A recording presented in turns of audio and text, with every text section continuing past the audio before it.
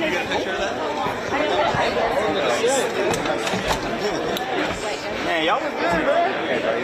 Yeah, I'm good. Hey, man, happy globe. This is crazy. Hey, they made this place look absolutely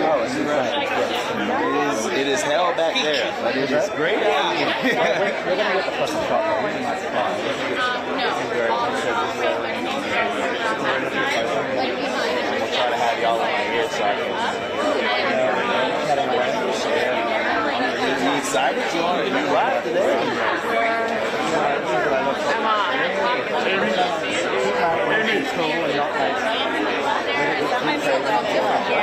Crazy. So that you're so that once you get on, I'm gonna be crazy when you're home.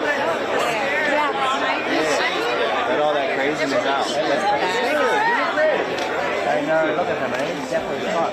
What's the turtleneck? It's the only black shirt I had. Have you taken? Oh, you are gonna be. I'll be alright. Just keep that. Taking photos? No, we're doing that. So oh, nice. All right. Well, look, I'll snap right up.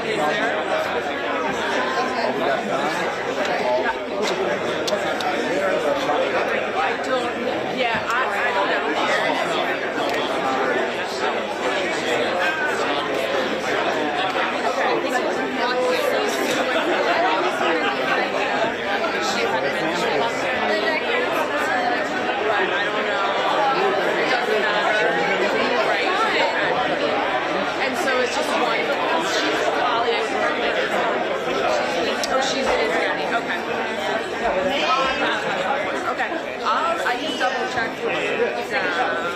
And I'll ask Monica as well, and then I'll come to school up here and set up.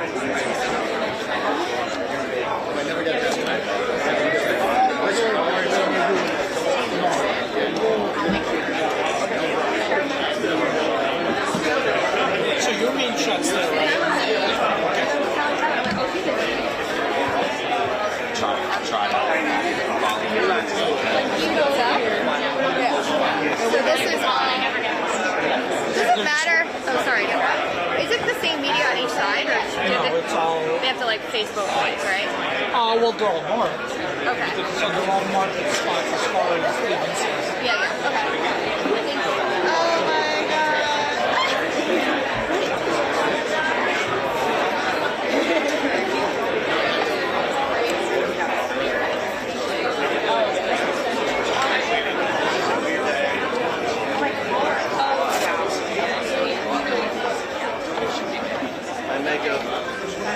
Something else. It's weirdly lit. Alright.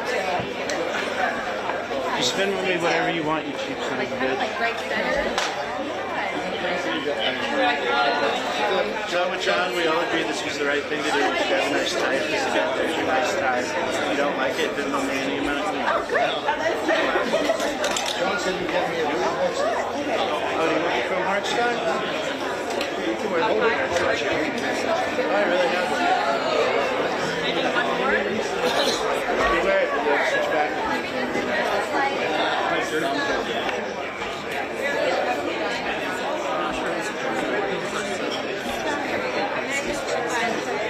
don't want to be in there any longer than I have to. What's up, dude? Hey, bud. Did you frame it? It's on the fridge right now. Excellent. Even better. So that door there will be. Oh, wait. They don't even come. They don't come to this. Because they're the second one. How are you? Hey, bud.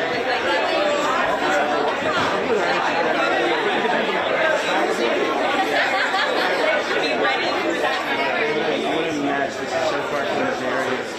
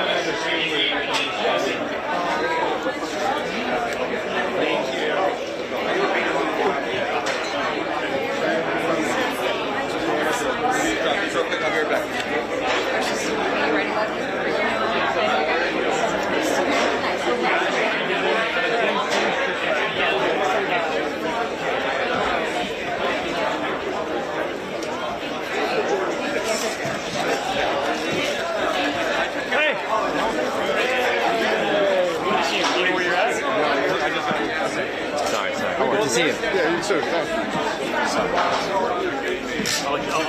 I'll find you. Amy, I'm behind you.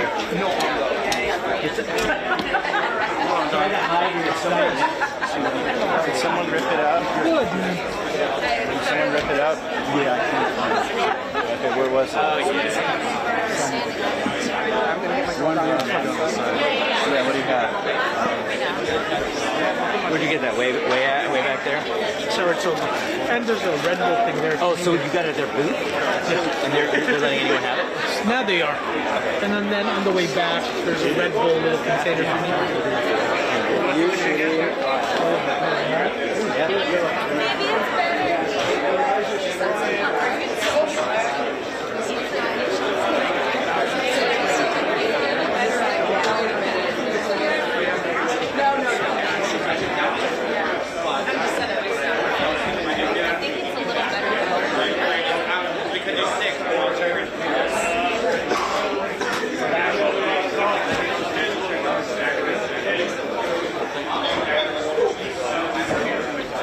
Hey, Richard, you all good with your camera? Okay, let's see. Is the lighting a little blue to you? Like right here? Yeah. All together. Like, can they go inside?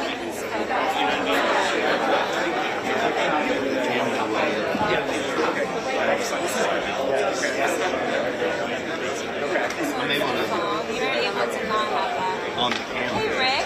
Hey! Do you know by any chance how to fix the white balance so that the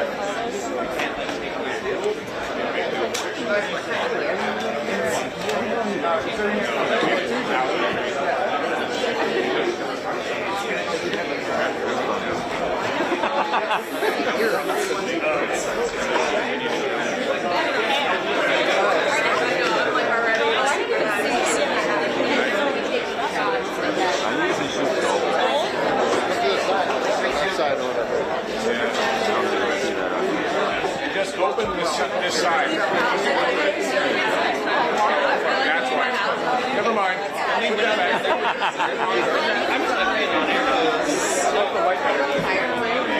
I don't know. So this is you, huh? You got a still photographer next to you? Okay. Should be good. Yeah. I got a stick. I can push it up.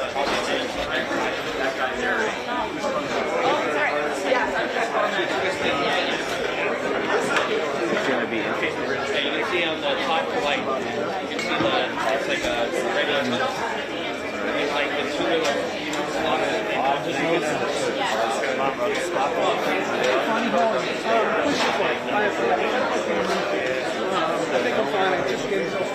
That's what they told me. He just pulls them from the front and put them here. So now there's no line on it.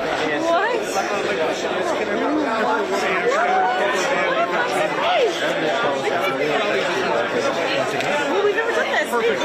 Here.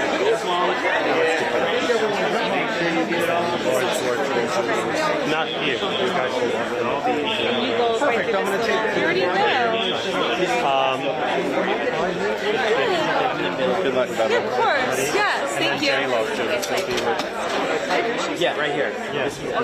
That's all I'm doing. Yeah, of course. Am I sitting in beside you?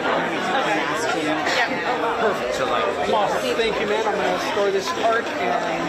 you're seeing which pictures, but there's photos. Mine is sorry, just for now. So anyway, yeah, I'm right in the middle. Okay, so I can just like chill around here. Yeah, and then just poke your head in. I'm in you have my number, right?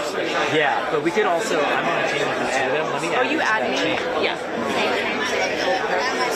I was in the bathroom yesterday. I didn't take pictures.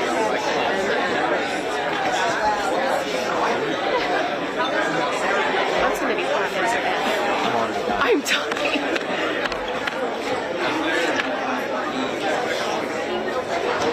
But I'm going back into the hotel now if you want to. Yeah, I want to go Palo. That is.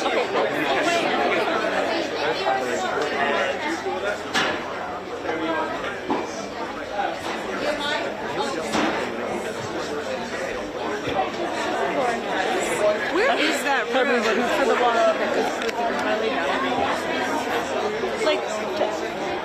Like the ground level? Like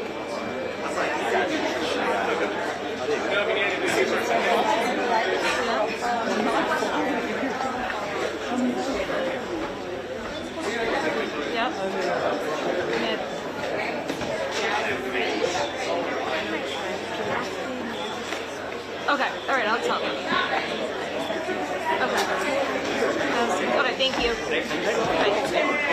I'm good. Or no, I'm gonna walk. Okay. You have your okay. I'm gonna go. I do. We gotta go there. No, getting to that. Like, wait, take your card off. Oh, yeah. Yes, okay, that was it. Yes.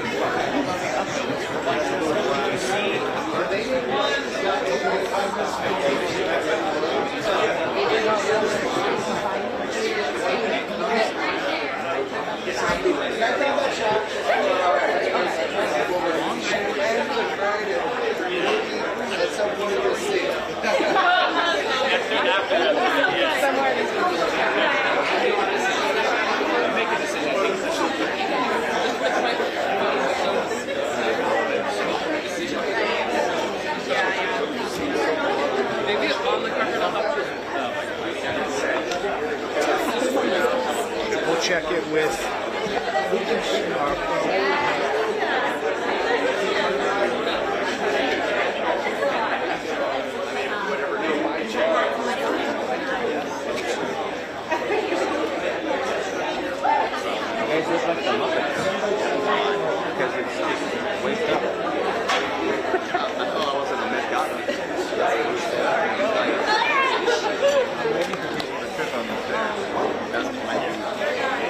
Be good. Oh,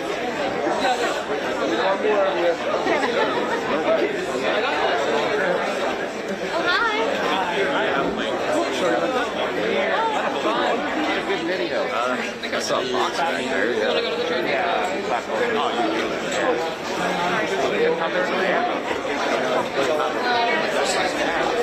Even over at there. Yeah, because we got more light. Where you show? You doing any press room or anything? No. I'm done. Okay. Too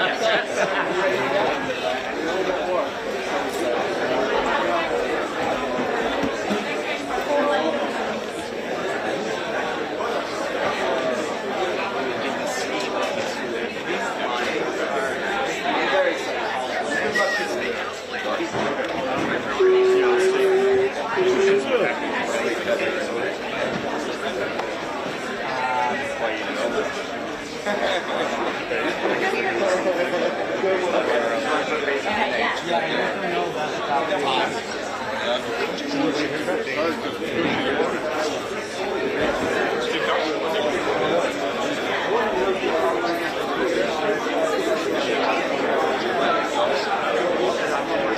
Something right here.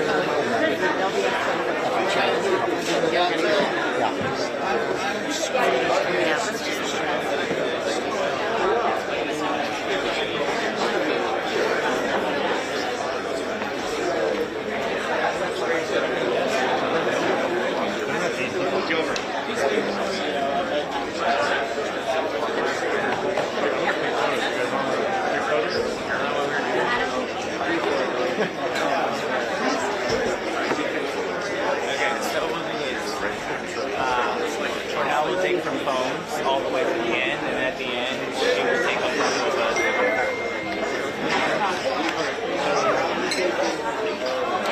So we'll just...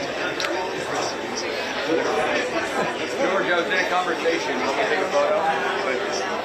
Got it.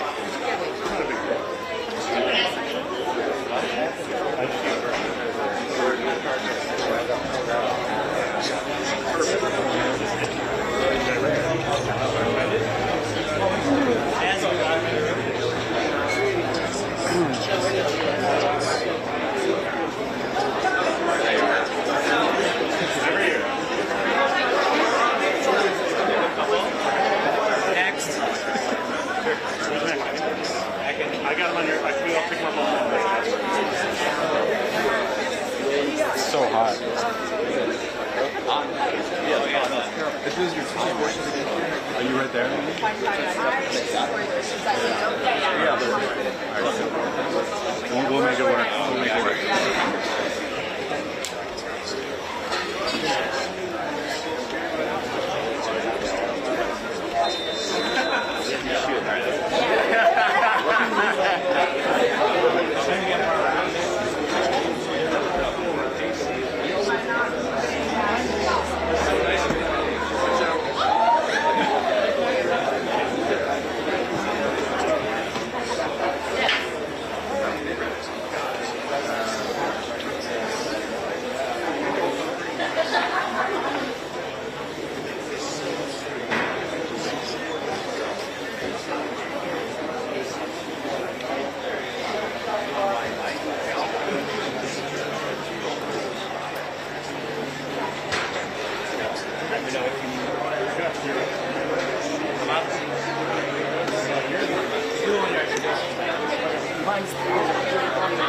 Wait, down here, up in your back.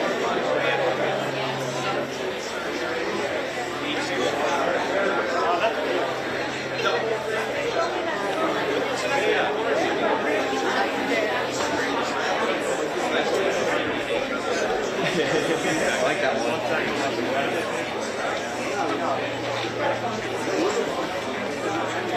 Hey, yeah. Of course. Patrick? Your camera?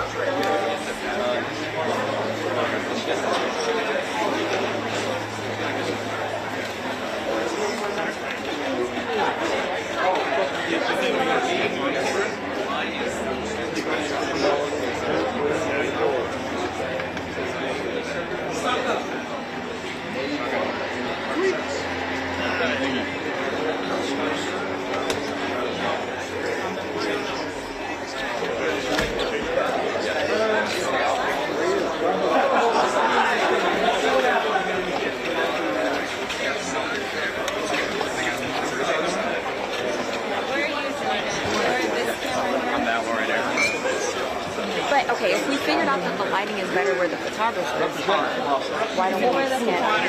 Because I thought, well, that was just what Tiffany suggested. I think this is the same, right? Probably. I'm about to lock it down. Oh, hold on one sec. You're the hair inspector. Seriously.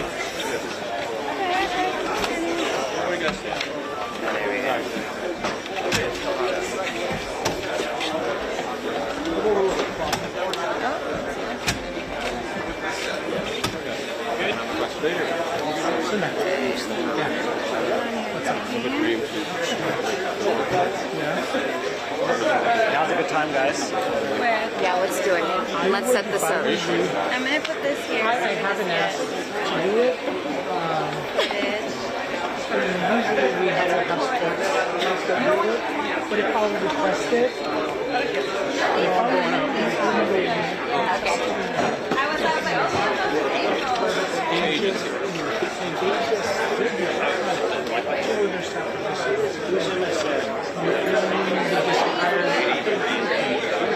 That's recently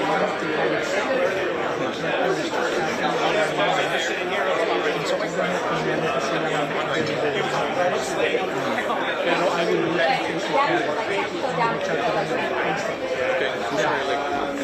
si yung music yung Chris dito siya I'll point him out to you when I see him ayan o yung nakasalamin Chris is his name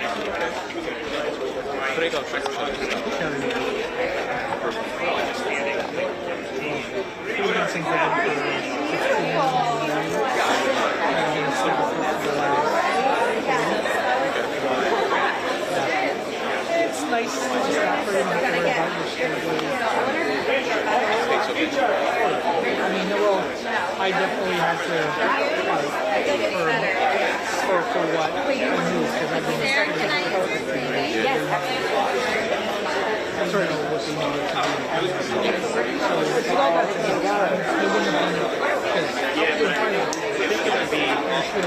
I don't know if it'd be on the steps. I don't know if it's going to be here. And this is different from last It's, yeah. Okay, so I'm looking at footage from the last year. Oh, yeah, we definitely, yeah. Here, you can put your stomach right. So,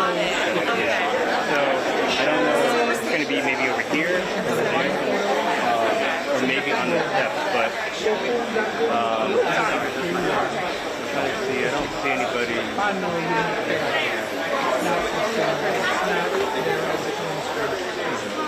So now everybody's doing it. They're working, you get extra money.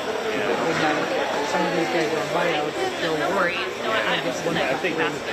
Yeah, thank you so much. If you see, I'm not even really sure how to do it. so if you got it, they'll get, you know, whatever the rate is. Okay, thanks. But I think it should be in this area. Regardless of what I should fit in. You want to take pictures?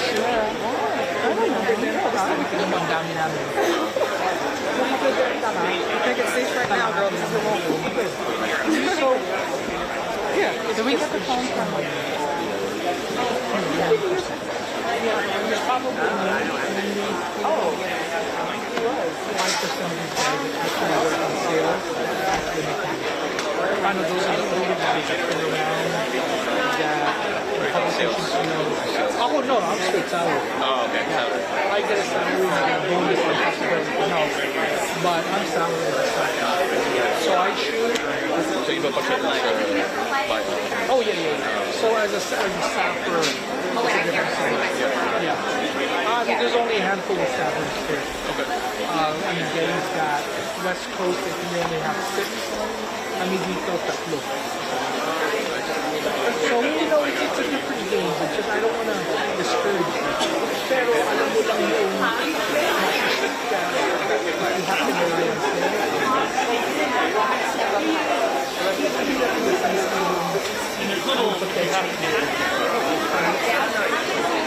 Just for example, I'm really back you sell, you shoot, and you get a cover. Okay, so you need to be on the backpack, right? You can cover probably maybe 3-4 days. Ngayon, maybe. That's conservative. So, you know, it's the way the photo agencies work around and this is a publication. you pay one flat rate for the month, and you can get it. So your per image price, babaw na yun, ano, the sales part of it, so that's the thing I always tell people when you get into this. What if that's the thing I even people that they're paying for a certain event. See if someone else has a hobby. Yung parking ba pag walang validation, 24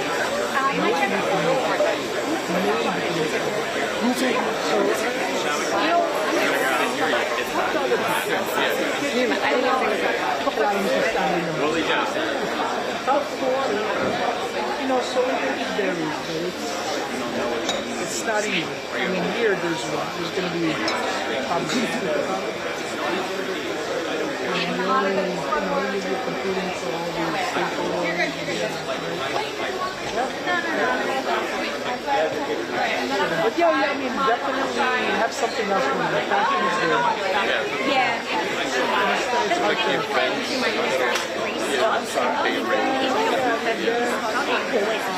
also when you're dealing with, events is great when you're having to deal with people and I love people. Show me that screenshot. Sarah, do you have it? What your photos? Let me look at them. But I'm sure yes.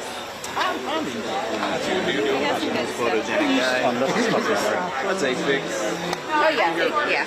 I wouldn't have took them if I didn't see y'all take them. Okay, so now while we're down here, Do you want us to film it? yes. No, but I mean, can you just take one together, like for a second? Yeah, We're going to do video right now. I've been in no man's land. I so don't you're actually looking have a for- spot. Liam, what's going on is I want to get you guys talking about I'm on school. what no one's you're behind you, anticipating but for the you live still show. want Yes. You're hoping will come and chat. Yes, because I need to be Favorite even to that project? spot there. Honestly, even in my Not, I'm shooting up at be it. like the Golden Globe Ben, the Met You see what Gala. it's under me? That's beautiful. Live wire. And then If I don't have this on it, I'm stepping on top of it. So this stool is a two-prong approach. Unless you want, But I yeah. feel like it's good. I feel to have, So- yeah, because it makes people feel like, If I were you, talk to Steve Ryan about from getting that side of the everything side. like Yes, but you're giving me front row, but you gotta turn it. for a time limit? Oh no. Oh, regular. actual, yeah. I want to. We have a regular. Everyone was Part taking of pictures, so I that. was kind of And if I using am that to like test how especially if it's like you said. It's on one rock. It's on one rock. Maybe that one maybe is great.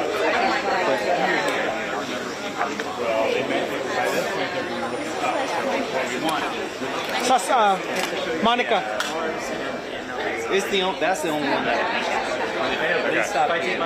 But he'll be turned. Right. So when that happens, when they're closing there, he'll be turned. They'll probably put more where Sarah is. That is a marker. Oh, okay. There. Yeah. That, I'm saying that one is choppy. That one we don't even want. The lights are I'm so not being Adam, how far are you this one? No problem. I'm going to show you what you're going to see. if you're able to borrow from somebody one of the rubbers, I haven't been able to find anything. It'll make the sound better if the time comes. I'm gonna also can you just keep your phone on for you Video in 10 seconds. It's okay. I just wanted to hear the show just so I could hear what they're talking about as I'm shooting. But if it's not, I was like, if I can, I'll just worst case, I got my AirPods. I'll just pull it up on YouTube. It'll be a delay. But that's okay. Thank you. Yeah, it's not a big deal. Make sure you burn The those. other thing is if you have your earpods and you want to stay on Burn that. with me, one way where I can just kind of like That's fine. have you hooked yourself up to the Wi-Fi? No.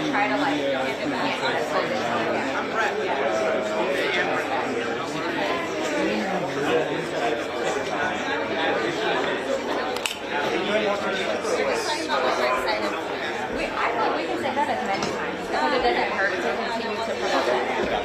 So I am going to say that it is good. do have the All the Golden Globes have got the Met Gala in Los Angeles. I mean, fabulous day, right?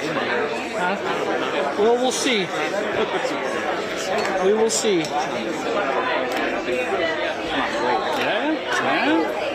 Let's do it.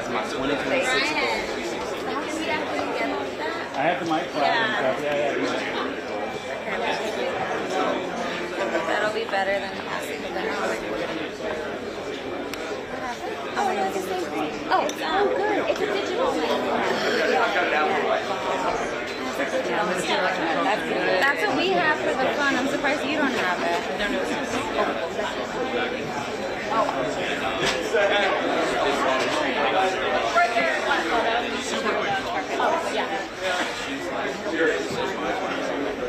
I just will before you go into the press room that there's one. Oh, Oh, you're okay.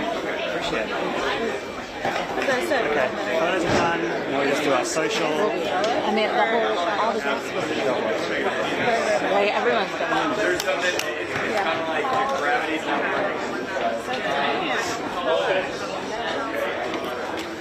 We should go to the loo before we start. Oh, I'm okay. I'm rationed. You ration? Well, drink I water. drank all my water this morning, and then I had water.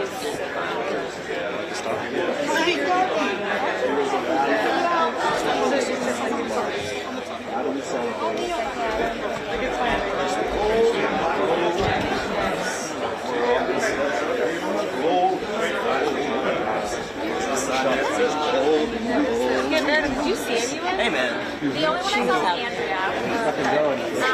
And I texted Marina that I was here. All the boys that our team are practicing. Yeah. I was really happy about it. No, we left. Yesterday was my first time meeting Jordan. We had the best time. Hey, man. Oh, thank God. what's up, buddy? Well, How we doing? We're comfortable enough. I can't, you can't, and still leave without giving you. Yes, and I told you Gary that back. Yes. I don't mean that you're extra. Thank you very much. Yeah, we don't need it.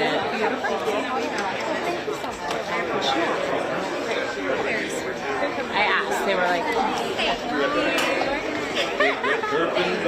so then where do you want, you still want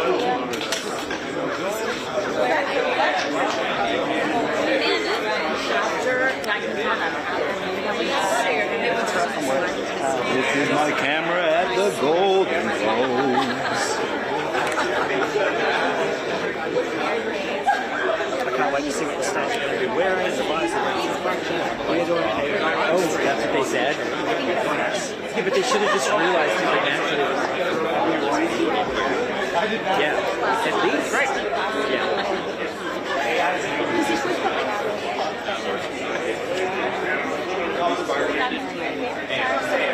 Once they hit there, they're just not really leaving the business. Like, until the very end. Okay.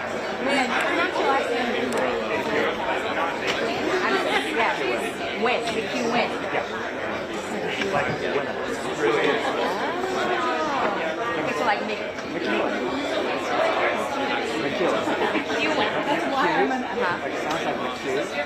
The AP team here at the Golden Globes. I'm working fashion here, so come to the YouTube. Watch us do the thing. Every time you see somebody getting shot up over here by the steps right here, that's me on the camera, okay? We're going to need one more take today. When you see people getting shot up over here, it doesn't sound good. Nah, I guess it doesn't. People getting shot. This is a nice walk. Cool. I'm just standing here. That's all I'm doing. Staying away from the... Just the only thing I will tell you, and I was just told, the handlers are going to be here and there. Quick, right. That I don't. That's my point. I don't know. that's also silly because it's the only way in and around for runners and stuff. Right? Because runners aren't going to be here, they're going to be there. It's going to be such a...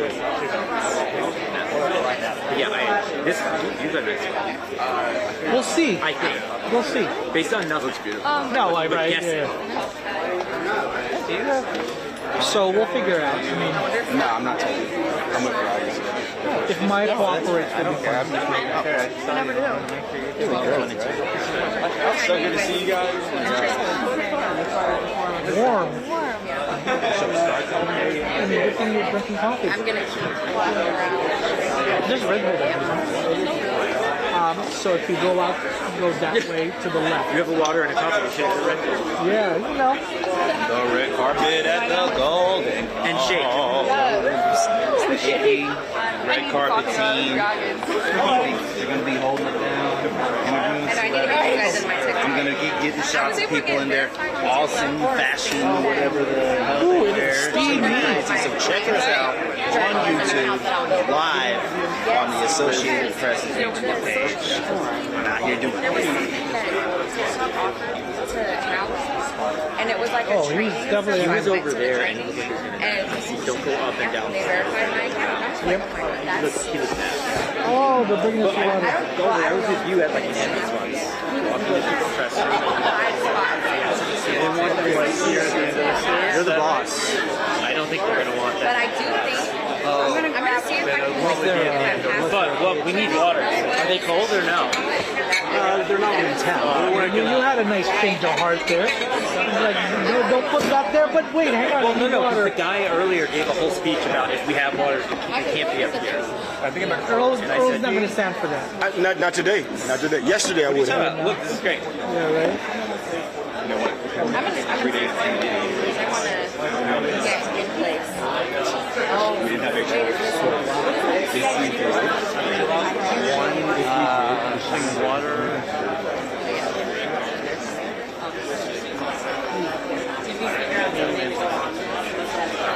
I told you guys to stop. someone? We can do it somewhere else if we can't do it.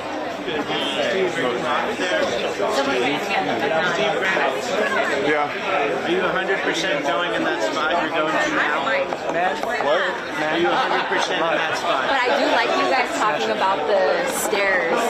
That part, that's You such can a get, you got photos of the stairs. Yeah, I have some stuff with the stairs. Hey, y'all are gonna be Ryan, great, man. I'm gonna play y'all up on YouTube so I can hear y'all. Please, bro. Please, y'all got it. Yeah, I'm excited.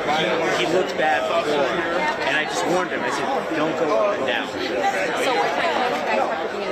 Look at him. Good morning, guys. Everything's got their own stuff. Isn't that fun? Let me get out of your way. Whoa, whoa, whoa. Who's pulling that? Jeez. You know you're on the side. I don't know, but I know Leslie, do you want to find the back? I mean, one more time? We're gonna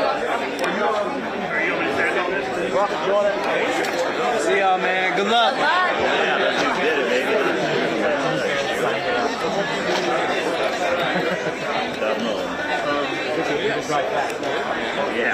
What's going on, bro? You get that straightened out with Frank? He says that they might want him to fly out now. Oh. Ventilation, a lot of bodies.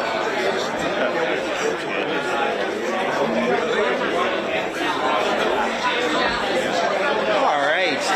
Well, yo.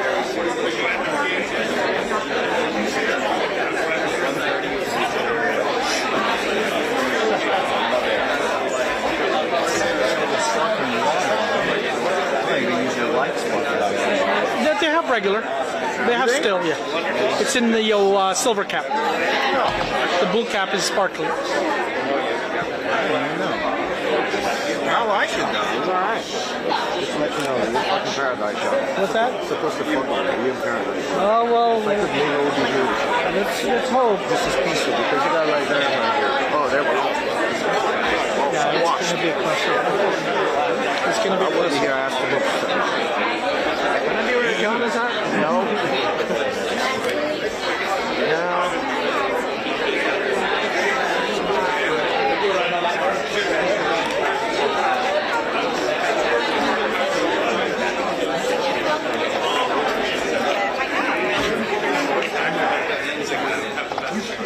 Right on the spot. Right on the spot, Gilbert. You go in there, John. Where we at, the height is so messed up.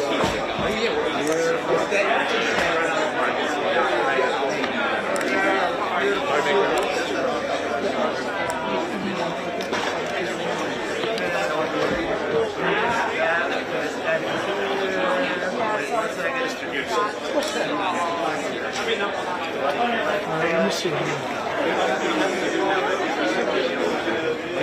Let me know how this one looks. Changed a few things up. I'm gelling. Let me know, please.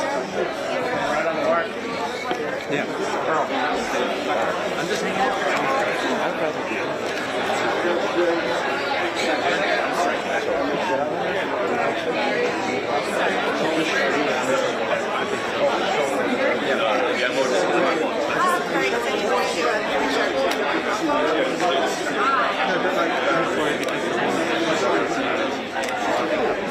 Claire, I said a few more. Can you tell me, I'm flashing and I'm gelling now. Can you tell me what it looks like? There was a single of a lady in a black and a two shot. Let me know what it looks like on your end. What it was earlier. This is better? Okay. Contrast. Okay. Okay. So I will rock with this. Thank you.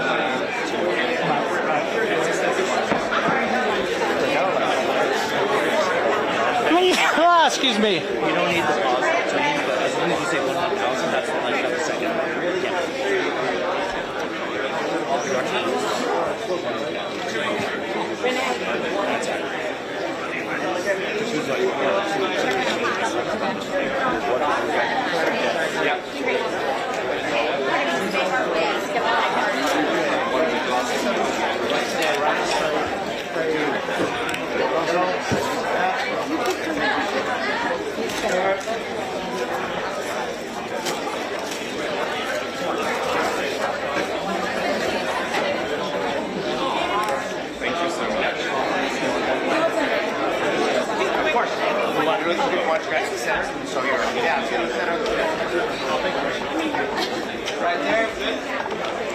Dude, we haven't even started. It's fucking hot as fucking early.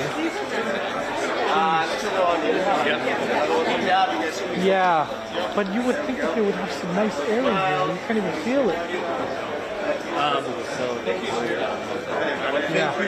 Someone said it was too cold in here this morning, so they turned the heat on. Because there's probably nobody in here. No, of course. And once we all get in, it gets hotter than It's hot as hell.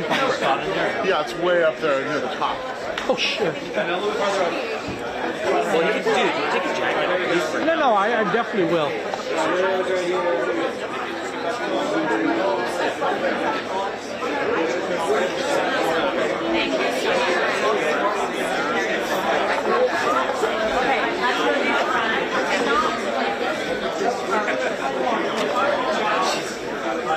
Over there.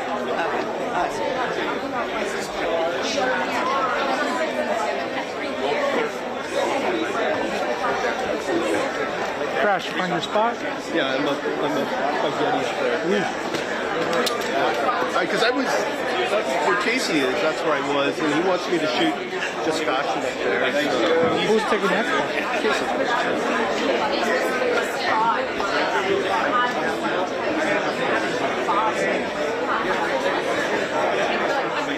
Oh, we got another hour. Yeah. Until it starts about it.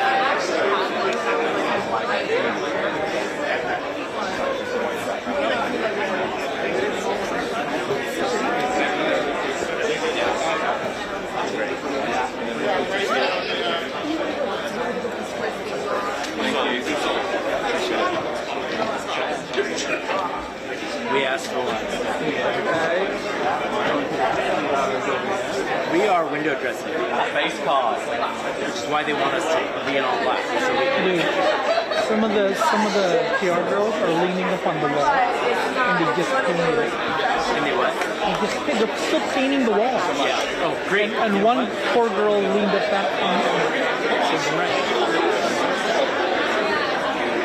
This is done. Yeah, well, we'll see what happens. not doing arrival. I'm not doing press room. So I will see you. Yes. I'm doing show for Grammy, so I don't know if you're going to. So yeah. Oh yeah. I love that stuff. I use the 600. But you know, we were shooting from the Raptors and we went up against City. Yep. When you go back. Yeah. When you go back. Okay, of course. You come alone or? Yeah. Right. You bring the wife or just you alone? Okay.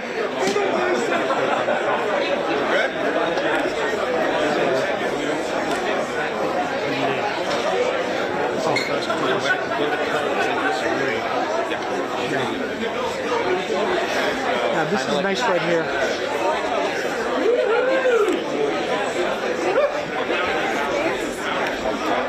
Yeah, so I got, listen, man.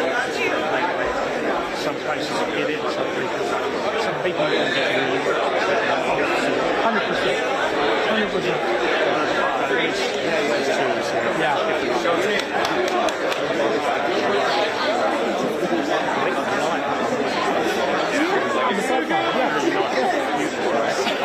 Yes. Yeah, that landing is a nice spot. Gilbert, if somebody's shooting in that line. In the line? Yeah, in there with the red curtains. Michael's shooting this way. No, but that's a nice fucking photo. It's going to be pretty this way. Oh yeah, of course. No, but that's the nice first. I'm sure he'll do out. Yeah, he'll do both. Because it's nice and red, you know, there's a nice backdrop. Just saying. Except there's very limited light, but yeah. Yeah, who needs light? Come on.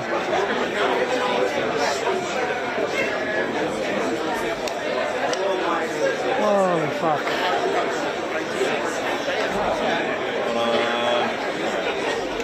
Who's for one available?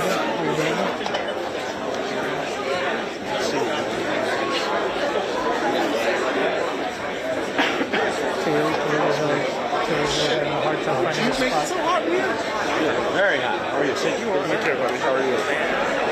So you guys are going to have Earl at Sundance too? He's trying to find a star. Anything that he doesn't snap. Good luck. I must have it.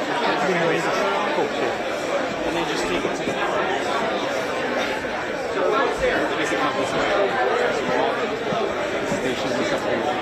Thank God they weren't going to put that Saratoga.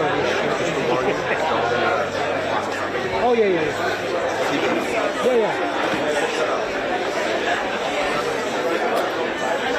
have a good shoot. See you. If I don't see you on. Yeah. And have a good shoot inside. Yeah. Basically, is what it is inside.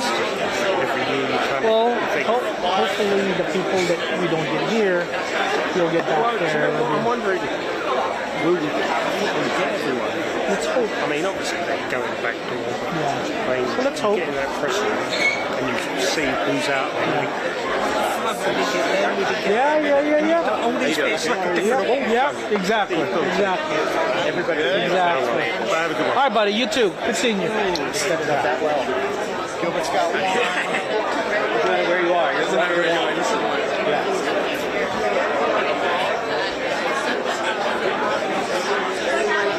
So sorry. Sorry. I think you're supposed to put it on that mark. Huh? I think you should put it on Don't that listen mark. to him, bro. I'm kidding. Don't give him any more water. It's the heat. It's the heat. It's getting. No, I can't do that. Yeah, he walked back. He's over there. Feel that. 18 years now or something. You know, it's yes, but at the same time, this is not easy. I mean, imagine, like, especially for you when you've got a fucking cart that you gotta. I went up and down the room. Yes, not knowing this way, right? This is here. Nobody I just found out about it after too. Same thing, you know. There's a lot of walking and a lot of stairs. Oh, the walking is one thing, but the walking and the stairs. Sussman barely got here. Okay, guys, this is over in. All right, Sussman, you're a little too eager for this. Jeez, yeah. Can I have You what are. you had? Exactly. Is that coffee or something? I want to know what you had. I want to know what you had. Are you doing press room? Here's the good news. It's cold in there. You know what? It's funny. That's why I brought my jacket. Which actually I need to find out where my jacket is. You need to bring some. You need to bring that. But that's why I brought my blazer. Because I was like, Yeah. That's your bypass.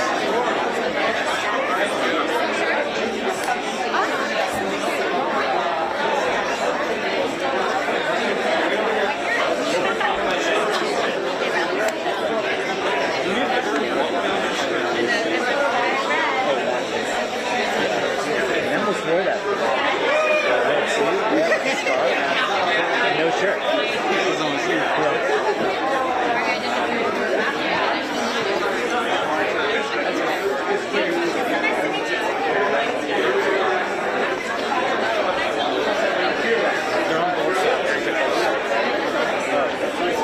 Oh, my documents. Sorry, I'm just staying out of there until the last right here.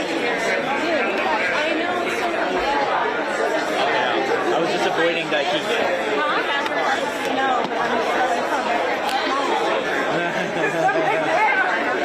Shawel, you ready? I'm ready to go home. The couch is beckoning. Shit, what'd you park your Lucid? What a spot for you, right on the Rivian. Oh, Rivian. Oh, right there. In a parking, in a charging spot that was a broken. Freebie?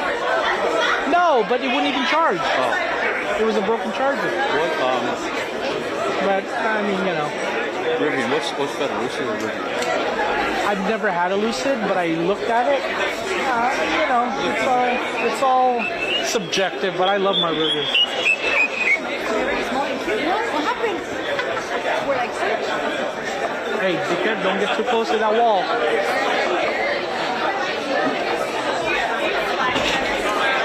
Whoa, whoa, whoa. This is the photo one?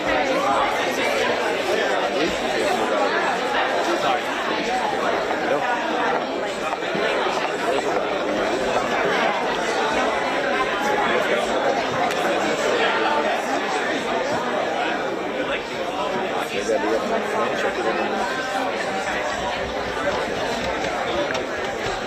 What are you looking for?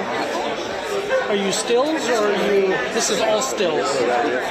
But you might want to see some social spots there on both sides.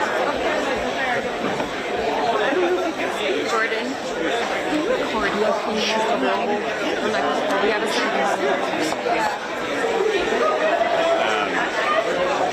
What's up? Go ahead. Stand up. Yes. What you want to do it from here? You want to come out? Yeah. If you have time. If that's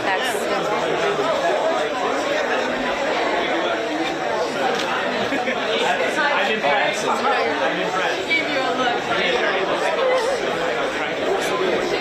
You guys find I'm at 5 a.m. in that part.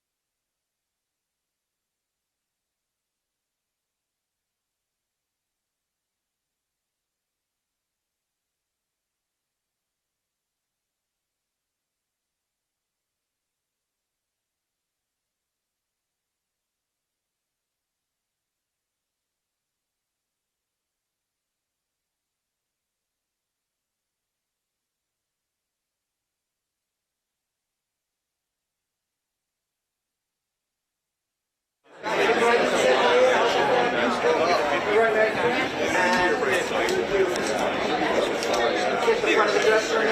Right here? That's fine. Yours is not. All the way down? All the way back for me. Nice meeting you. Have a great shoot. Thank you. And then quick look over the shoulder. You're the best dressed so far. I like to right on. Hey, over the shoulder. Kid, all the way right. Kid, over the shoulder, right shoulder. Thank you, everybody. Okay, back to the guys.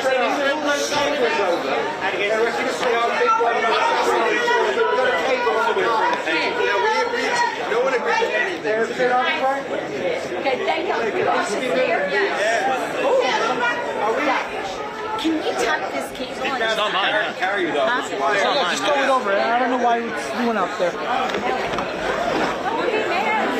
Okay, guys, I'm going to tell you where I'm so hot for y'all. Guys, can I get your attention? Just one, medium. Leo, nice to meet you.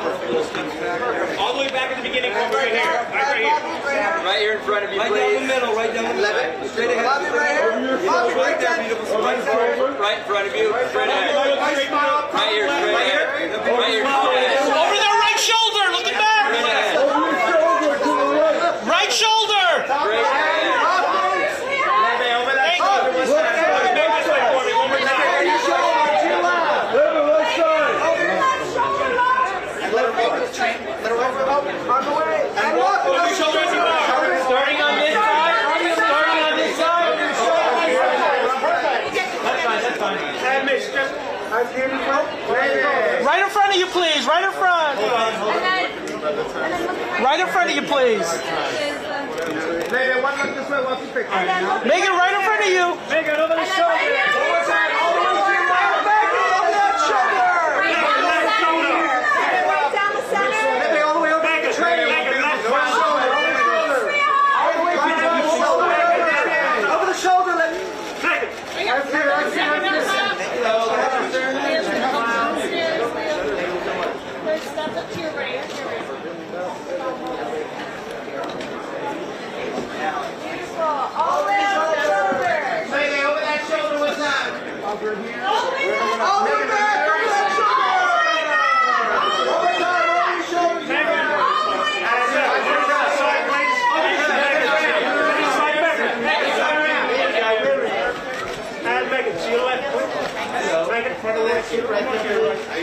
Smile one time. Look at back! Back here, please. And right in front of you here. Looking back to your left for me, right here for me. And straight ahead of you on the corner. One more look back for me. Megan, all the way back right. Megan, back right. All the way back.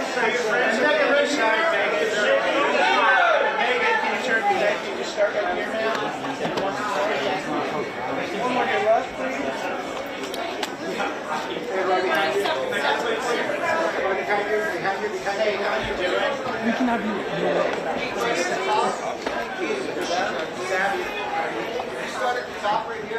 Let's stop right here. To your right.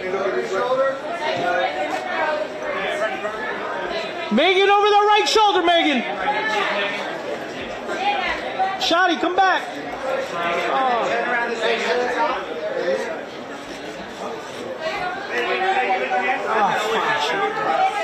Right here, sir.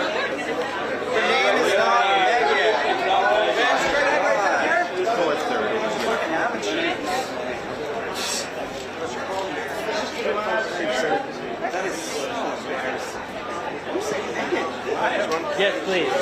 Thank you. What's up, Miles?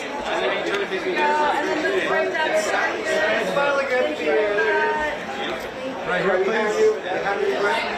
To your left, sir. To your left. Can you turn around, please? Smile. That big smile, man. There it is. Right here. Miles, just turn Top row, top row. And then Miles, let's get that suit right here. And Miles, Looking all the way back right here for me. Miles, can you take a step back? Miles, one more time right here for me. Miles, straight. Miles, right here. Miles, straight ahead. Miles, turn this way, the front of the tux. Miles, turn this way, the front. Miles, over that right shoulder, Miles. Miles, up top. Miles, straight ahead right here.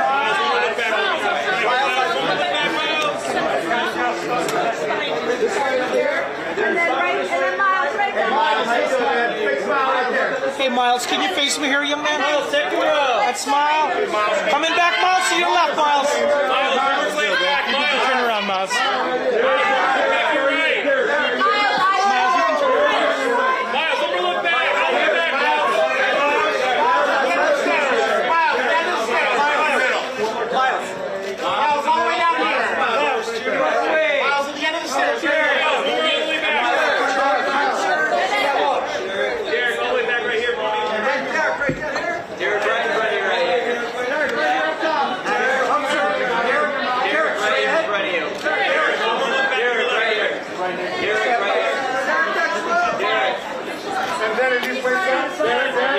Derek,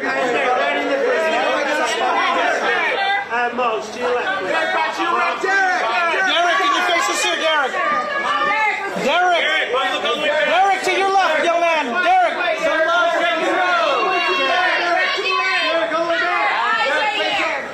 Derek, right here for me, Derek. Derek, right over here.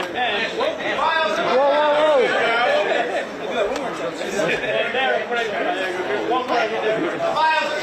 Derek, over that left shoulder, Derek. Well, I'm doing a jump. Ready? On 3, 2, 1, go! Do not fall. Or maybe fall. That's cool too. Look this way. How about a flip? Do a flip! Flip?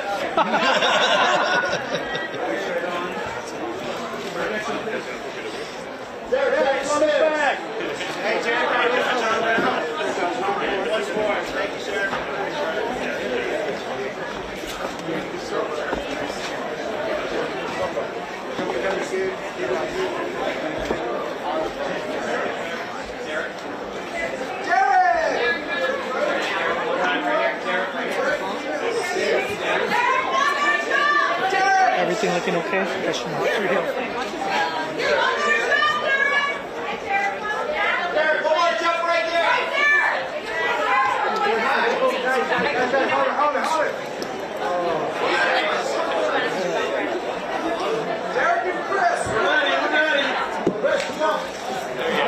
Come back.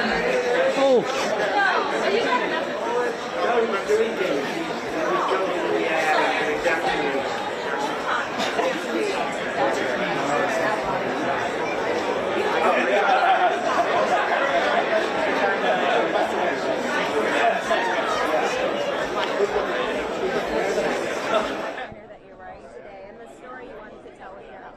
So this is Rima Dahbour. She is a Palestinian designer, and we wanted to incorporate embroidery, which is called tatriz in Arabic, just to kind of represent the Palestinian art.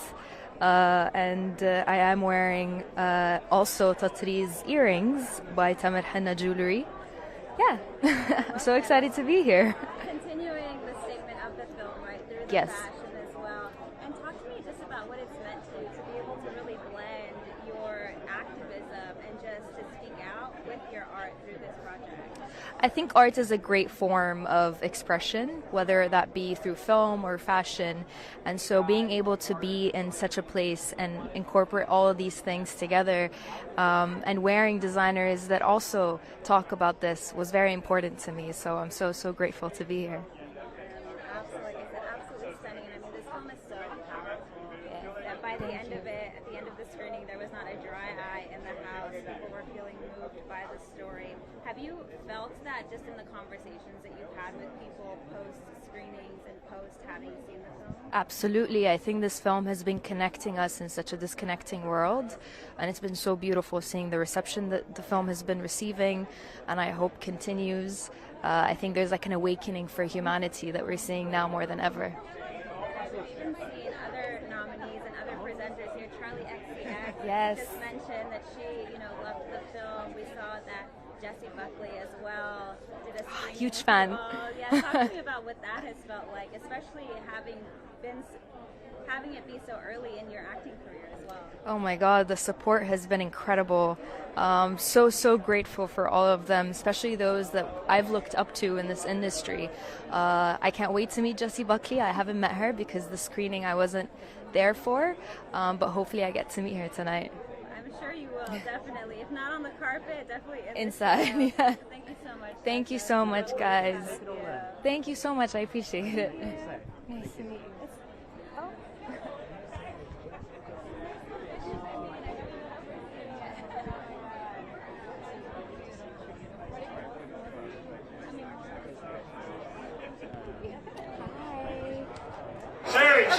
Zuri, over the shoulder. Let's see the front.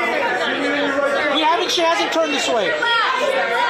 Zuri, let's see that right there. Thank you.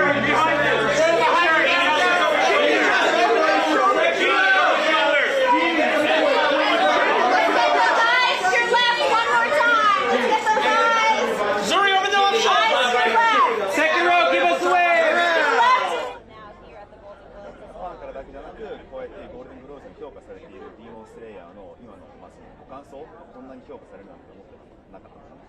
Yeah, 本当に世界中の人に、この作品を見ていただいて本当に嬉しいんですね。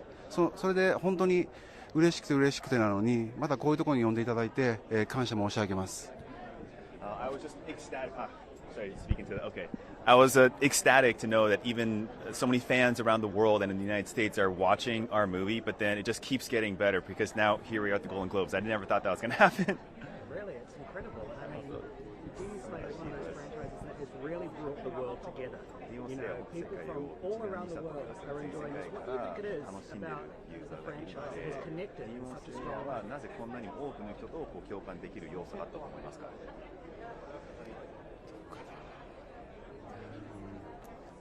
難しいですね。とにかく僕たちはこの無限城という舞台で後藤家さんが作ってくれた原作をもとにお客さんに届けたい、喜んでもらいたいという思いで作って、それがこんなに届いてもらってとってもハッピーです。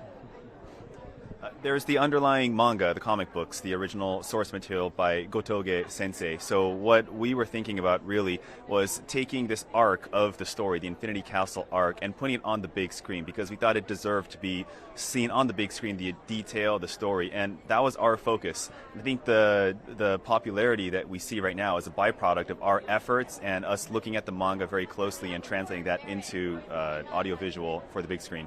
Was that important to you to make sure that the source material was respected in a way because it was already so big, it already had such a big fan base? And how did you go about, I guess, creating your own liberties and telling the story for maybe things that aren't necessarily in there? その原作に忠実にやっぱり映像化を再現しなきゃいけなかったと思ったのか、それともその中でもやっぱりここは忠実にするけどここはちょっと解釈した方が多分よりアニメ映えするとか、そこら辺の判断と境目とそこについてちょっとお話しいただけますかね。原作に忠実っていうのは絵コンテ漫画の絵をそのままそこに置くのではなくて、原作にあるもの、とても良いもの、素晴らしいものをどうアニメで最適化するかということが大事で、それにうちのスタッフ、UFO テーブルのスタッフがみんな答えてくれたんだと思います。To me, being truthful to the source material isn't necessarily taking the comics or the manga and one for one reproducing it in animated form. It's really about finding out what the essence is that makes the source material so great and what resonates with audiences and taking that. I think our team members at my studio did an amazing job of interpreting that collectively and putting it onto the screen. And I wanted to ask as well, as a lot of studios are pivoting over to streaming, having made something that was specifically for the cinematic experience, what are your thoughts on theater is kind of becoming almost analog artifacts with vinyl and other things that we love to now try to preserve? 結構映画でもやっぱりストリーミング直接行くような映画って今多々あるこのご時世で、やっぱその映画館で上映する大画面で見てほしいっていうのをまだ戦ってるじゃないですけど、そういい戦いをしているそこの意気込みと気持ち、やっぱり大画面のために作ったっていうのがどんどん減ってっていて、なんかいわゆるLP とかカセットみたいな映画館もそういう過去の楽しみのエンタメみたいな形になってるにもかかわらず頑張ったのは、そこどういう気持ちとなんかスタンスがあったんですか？見ていただきましたか？ Have you seen the film? Yes. ちょっと残念ながら見てないです。見てください。本当に大画面で見てもらいたい。見てもらうともっともっと楽しめる、そういうフィルムを頑張って作りました。Well, I implore you and encourage you to see it on the big screen because when you do, I think all the pieces will fall into place. You'll see all the detail. We've made it that way, and that's how it was designed from the get-go. アニメーション本当に美しいので、やっぱりその大きな画面でそのアニメーションのディテールまで見るのが楽しみですよね。それがこの映画の企画の意図でした。And that was really at the core of this entire project. はい、素晴らしい回答ありがとうございました。Congratulations. So nice to meet you and thank you, translator. Of course, our pleasure. Okay.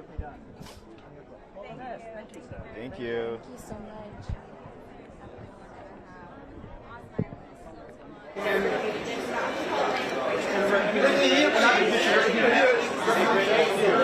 Brittany over the shoulder left. Brittany over the shoulder left.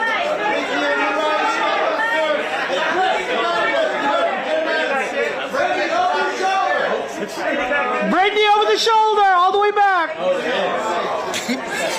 reaching out the cup. Guy, you left. Brittany over the shoulder. I got you. Brittany up here.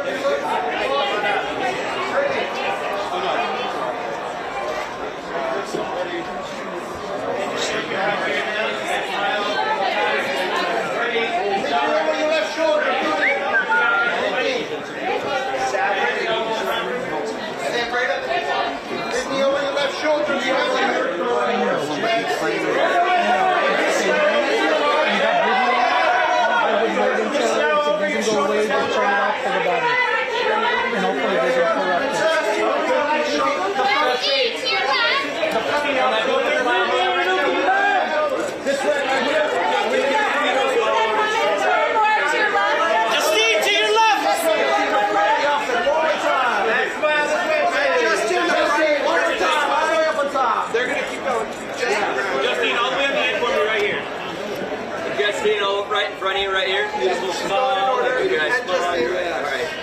Justine over your shoulder. And now here.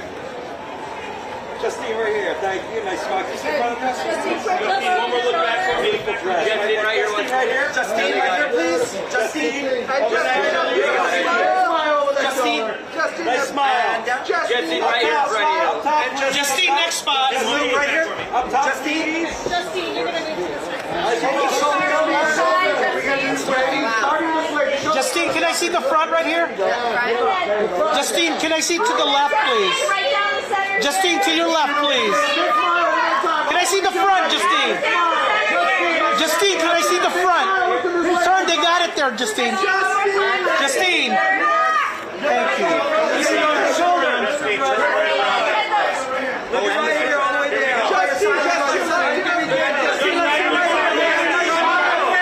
Justine, nice smile over your shoulder.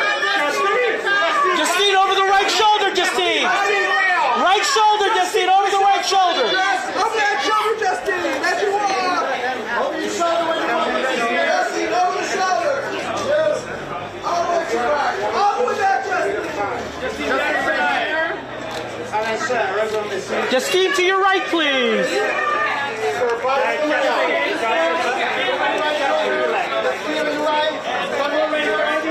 Justine, over your left shoulder. Justine. Justine, follow us there. Yes, sir. Straight on like it, sir. Okay, yes, fresh as well. Sir, I'm going to move right this way. Come back, come back. Justine, over the left shoulder. Left shoulder. All the way down, Justine. Over your shoulder. Thank you. Just right to your right. Justine, over that shoulder.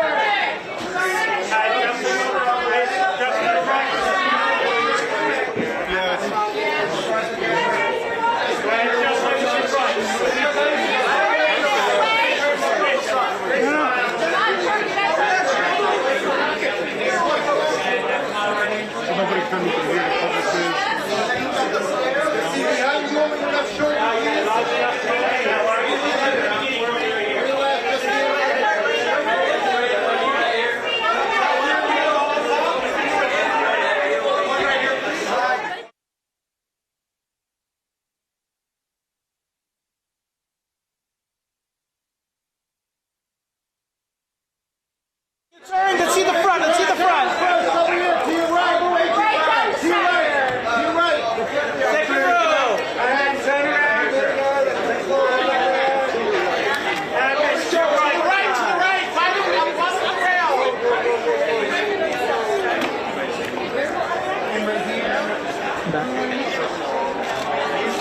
Looking right, looking right. To your right.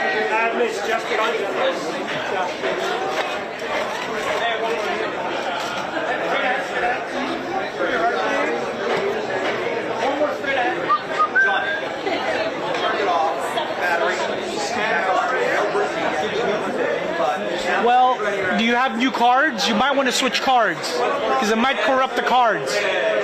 Yes, so you might want to just play it safe. Get new cards in there.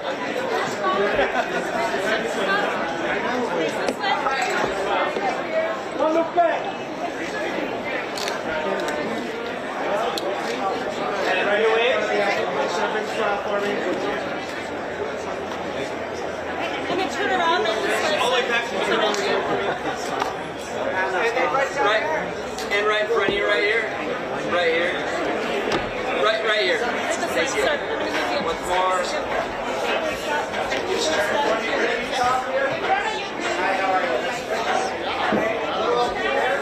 Hi, young lady. Let me see the front. That smile. And this camera right here now. Hello. And then right down the center for me here. Around this way. Right here. No, I can see what's happening. All the way at the end. All the way back to the beginning for us. All the way back. Straight ahead, please. Thank you. Behind you.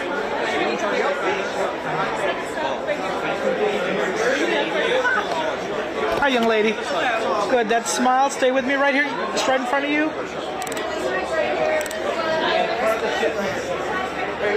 And then I'm just looking around this direction. Right here, please.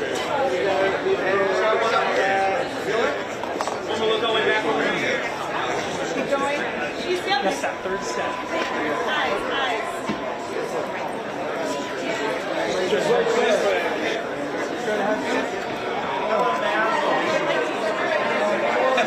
All right, sir, right in front of you. All the way up the end. And then down in the center, sir. Hold that down, beautiful. There we go. All the way back to the beginning right here for me. Okay, right in front of you, please. Once more. Get it right there.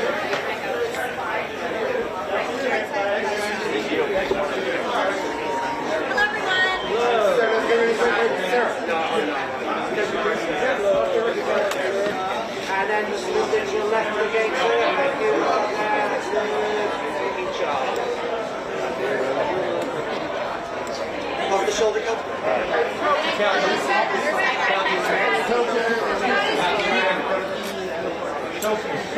Yes, I sure will.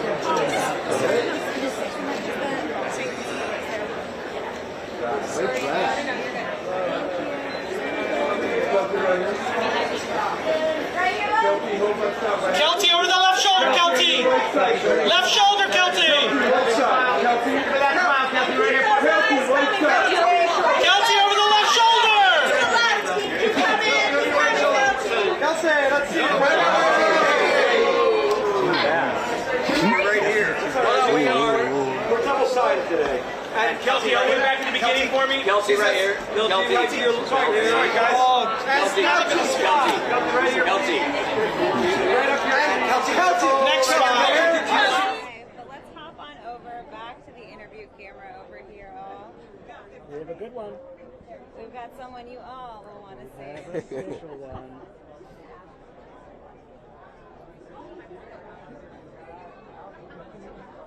Red carpet.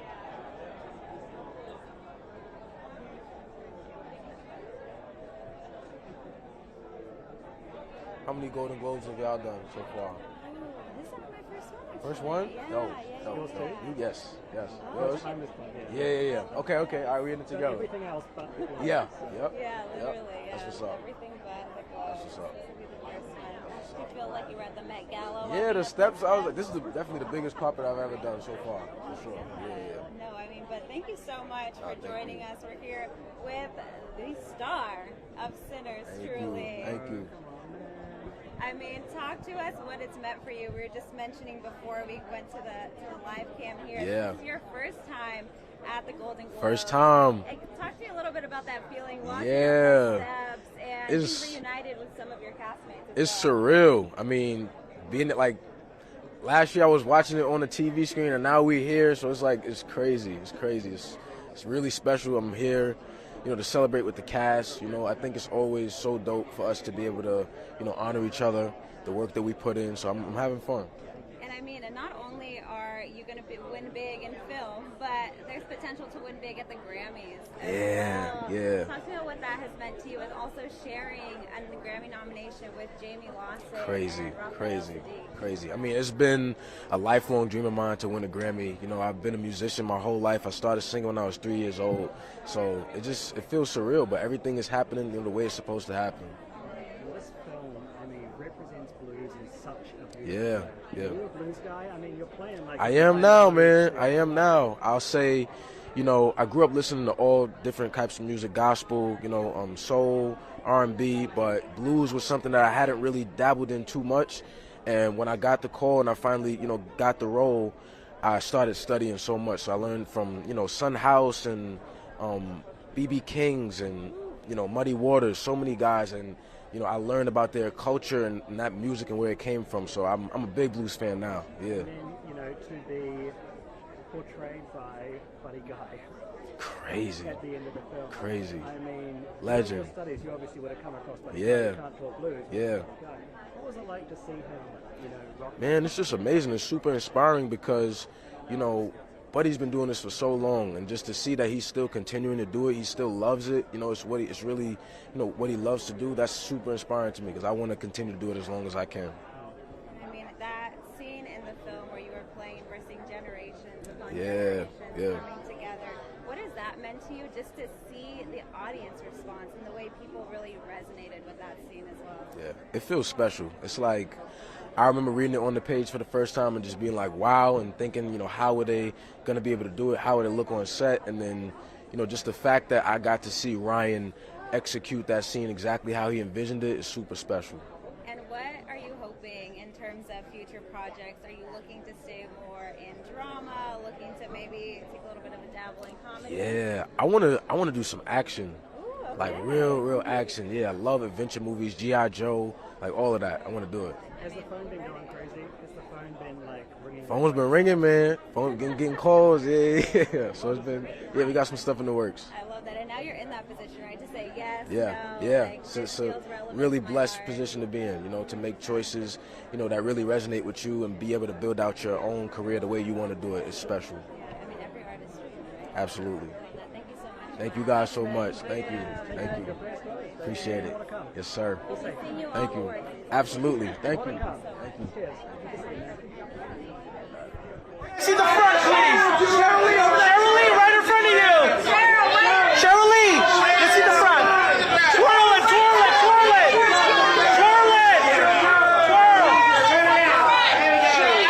At the end. Cheryl, right here.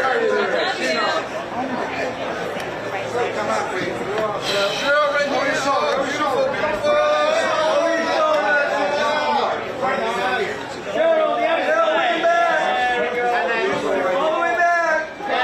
Over the left shoulder, Cheryl Lee. Cheryl Lee, left shoulder. Cheryl, one more time.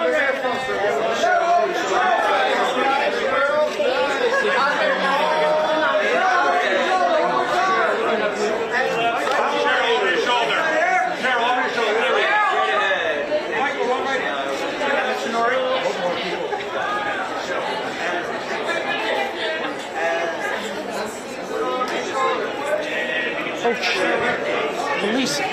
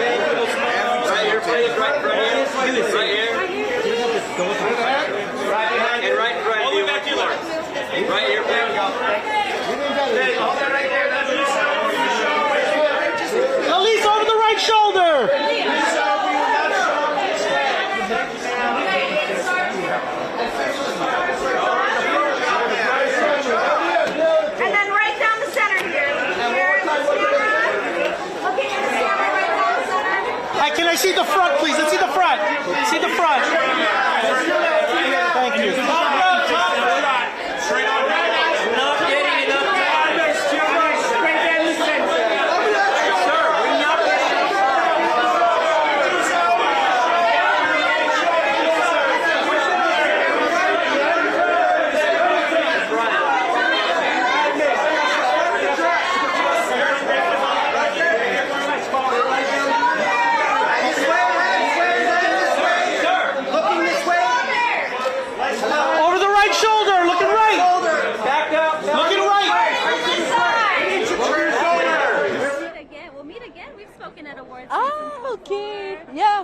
each other recently on Zoom, but I mean, talk to me just about seeing the way that the film continues to be just brought in by so many different people in the industry who are really uplifting it and saying we need to amplify this story and make sure this is heard. Yes, I mean, I started alone with the idea, but along the way, the road, I've been joined by incredible people.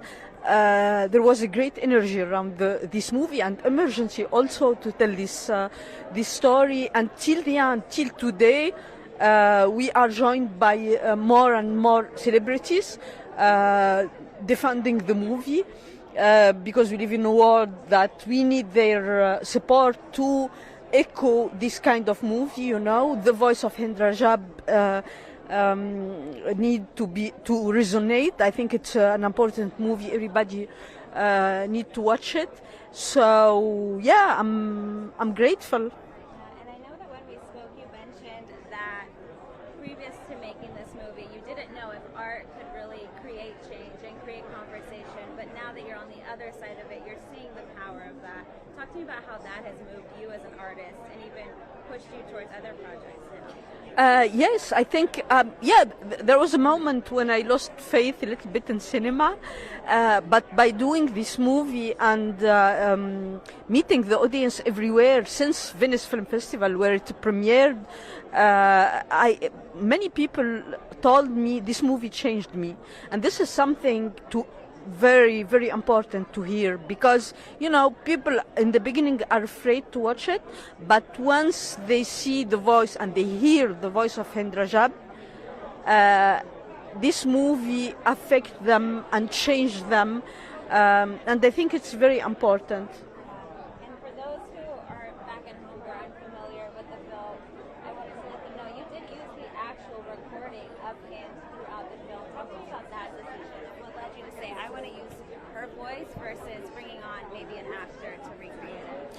Yeah, this little girl from Gaza was horribly murdered, and when I heard her voice, it impacted me in a very, very deep and strong way, and I thought that I needed to find the perfect cinematic form to honor her voice, because for me her voice will be and should have the central place in this movie, and this is what I did with the voice of Hind Rajab. Thank you very much. Thank you. Thank you. All the best. Hey, Lisa, that was definitely one of your favorite films from the year. Oh, truly in the top, yes. I got to Guys, turn this side, turn this side. You guys can Guys, turn around. Turn around. Turn around. Guys, turn around. There we go. Right here for me, guys. Come back. Joshua, so nice to meet you. You guys have matching. Yeah. Hey, Brian and the Sparkle Bros. Come on, man, let's go. Let's go. Well, welcome to the party, bro. You were here as a Lexus ambassador. And I mean, you're born and raised in LA, right? Born and raised in LA. So this is home. Yeah, this is home. This is home. Do you live here still? No, I'm based in Korea right now. Really? I just come here like for a tour or for like big events like this. So your lucky thing, when you do come back here and you go on tour, is it weird to kind of be playing in arenas that you grew up going to see concerts? Yes, definitely. So one of my dreams was to play at the Staples Center, which is now like Crypto Arena, but we had a concert there, we performed there, so it was really, really nice. Yeah. And I mean, 17, you guys have been huge for a while now. You guys are in a really interesting time for the group. I mean, you're experimenting with subunits, you've been doing that for a while now. But what has that process taught you? Kind of, taking it and everyone's kind of doing their own thing, but still as a unit. And how do you make sure that unit stays 17, if that makes sense? I just feel like we've been with each other for so long, so even if it's like split up in units, we're still 17 like in the soul, so it doesn't really matter. Yeah, I just hope like all the units are gonna do really well. Well, congratulations, man. It's so nice to see you here. Nice Welcome to see you. home. Come back more often, and I can't wait to see where that next tour brings you. Maybe the Rose Bowl, eh? Hopefully, I Is wish. that one? Another goal of mine to play at the Rose Bowl. We Yeah. manifested it here. And Okay. It's happening now. Let's make it happen. We'll be interviewing you next at the Rose Bowl. Okay. Nice to meet you. Nice to meet you. Thank you. All the best. Be safe. Thank you so much. Thank you. Thank you. Thank you. Thank you so much. Ready? And that's your the orange is your spot. Hello, how are you, sir? We are here with the director of No Other Choice. I have to tell you, favorite film of the year. The way that you blended comedy and drama, absolutely genius. Thank you. And you know, I wanted to ask you, just in terms of a lot of the bigger themes in the film about technology and AI and masculinity, at what point did you decide to kind of blend in these themes? And is it something that happened naturally as you were just putting in the story? 예, 실직, 고용 문제를 다루는 데서 출발을 했고요. 근데 그걸 다루다 보니 이 남자가 가장으로서 남편과 아버지로서 실직을 했을 때 느끼는 그런 자기의 그 권위가 없어졌다는 이 문제에 어떻게 대처하느냐를 다루게 되다 보니 또 매스큘리니티 문제를 피해갈 수가 없게 됐고 그리고 시대가 시대니만큼 고용 문제를 끝까지 추구하다 보면 AI 문제와 맞닥뜨릴 수밖에 없게 됐습니다.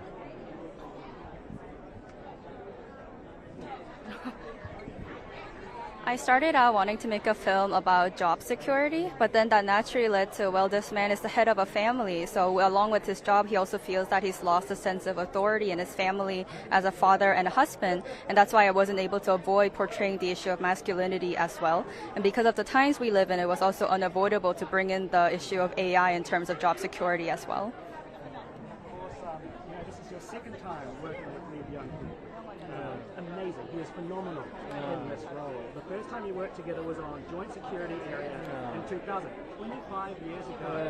All those years later, here you are again on this project, and look where it's taken you both. I mean, both legends in your own right, but what was it like to reconnect 25 years later? And you've both been through so much since then. 예, 그 JSA라는 작품이 너무 큰 성공을 해서 그 바람에 너무 큰 스타가 되어버렸고 그가 너무 바빠진 나머지 제가 작품을 할 때마다 각본을 보내곤 했지만 항상 일정이 안 맞았어요. 그래서 이렇게 못했던 것뿐이고요. 대신 우리는 계속 친구로 자주 만나면서 친하게 지내왔기 때문에 25년 만에 다시 만났다는 생각이 들질 않고 그냥 뭐 바로 작년에 일했다가 또 만난 것 같은 그런 기분으로 아주 편하게 일을 했습니다. Because JSA was such a big success, he became a really big star and he became very busy. So every time I tried to work on a project with him and I sent him the screenplays, we always had scheduling conflicts, so we couldn't make it happen. But regardless, we've always stayed close as friends, so it doesn't feel like it's been that long. It's been 25 years. It almost feels like we've just worked together last year. So it was a very comfortable working environment, working together with him again. Been trying to get in touch with him, but he's become such a busy man. It just goes to show that good things take time, right? And if you wait for the right thing, the right script, maybe if you give him a script 10 years ago, it wouldn't have hit in the way that No Other Choice had. 예, 제 각본도 미국 영화로 오랫동안 시도하다가 잘 풀리지 않아서 한국으로 바꿨는데 그 바람에 각본도 더 좋아진 것 같고요. 왜냐하면 그 전에 했다면은 AI 테크놀로지의 문제를 다루지 못했을 테니까요. 각본도 좋아졌고 또 이병헌이 아주 적당한 나이가 됐습니다. 딱 맞는 나이가 됐어요. 그래서 영화도 더 좋아진 것 같습니다. 똑같이 이 캐릭터와 똑같이 아들, 딸, 자식도 두었고 모든 면에서 완벽했습니다. So I've actually been preparing this screenplay as an American film for a very long time and only recently decided to develop this as a Korean film, which I think in turn improved the movie and the screenplay because before then we weren't able to incorporate the AI technology element into the movie. And on top of that, Lee Byung-hun has also reached the exact right age to play the role, which also improved the movie. And in addition to that, he's also got a son and a daughter just like the character in the movie. So it almost felt like all the circumstances fell together really well. Listen, we're excited to continue seeing you this award season. Thank you so much for Thank stopping you. by. Thank you. Thank you. Truly, Thank you. truly at the top. Thank you. Thank you so much. Priyanka, over the shoulder, Priyanka!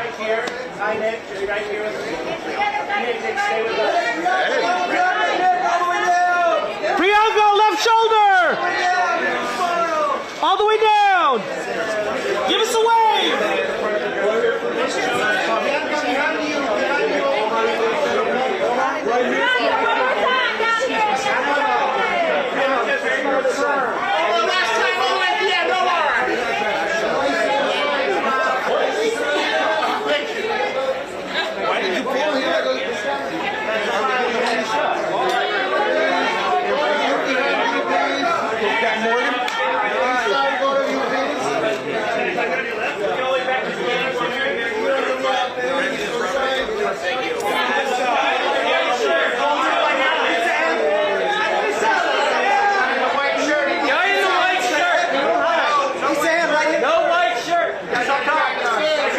Lisa, come on down. Thank you. Hold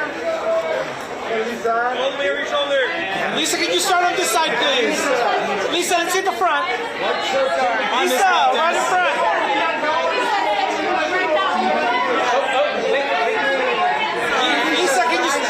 Lisa, can you start on your left?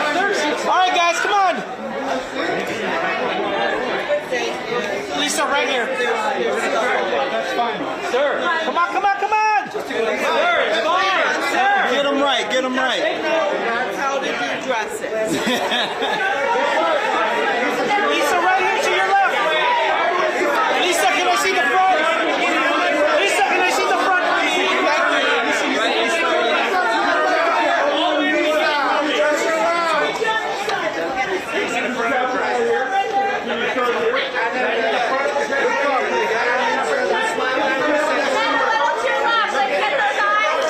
Over the shoulder. Keep coming left, keep coming left. Lisa, Una, over the shoulder, please. Keep that coming right here.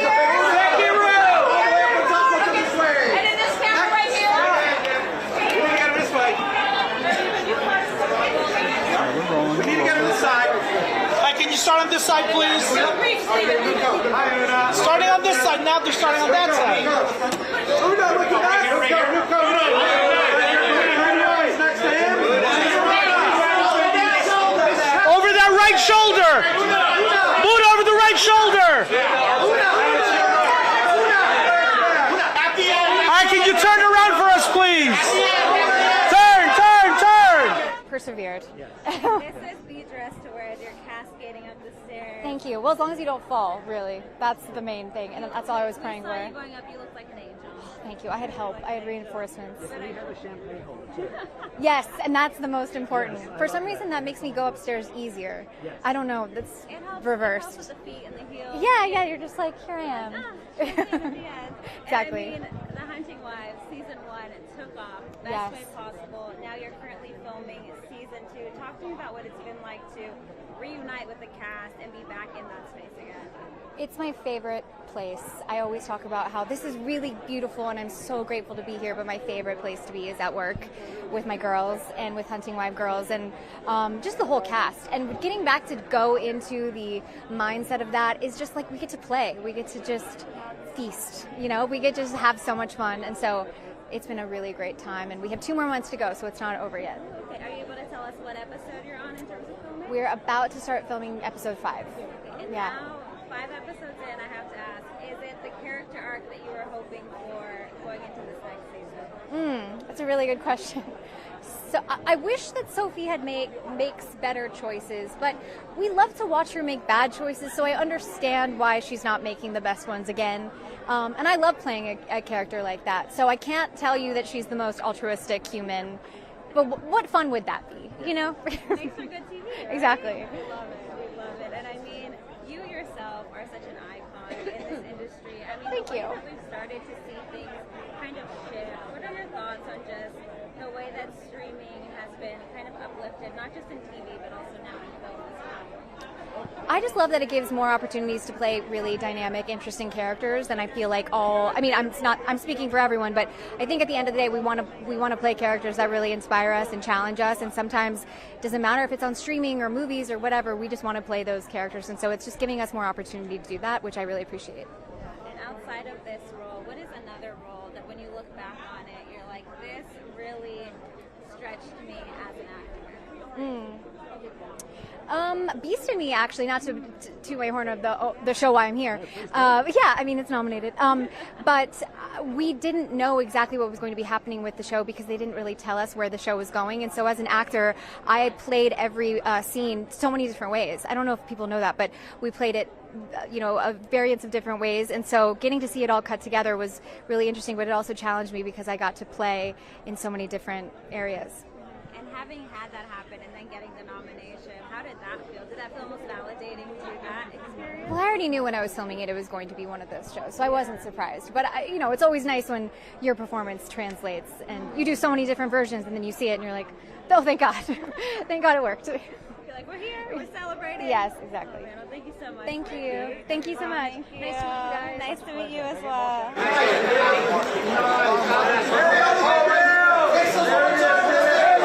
Right behind you!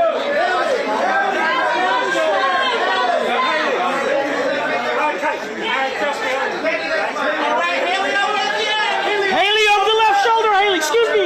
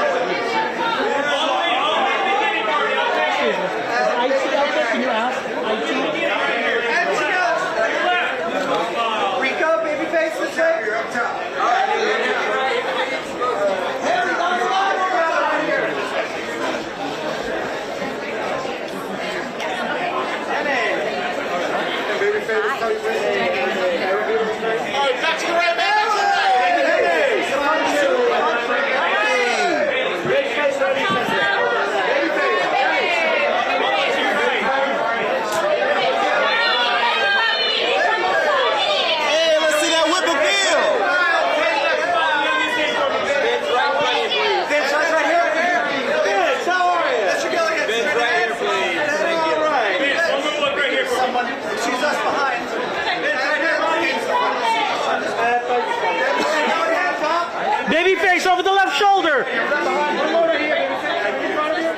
Thank you. Thank you. Around the gold detailing. Thank you. You're here with the amazing Cheryl Lee Rao. Thank you. Now, Cheryl, I have to ask you because the show is so many seasons in now. How much is Barbara become a part of you? Oh my goodness. Spend so much time together. I think the essence of Barbara is me. I care about the children. I want the children to succeed, and I'm going to put my best effort forward for their success. Yeah. And every time Barbara says anything, it becomes a moment, it becomes a meme. Thank I know you. people will relate it to award season and say, Yes. oh, what would Barbara have thought about the way this celebrity introduced themselves or said anything?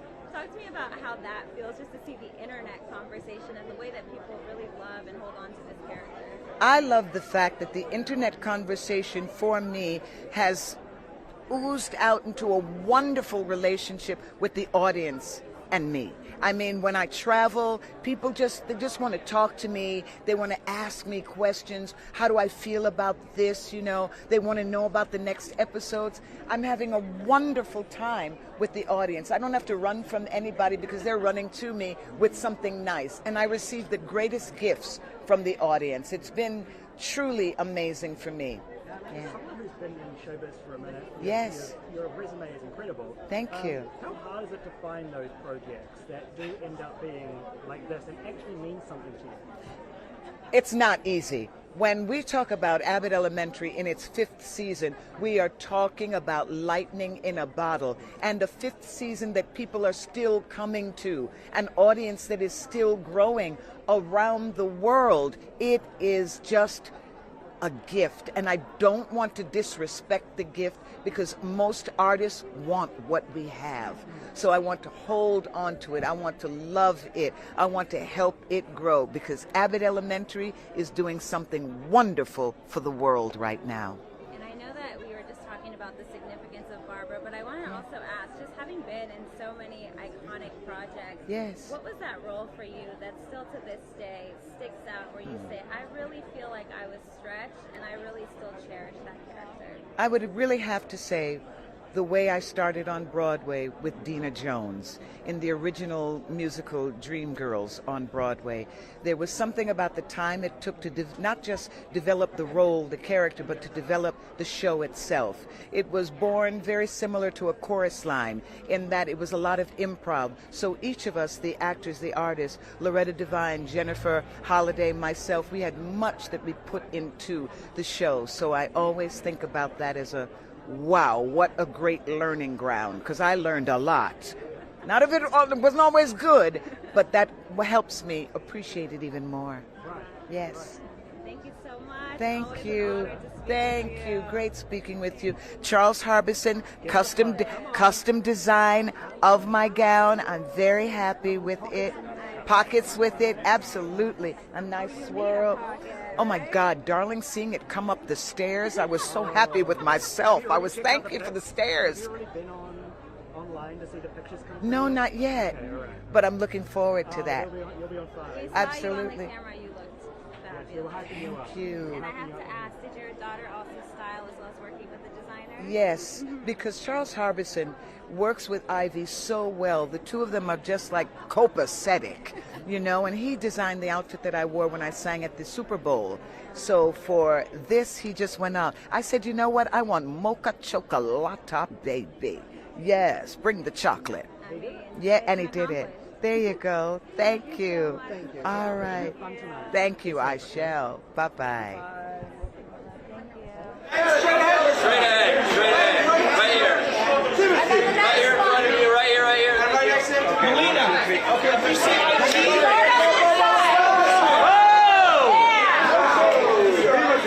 Timothy, sir! Timothy, to your left! Sir, to your left! Thank you. A vision in yellow. Oh, thank you. And truly the woman at the heart of Sinners. Oh, thank Talk you. to me about just embodying this character and really becoming almost this symbol of spirituality and female empowerment for a lot of viewers. I mean, it was just a great honor. I feel like I learned so much about myself and about my culture and about my power, my potential, and as a mother, as a partner, as a member of society, I just feel like I had been lied to for so long about like indigenous and native knowledge, like wisdom systems, and I don't know, just that power and connection to the spiritual world and the earth. I felt like I was so afraid of it before I met her, and now I really revere it, and I'm really inspired by it, you know? Yeah. It almost had that same effect it had on audiences on you. 100%. Yeah. I felt like a baby before, and then I felt like I played Annie, and I woke up, and I was like, oh, there's truth in here, there's wisdom in here. Hoodoo, Ifa, it's not a terrifying thing like we've been told through Hollywood, you know, like James Bond, like that's all you kind of get told is like it's a bad thing. And these are really powerful, loving, kind women who really, they heal, and they're pillars of the community. It was an honor to meet them and learn from them. Yeah. And just with the way that this film has also brought in, or not brought in, but amplified so many of you. Talk to me about what that has been like, just to share in these wins, in these nominations, with so many of your castmates, and even just to see the way that Michael's being celebrated as well. Oh, it's just beautiful. I feel like everyone that worked on Sinners, every single person has such a great talent such integrity and artistry, and I'm so glad that Michael is being honored tonight and recognized tonight, and I truly believe he's one of our greatest actors. Being opposite him was just inspiring. I loved it every single day. I learned so much. I felt encouraged to be creative and take risks, and he really does that, and he does that for the people in his life too, not just on camera. And so, like, Ryan Coogler to me is an absolute genius. I feel like he is inspired, and he has such a gift that needs to be cherished and really, like, applauded, because he's kept to his purpose, and he I don't know, it's truth, it's honor, it's love. That's all of his work is surrounded by those pillars, and they're amazing, every single one of them. It's really a testament, right, to staying true to yourself, true to your art. Yeah. That's when it becomes a universal story. Yeah, and it's the kind of the story of sinners. Is like, do you sell out and live forever, or do you have that true, pure love that is connected to the ancestors and will continue to reverberate? Like, his art, his work will be studied for years and years. Yeah, 100%. And it's such a modern telling as well, so it's really nice to see all of those elements come together. Yeah. And shine. I'm glad it's being recognised, and that you're being recognised, and everyone that took part in this is being recognised. Yeah, thank you. We're going to continue seeing you this award season. Thank see you. that Oscar nomination Let's soon. see. Who knows? Who knows? All that matters is that we did good, and I feel like we did our ancestors proud. So yeah, that's all that really matters. Yeah. Thank you so Thank much. you. Vivian. Thank you. Appreciate it. Thank you. love. Thank you. You need some help there? Don't trip. And then I'm going to hand this to you. How are you right now? I mean, look who we have here. Hello. Okay. Right up here. Hello. How are you? I said a vision in yellow, a vision in red over here. Stunning. I think you look fabulous. And listen, I have to say, those scenes in Begonia, you had me a little scared. But talk to me about just what it meant to, or how it felt to reunite with Yorgos, and what he really brings out of you as an actor that you love continuing to come back and work with him. Well, first, I'm a huge fan of his work. I don't know if you guys have seen Dogtooth. It's so brilliant. And all of his films. I mean, The Favorite, Poor Things, Kinds of Kindness. Like, he just doesn't do anything wrong.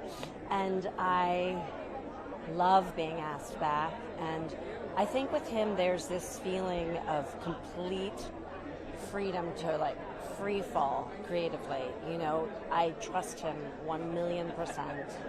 You just go for it. And he always says something that you're not expecting. It's always someone's thinking of things that you're not expecting, and it's just so exciting and creative. And that's what creates that environment, right? Like you were saying, where I feel free, I can try different things. Yeah. Was there a specific moment in some of those takes where you said, I don't know if I should do this necessarily with my body or react in this way to Jesse, but I'm going to go for it, and you either saw it make the cut or maybe had a conversation with Yorgos about why he went it this way? No, it's not. I mean, I did my work to prepare, and then when I arrived, I'm just ready to play and do whatever. And I had tried to make sense of this person's words, because she's sort of a drug addict, you know. She's not all, and she's talking about things that are potentially really, she's talking about aliens taking over, and she believes it with all of her might. And so I was just trying to make sense of the words I was going to say. And then the first thing he said to me when we were doing not the first thing, but after a few takes, he said, now make no sense. And I was like, oh my God, and now make no sense? Is that like, do you love getting notes like that? Like when you're told to kind of do you, or do you prefer it to be like kind of more structured and told what to do? Like what's your vibe? It only depends on the director. So yeah, if it's a director that's what I mean by free falling. With Yorgos, I know he knows, so he could tell me to stand on my head, and I would stand on my head. Do you know what I mean? It's like, I know he knows. But there are other times you have to be very protected, because if someone isn't Yorgos, or you just have to. We all have our different ways of doing it. I'm sort of the kind of person who needs to get it out of my system, my own thing first, and then when they come in, I'll do anything. But if they don't give you that freedom at first, I think it really can stifle a lot of creativity. It's a wonderful job that you do to be able to get on screen and do this. So it is nice to be comfortable. It is nice to work with people that you trust. Yeah. It really is that collaboration across. Oh yeah. And talk to me about working with Jesse and developing that bond, because we don't necessarily see a lot of scenes of you guys together, but it is a bit of flashback of that earlier relationship that you shared. Yeah. Well, Jesse was I've been a fan of Jesse since Friday Night Lights, where I feel I discovered him, but of course I'm not the only one. He was so brilliant in Friday Night Lights. And so I'm a huge fan of him, and he was so good and so wonderful to work with. And he had to do so much, so he was so focused, which I love. So I can just stay quiet and be focused too. And but we worked really well together, and I remember asking him one day, did Yorgos only do that with me, or does he ever do that? Because no, he does it with us all the time. I was like, okay, good. There's one thing that was so cool, and so we just had a really good working relationship. And when I was, I don't want to give the movie away, but anyway. We'll go see it. Yeah, I'm a big fan of the film, and I think Jesse's brilliant. Emma's brilliant. It's just. The script is wonderful. I mean, everybody, Will Tracy, Yorgos, Emma, Jesse, the list is endless.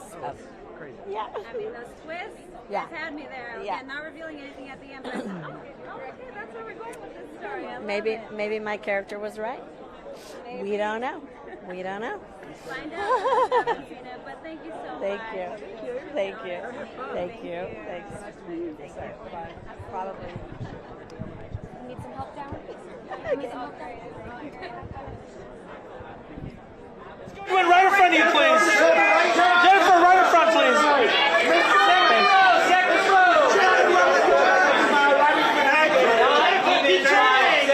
I'm a good person, I promise. I mean, the walk that you do in this character has taken over social media.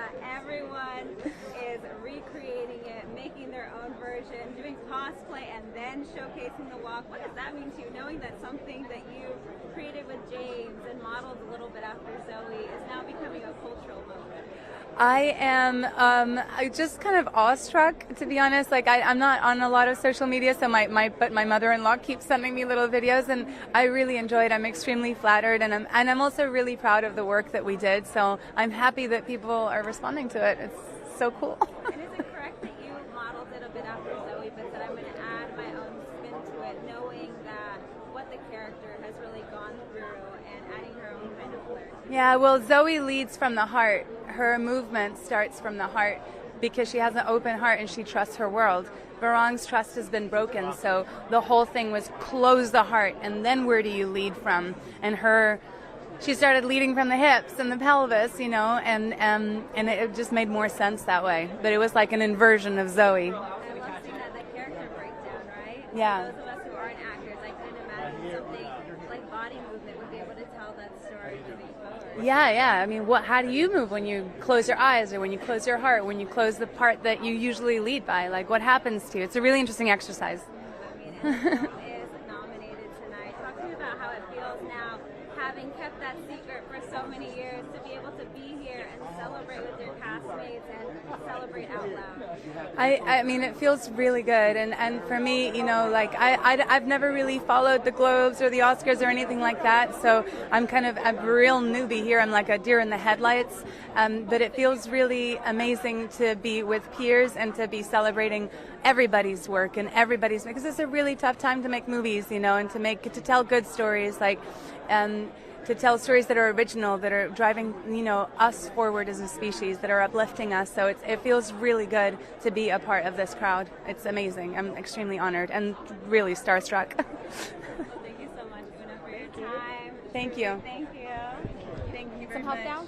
I'm gonna grab you. Right. No, I have your mic. Duke, right here, bud. Let's see the front.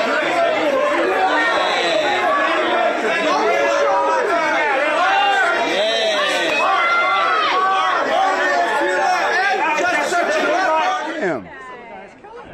This is his moment. I know. God bless him. He's got the hip pose. I know, I see it. And he's got the suit. He's got the whole thing going. How are you? I'm doing well. How are you, sir? I'm all right. Oh my gosh, congratulations. Thank you. You just won last night at the AARP Awards. Talk to me about how that felt to share that moment with Ryan and with me up on that stage. To get that kind of support, one kind of doesn't have the words, because everything that they said was very authentic based on our working relationship. So it felt really, really affirming. One thing I meant to say last night that I will say to you is that one of the things that made it extra special getting that award from AARP is that since I'm only 45 years old, it was incredible that they would make that exception. They would make that was a joke. She didn't get it. Bless her heart. These guys got it. They got it. She didn't get it. She, yes. I'm sorry. I'm not going to try that joke again. It didn't work. Go ahead. Yes. Please do. I'm a tough crowd. You are. But no, I mean, just sharing in that moment. I mean, Sinners has become a cultural moment as well. No question. It's a cultural phenomenon. Having Yeah. been a part of this industry now for some time, talk Yeah. to me about the difference you feel of working on another set to working on a Ryan Coogler set, and the way he really allows you all to tap into that creative person. Well, you just said it. From the standpoint that he's allowing his collaborators to genuinely contribute, and he is genuinely open to what one has to say. We're not always going to agree necessarily, but there is an openness, and I've said this time and time again to various of your colleagues. There's an openness that he has, and because of that openness, one feels one has agency. And I had that with him from the time that he first offered me the part, and I read the script and we started communicating about the narrative. And I mean, your performance is incredibly powerful. Thank you. I appreciate it. I love the scene where you're all kind of going on your way. In the car. In the car. Yeah. Talk to me about filming that moment and just it almost feels like a spiritual experience before we get to even more spirituality with Mooney and introducing more of the vampire story. So, thank you for that. And you reference it being spiritual, and that actually means a great deal to me if you're being serious. And here's the thing about that scene. Okay, you reference it as being spiritual, and it's indicative to me of how that scene has impacted audiences, right? But you asked me how it was to film it. In the script, it was a 3-page monologue, right? So I had to commit the words to memory because it was we didn't have a lot of time to actually rehearse it, to pre-rehearse, right? So I committed the words to memory, and then we started filming. And as we filmed, the more conversant one became, the more conversant one became with the moments in the car. And I also felt very supported, not only by Ryan and the DP behind the camera, but my colleagues in the car. And it was one of those situations that became more and more full. And the fact that it lands on you as an audience spiritually is is a beautiful thing for me to hear. I didn't think of it in those kinds of terms, but hopefully what you're referencing is the depth of the moment and the depth of what happened, what transpired in the car. So thank you. Of course, I mean, it truly was. I mean, this film takes you through so many different Absolutely. emotions. It creates conversation at the end as well. About That's right. So many different things. That's right. We're going to continue seeing you this award season, sir. Thank you so much. God bless you. Thanks so much. Thank you. Thank you. You too. Thank you. God bless you. Truly incredible performance. Thank you. Audrey, to your right. All right, look at us right here. All the way down, all the way down, all the way down. And then turn it around for this side. Turn it around for this side. Thank you. Shoulder, please. Right shoulder, shoulder. On your right, please. On your right, please.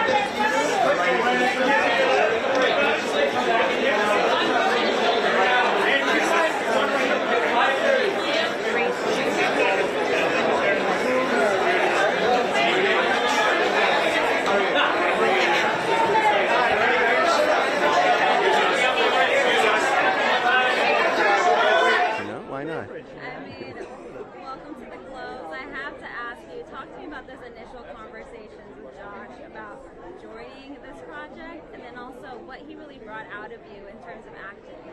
Well, he called me up and said, look, we're huge Shark Tank fans, both Ronnie and I. We wrote this part, Milton Rockwell.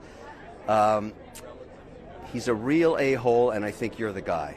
I said, do I take that as a compliment, you know? But I'd heard that from Mark Burnett, years earlier, same idea.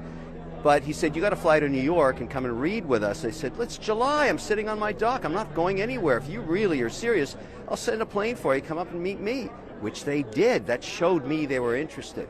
We sat on the dock, watched the sunrise, read together. I loved the script.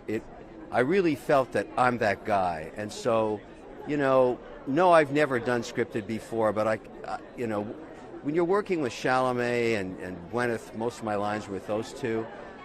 They were really great to work with, and the rest, well, I'll let the critics decide, as they say.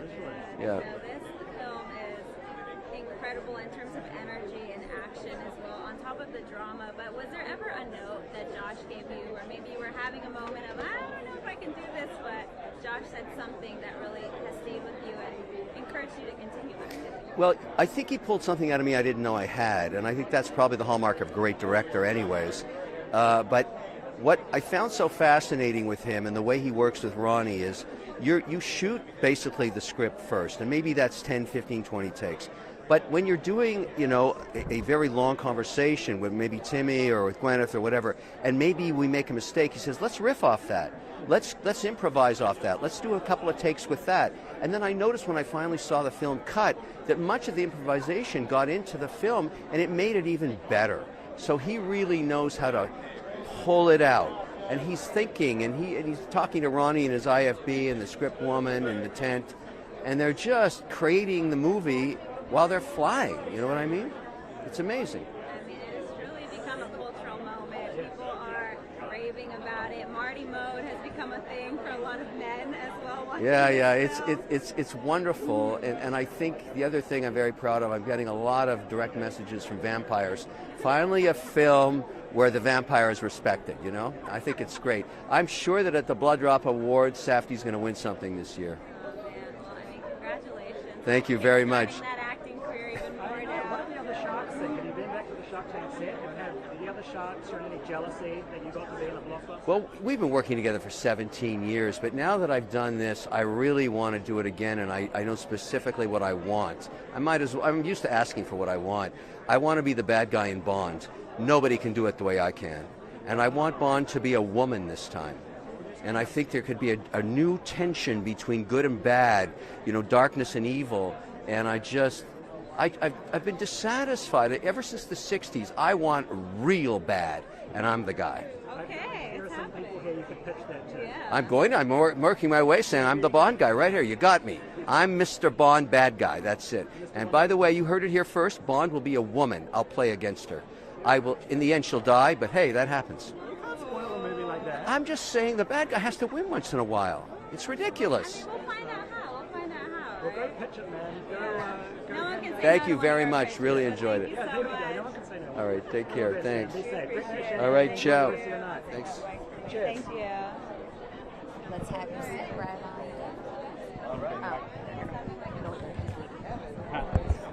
Waiting for backup.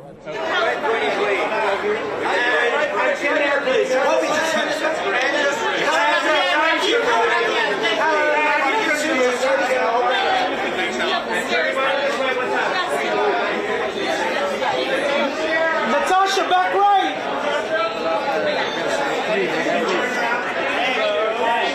Hey, there he is. Just face us a little bit. Jacoby right down the center. Hey, give him one of these. Hey, can I see the front right here? Right in front of you, bud. Right in front.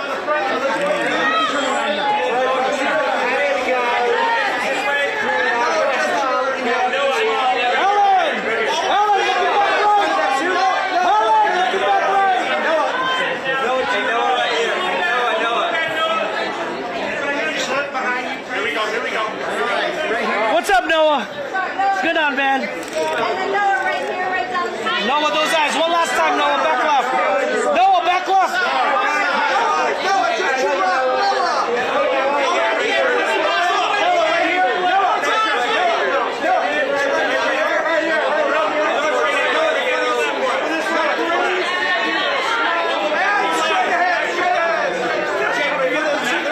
Yeah, along the way. Shotwell. He's coming.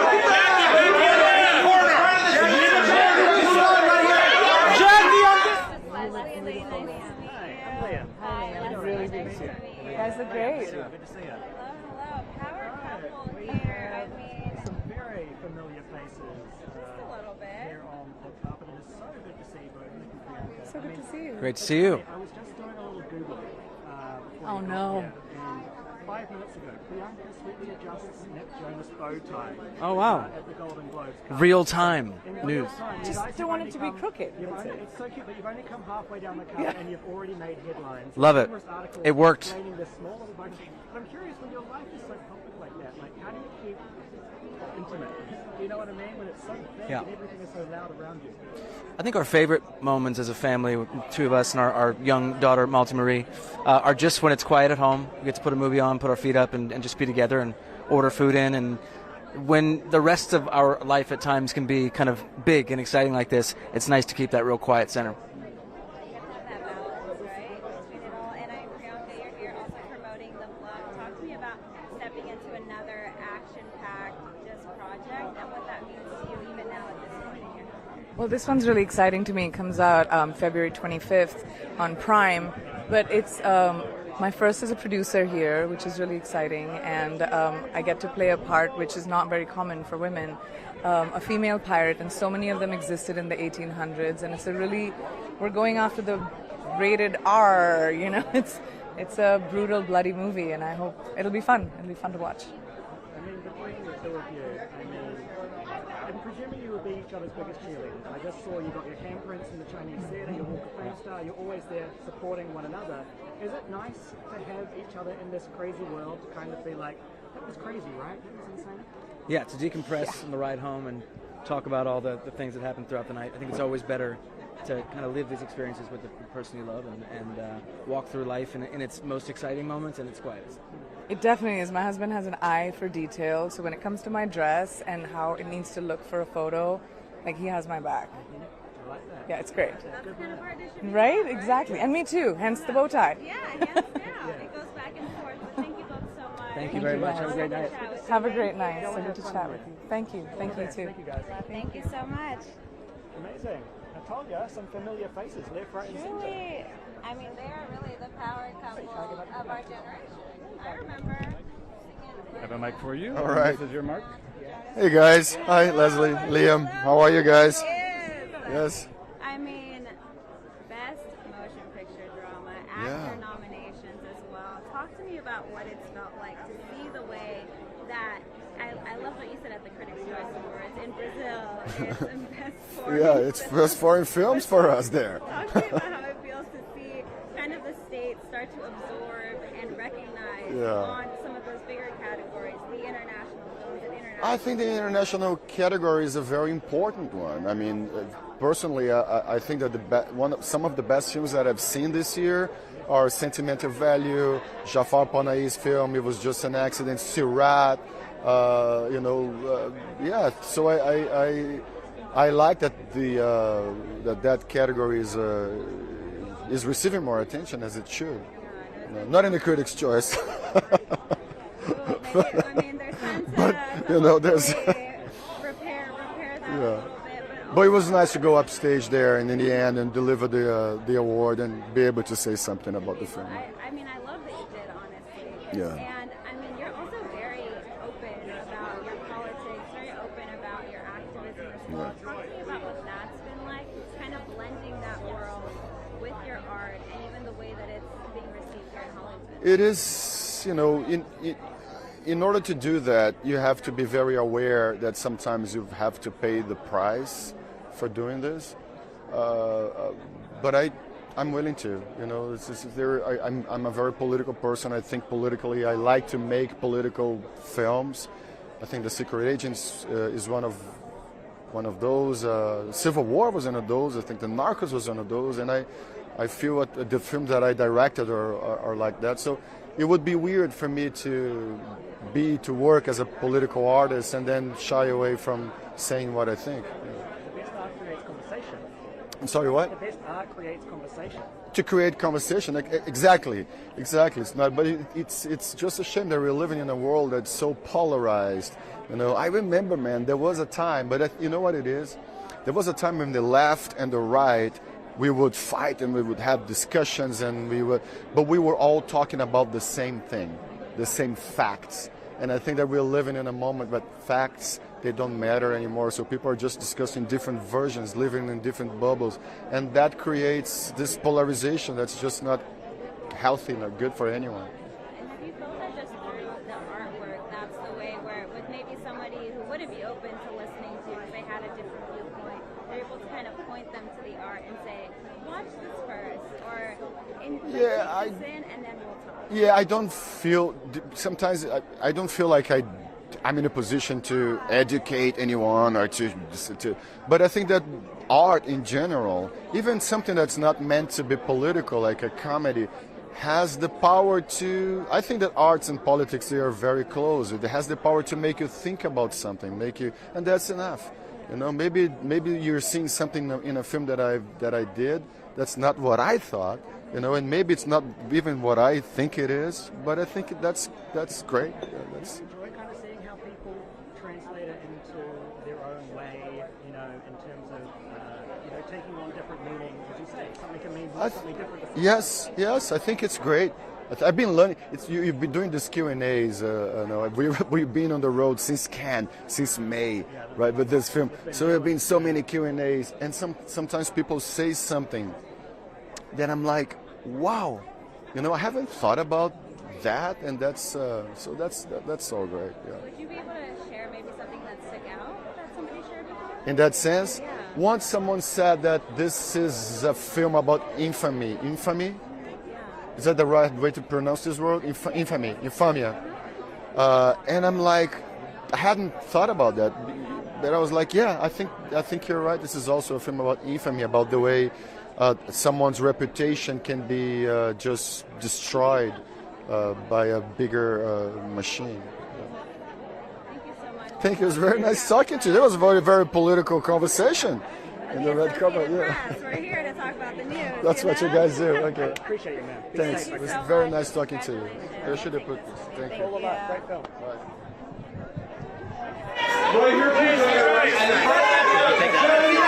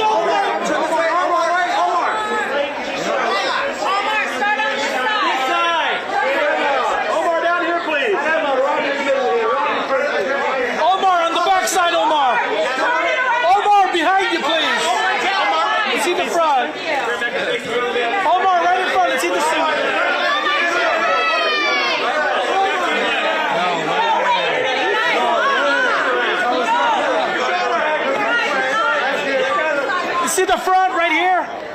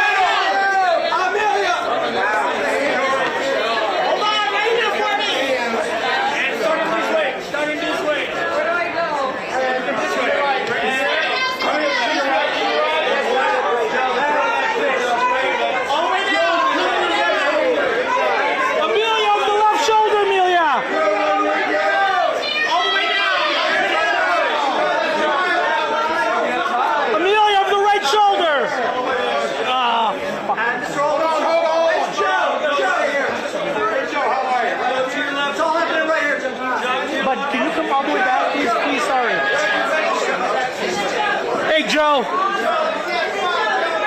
Joe, right in front of you, sir.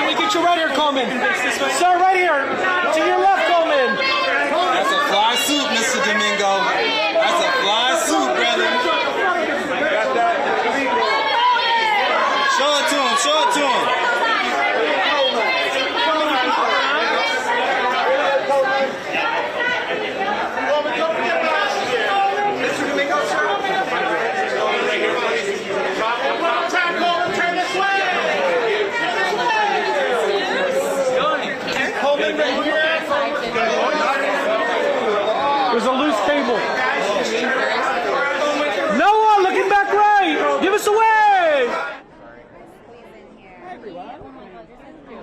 So are you? Oh, hi, nice to see you again. Good to see you. Hi. Are you? Hey, see you. You're right. Have the look? All right, amazing. Hey. I mean, what a moment you guys have had.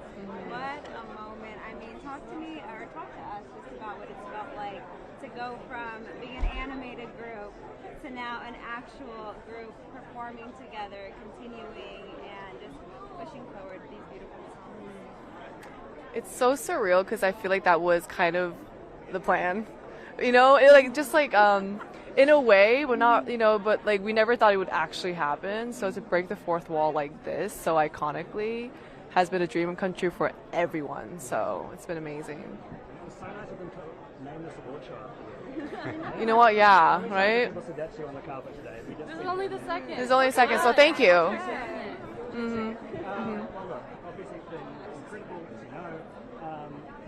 How have you been handling the onlineness of it all and this newfound, you were start beforehand, but now seeing your TikToks blow up and being able to do charitable efforts in the way that you want. Yeah. What's that been like to be able to see and also utilize to your advantage? We should talk about that. Yeah, I think that this film has brought so much joy and positivity. So we're really blessed in the fact that fan base is so incredible. And I think that, just being able to use our voices for the things that we believe in and the platform that this film has given us to, just push it. It's kind of like, again, what you said, it's a manifestation of the film, the way that music is used to literally seal the honmun and just bring people together. And I think that's really what it's all about, honestly. You big manifestors? Yes. Yes, okay. What are our manifestation techniques? I'll tell you mine if you tell me yours. Me? When I say I don't want to do it, it happens. I don't want to. I hope I don't sing Golden live, and I'm singing live now. So Anti-manifestation. Yeah. I'm kidding. Always say you can do it. I think that's Murphy's Law. Like Really? the thing you fear the most happens. Oh, really? Yeah. Well, it's definitely happening. Well, I think any key to like manifestation, it has to be rooted in gratitude. And so I think whether I speak it out loud or even in my head, I always start with like, I'm so grateful for a working body, eyes that can see, lungs that can breathe. I'm very grateful for these incredible women beside me. It has to just be rooted in gratitude, in my opinion. I feel like the power of words is so real. Like, we're gonna raise $1 million for Luminos Fund. See, we're gonna do it. You do that. The power of words, because songwriters, I mean, the power of these words can be, doing something different to other people, right? Have you enjoyed seeing how people kind of take on the lyrics and their own life, what they're feeling in the moment?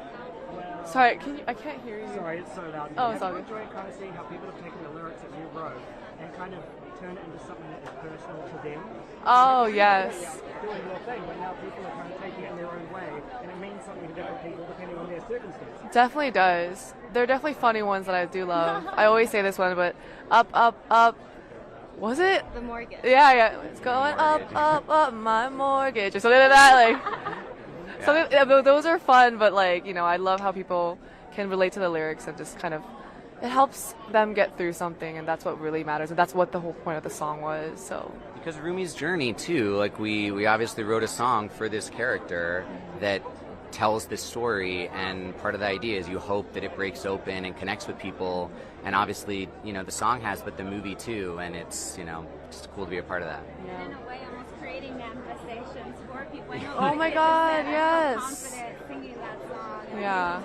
Walk into a space, having Yeah. When you keep repeating it, we're going up, up, up, like it was going up the charts, but my mood was lifted. Yeah, I'm So kidding. true. But it Like, really literally, does. yeah. It's like a mantra. Thank you so much. Thank you. Thanks, nice to see you. We always see you. I love that. You need any help getting down?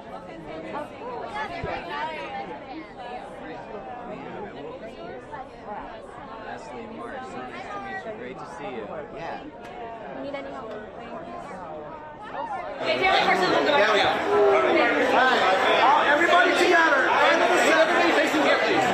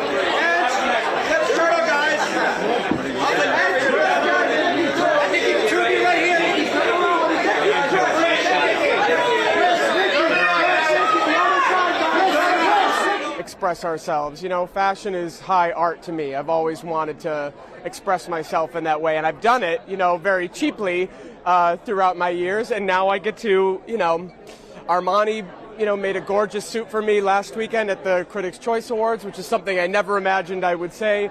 This is the fabulous Christian Cowan. It's a real rose dipped in silver. It's like, it's so amazing to be able to paint in this way, and I'm always kind of looking over my shoulder for my castmates because they really know how to do it, and they just absolutely stun me on these red carpets. So it's just a blast trying to have some fun, you know? I mean, so many seasons in, so many award shows, and talk to me just about how it feels kind of going on this journey. I asked Cheryl this question as well, going on this journey with Jacob, and how much of him has become a part of you in a way where you'll say something and be like, oh, that wasn't a mannerism I had before, but I think Jacob is becoming a bit a part of me. I would be so lucky to adopt some of Jacob. Yeah, the line between the two, between Chris and Jacob, is getting ever blurrier, but I think it's because I've never had a relationship with writing staff and with, you know, producers and a cast as long as I've had this. I never expected to play a character for, you know, we're in our 5th season now, and they know us so well. They're writing for us. We know how to show up for each other, and yeah, it's been so cool and kind of wild to have a character just in your back pocket and feel like the proximity is there. It's a gift.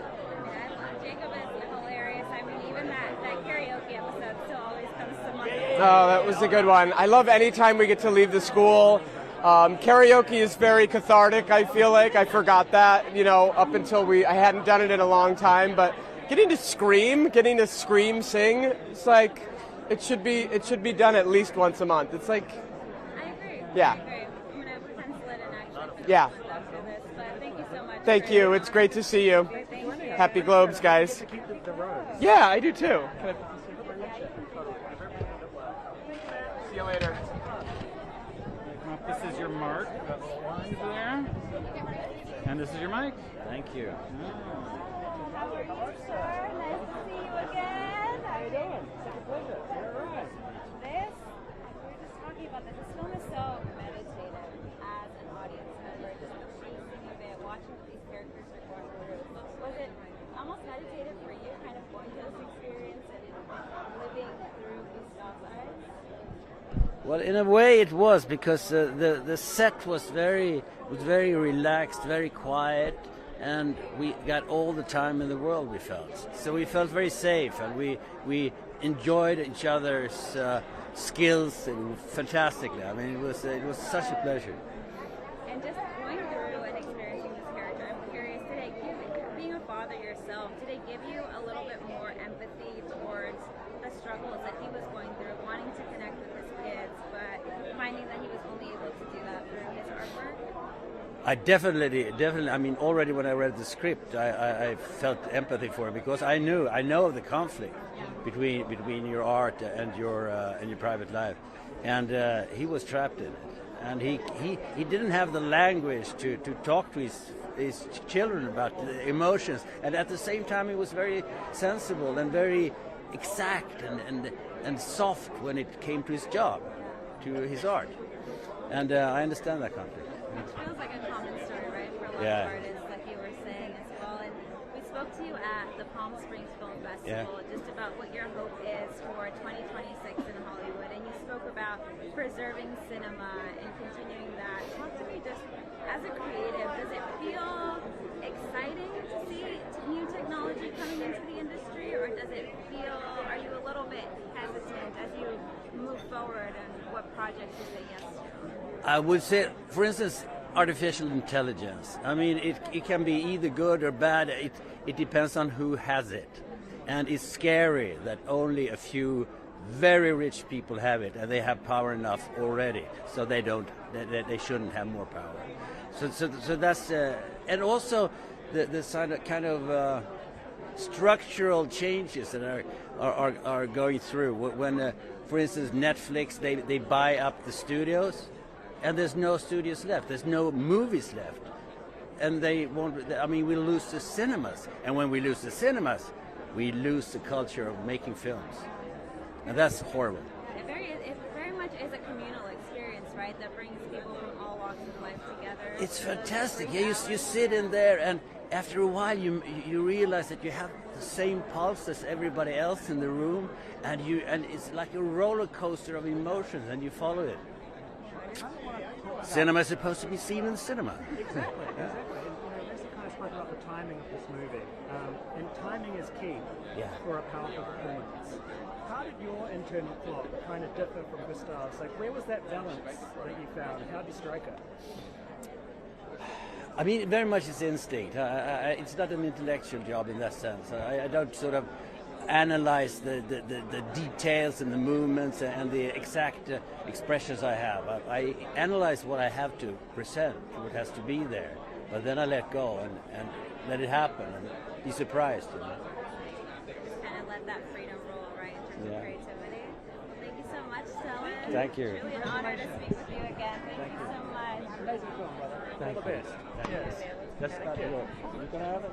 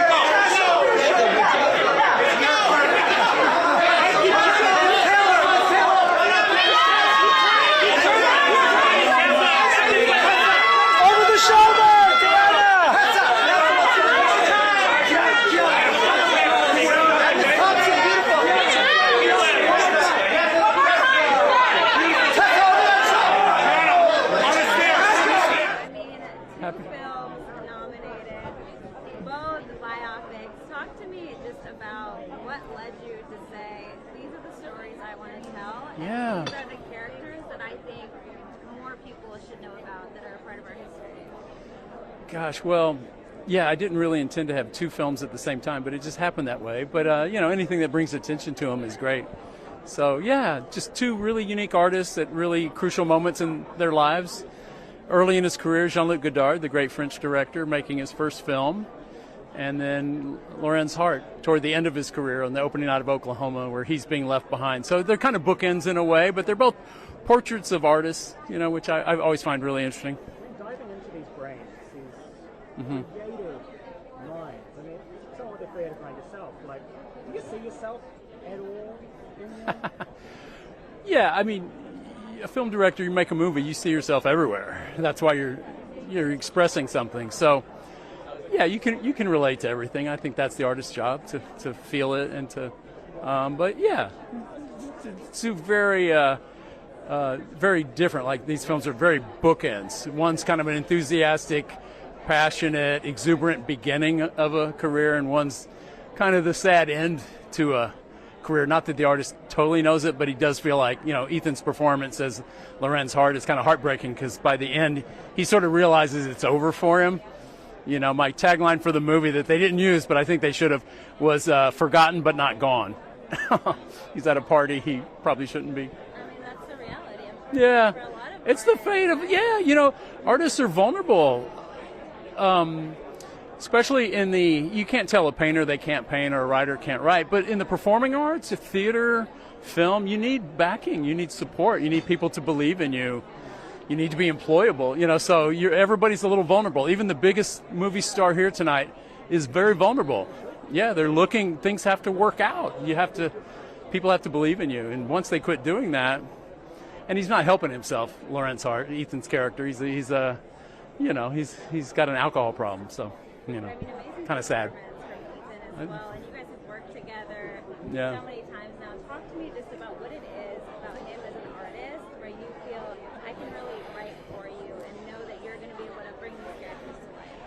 Yeah, well, the great thing about getting to do this is you do get to work with people again, and someone who's a great teammate, someone who's perfect for a part, and you form these great partnerships. So Ethan's been, we've been friends 30 years, and it's been such a joy, every part. But this one, we hadn't worked together in about 10 years, we figured out.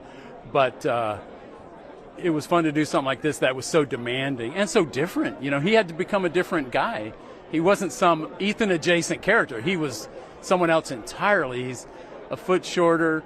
He's, bald with a comb-over. He's an alcoholic. He's gay. Everything. You wouldn't think Ethan could do it. But isn't it funny in movies when actors put on a lot of weight or lose weight? Everybody talks about it. But when they lose height, no one gives them any credit. I worked with him.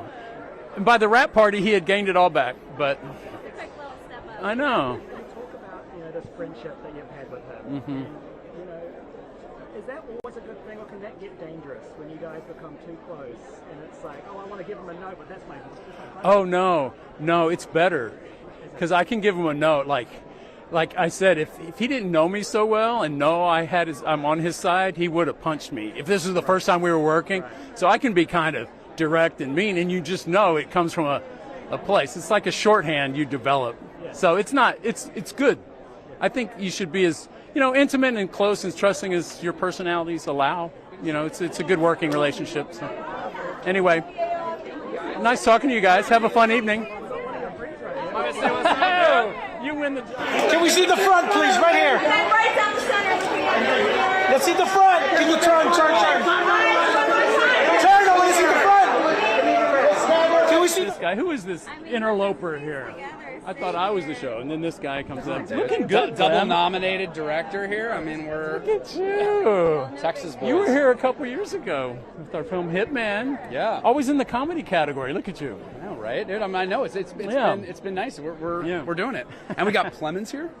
Yeah. Another Texas boy. And Hawk. Hawk Clemens, yeah. But you guys also have a shorthand. Yeah, 4 times. Talk to me, Glenn, just about what you love about working with Richard as a director and what he brings out of you on set. I mean, tell me more. Look. I'm not going to look in the eyes. It's going to get awkward. No. But no, I will just say there is no happier place for me than a Richard Linklater set. I've obviously been working with this guy since I was probably 14 or 15 years old. I know, you were a kid, yeah. The thing that, as soon as we finish a movie, I just say, dude, we got to do this again. So exactly. We're obviously trying to figure out ways to get back on set together, and it's as good as they come. But yeah. That's my happy place. How does it work? You come up with an idea and you're like, this would be perfect for XYZ. Glenn would smash this role. Like, is that how your brain works? The times we worked together, it's been different each time. Very different. The first time we worked together, traditional casting. Met this teenage kid who seemed perfect for the part. That was the beginning. Then 10 years later, he comes back in, or not quite 10. That was awesome. And then on another film, I call him up and say, hey, you played an astronaut in one. You got to play mission control in this one. And he's like, come on, one day, Glenn, do me a favor. And then this one, he sent me an article. So we're at that phase, and we collaborated on it together. So... It's a great character and a great story is always out there. You just got to find it. And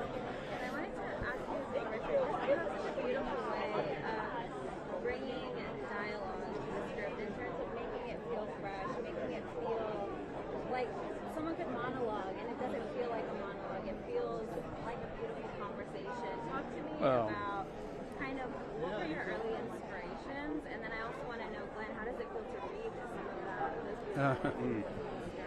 Well, what you're talking about is good acting. If a real monologue that you believe and all that, that's an actor taking words and personalizing it. And we rehearse a lot and, rewrite it often. And, so I consider it part of a process. But I like movies where people, talk a lot. Even we were doing our little romantic comedy thriller, film noir kind of thing.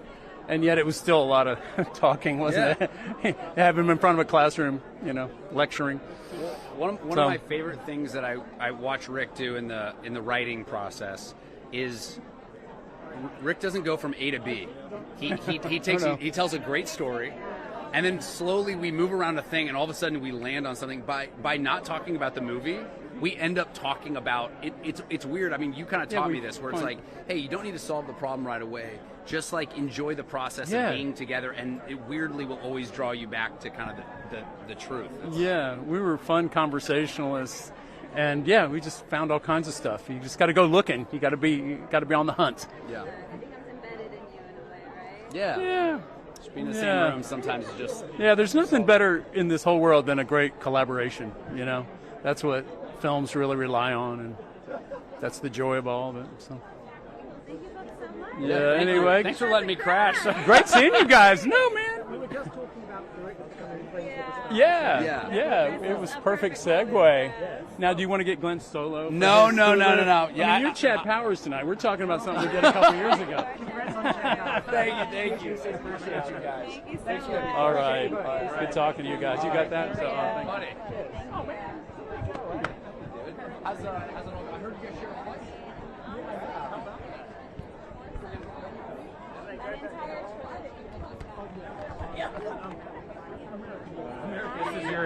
This is your mark. This is your mic. Sorry. And that's your mark there. Hello, how are you? You'll be facing this way. Yes, you can. Jafar, no, you'll be. اینو بگیر you're یه right لحظه. first down. Come, so turn this way. That's your. Right there, that's perfect. Let me have you scoot a little bit closer. There we go. That way we get you both nice and framed in there. Hello. How's it going? Good, thank you. How are you? I mean, it was just an accident. Completely taking award season by کل جوایز این دوره رو داره درو میکنه. Thank you. Just about those early moments of writing that از script. اولین لحظات نوشتن این فیلمنامه درمون بگین و لحظه‌ای که فکر کردید این فیلمنامه آماده است برای اینکه تولید بشه. واقعیت اینه که این نیست که بگی اولین لحظه نوشتن فیلمنامه کی بوده، چه زمانی دقیقاً بوده. In truth, I really cannot say when the first moments of the conception of the film were. تمام بچه‌هایی که سیاسی هستن معمولا یه تجربه مشترکی دارن. اینا بازجویی میشن و چون بازجویشون پشت سرشون هستش فقط میگن که ازشون سوال میکنن و چشمای اینا هم بسته است، همش حس میکنن که یعنی حس شنواییشون بیشتر کار میکنه و میگن که اگر اینو بیرون ببینن، این آدم رو ببینن، میتونن بشناسن یا نه. Usually political prisoners have a common experience, and that is they go through interrogation sessions, and the interrogator is behind them. They're blindfolded, and their auditory sense works best. So they're constantly wondering if they see this interrogator outside prison, would they recognize the interrogator or not. هرچند شما اون موقع به فکر نوشتن فیلمنامه نیستی و این فیلمنامه شاید بعد از چند سال به سراغت بیاد، 1-2 سال به سراغت بیاد، ولی در واقع از همون لحظه اون تخمش رو کار گذاشته شده و داره در ذهن تو ریشه میدوونه که یک جایی بیاد بیرون. Even though you may not be thinking about writing a script at that moment, the seeds are planted in your mind, and maybe a year or two later, at some point, it's going to come out and present itself. خیلی زیبا بود این صحبت که خیلی زودتر از اون لحظه نوشتن فیلمنامه شروع شد. این خیلی ازش استقبال زیادی شده در صحنه بین المللی اینجا توی آمریکا همینطور.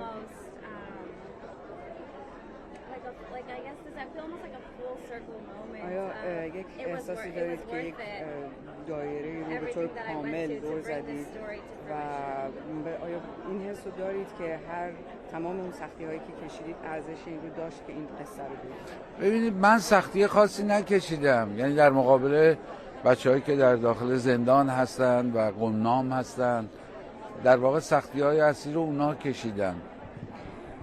I did not go through anything in particular, any particular hardship compared to my fellow prisoners who are in prison and they are taking the actual weight of the hardship. من فقط وقتی با اونا صحبت میکردم خاطراتشون رو شنیدم، تمام مشکلاتی که توی این مدت داشتن شنیدم.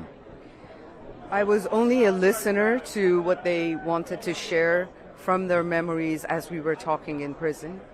و امیدوارم که این فیلم ارزش اون سختیه اونا رو داشته باشه. And I very much hope that this film is worth the hardship and the challenges that they went through.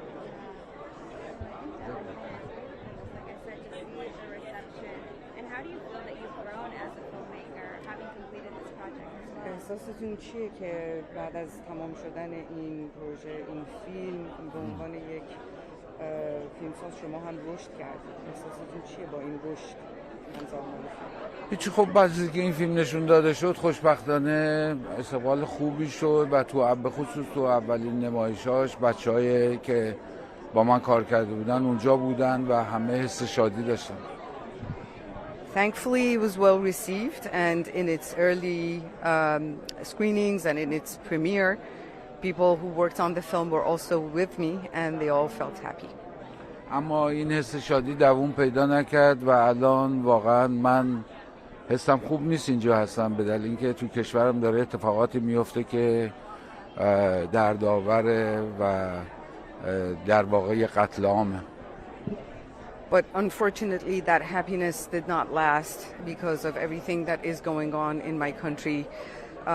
There is a full-fledged massacre getting carried out, and it is very, very painful. Thank you. Thank you for creating beautiful art. I appreciate it. Thank you. It was just an accident. Also, another powerful film to watch. This is your mark, orange. Yeah. And then. Hey, you guys, how are you? I'm great. You love? Thank you. You guys look beautiful. I mean, the gold detail is perfect. That's beautiful gold. You think? Tiffany, can you believe my life? No. Whatever. Really? Thank you. You guys are awesome. What a breakthrough. Aw, thanks. Starring in a Tony Gilroy project. What a dream. Pedro Pascal. That, let me tell you about that man. Talk to me about that. He is made of the heavenly energy. What? I've never said anything like that, but that's true. He is so warm, so kind. He has the biggest heart. Have you guys met him? I have, yeah. Isn't he like that? Oh, very charismatic. So charismatic, so thoughtful. In the room, you know he's in the room. And I feel like he can't lie. Like he's really earnest, like a baby in a good way. Yeah. And how does it feel just to kind of be at this point in your career now where you can say, I am going to be a part of this project or I'm not going to be a part of this one, and kind of have that freedom? Yeah, I mean, it's a dream. It's like, it's very special to, now having gone through the process of writing and directing a film, I understand what kind of responsibility you have with your actors to take care of them both on set and in the edit. And I think it meant so much that Tony, someone I've long admired, understood me as the artist I am and was like, I want you to act in this role. And I can't wait to work with people in different ways because I get to do different things in different projects. It's amazing. It's a dream. And I mean, Sorry Baby is such a beautiful film. Talk to me about just having those moments, writing in Maine, and being able to slow down and really kind of go through this cathartic experience. Yeah, I mean, I think for writers, like, this is so busy and so loud and so intense, and I think writers are kind of in need of quiet and space and time and not any noise. And like, I think it's funny I think it's very special to give yourself space and time to think and silence. And so that moment of writing the film is something I cherish, and I look forward to, after all the celebrating, going back into my little hole and dreaming again. Yeah, thank you guys. Thanks so much. Chat with you. Thank you. Eva Victor, writer and actor of Sorry Baby. They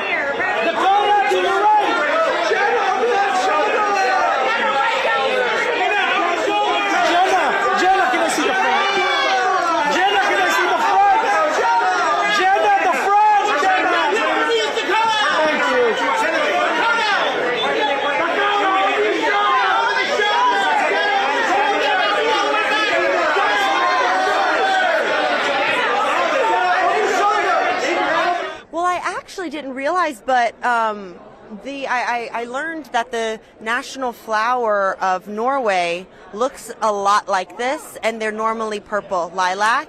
And so I was like, wow, that's just kismet, you know? But when I saw this sketch, and it's delicate and beautiful and quite comfortable, but I just feel so much, I just feel like myself, and I love it. Take it back to your Maryland comment, because that's Yeah. kind of I'm obsessed with old Hollywood. Yeah. So you collect archival stuff? I do, and I do actually. I have her face cream and face powder, Max Factor face cream and face powder. Yeah, and the powder you can open. The lotion is really crusted shut. But I was really young at the time, and I went to the auction dressed as her. The preview of the auction, I was like trying on her bras, and I was like, who is this little child doing this? But then my grandmother went back to the next day of the auction and got me that, because I couldn't go to the auction. I was too young, and that was the least expensive thing. It was like, but yeah, it is. Speaking of legends, you're also working on the Paris Hilton memoir. Yes. Talk to me about kind of taking on her story and what led you to say, we think we're Yes.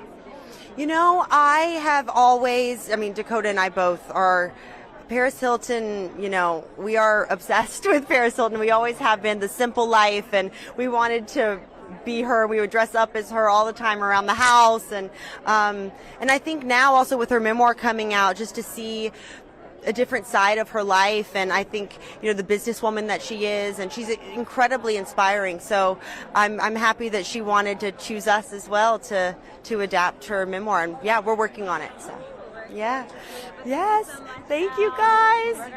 Thank you. We're going to continue seeing you. Thank you so much. I think it's going to be a good night for you. Enjoy it. I hope. Inga, all the way back right. Thank you.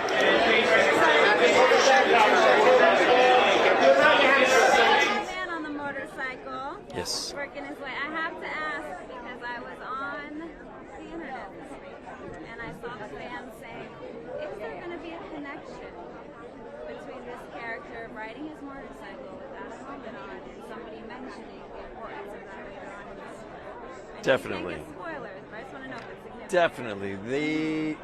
There's nothing arbitrary about the way we do the show. Everything's pretty specific, and that was a very specific decision that we made, to have him riding with the helmet on his backpack but not on his head, telling everybody he wears one, but we all know that he isn't. So that calls into question just about everything he says and does all season, and what we can believe. Wow, so that's something for definitely Easter egg for the fans to keep in the back of their minds. And talk to me about going into season 2. You guys obviously concluded filming. Fans are now able to see everything that has come to fruition with the story. How does it feel to be in this next era of your character? Incredibly gratifying to even get to do a second season, and then to find out at our premiere this year that we've been picked up for a third season was the best news we could have delivered back to our cast and crew. I hope that this show goes for a few years. I feel like we're doing a sort of in-depth look at a mental health journey around a guy who, in the first season, the thesis was the doctor is the patient. Season 2 is doctors don't make very good patients. Season 3 would probably be doctors would benefit from being patients. You're thinking into the future. I love it. But, Yeah. as you say, it is about the mental health, and it's a huge element for your character. How do you not let some of those more intense moments get to you? Or is it good if they do? Oh, they do. Is it And good they if do, and I invite them to get to me, and I kind of keep inviting them in to get to me all season long until we're finished. It's sort of that is the exercise. Is we're playing with really kind of interesting and dangerous toys, and hopefully, if we're successful, people will be able to identify a lot of behaviors in either themselves or others that they know who people who need help don't ask for help, too proud to get help, afraid to get help. And the production is huge. You built practically. I was watching some behind the scenes thing. You basically built a hospital on a soundstage. Like, you're not messing around. There's no half sets going on here. No, in fact, Nina Ruscio, our production designer, just was nominated for an award for her incredible set design, which is so expansive and immersive that you really lose all sense of geography or any sense of an outside world. Everything that you would want in a drawer is there. It's a fully realized environment. Talk to me about the boot camp that you guys kind of did to get into the hospital zone. Yeah. It really taught you to make sure it was authentically portrayed. And Authenticity has been the buzzword all the way down the line. We wanted to be the most medically accurate show that's ever been on TV. And to do that, we needed everybody to start off at a pretty high level of proficiency where they would be in their medical education and career. So not only did we need help with pronunciation and how to do the procedures, but you sort of want to know where you would be emotionally and intellectually at various points in scenes. And we needed our technical advisors to really walk us through that. So we've got a tremendous team. Dr. Joe Sachs, who's on our writing staff, and is a producer, Dr. Mel Herbert, who's a bit of a legend in the emergency medicine field. We've got ER docs on the set with every episode, trauma nurses in the background of all the scenes. No shortage of expertise. I mean, and this is why we continue to see you all at these awards, right? Just all We the work hard. attention that We went really into do. this story. But thank you so much for stopping. Oh, my pleasure. Great chatting with you. incredible Thank show. you. Congratulations. Take it up. Thank you. Congratulations, Noah. Huge fan. Jennifer wants to say hi. Okay. Jennifer, you look fabulous. You too.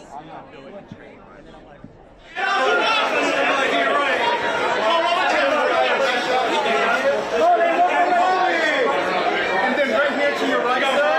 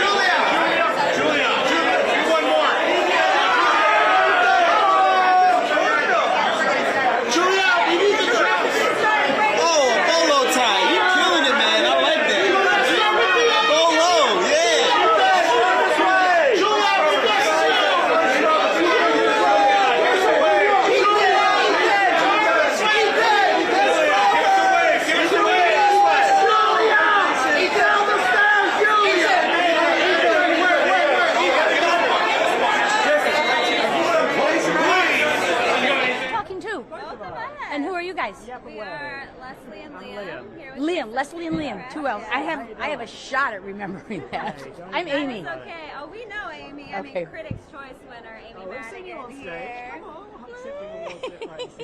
mean, congratulations. Thank you. What an amazing award season already, just with the kickoff.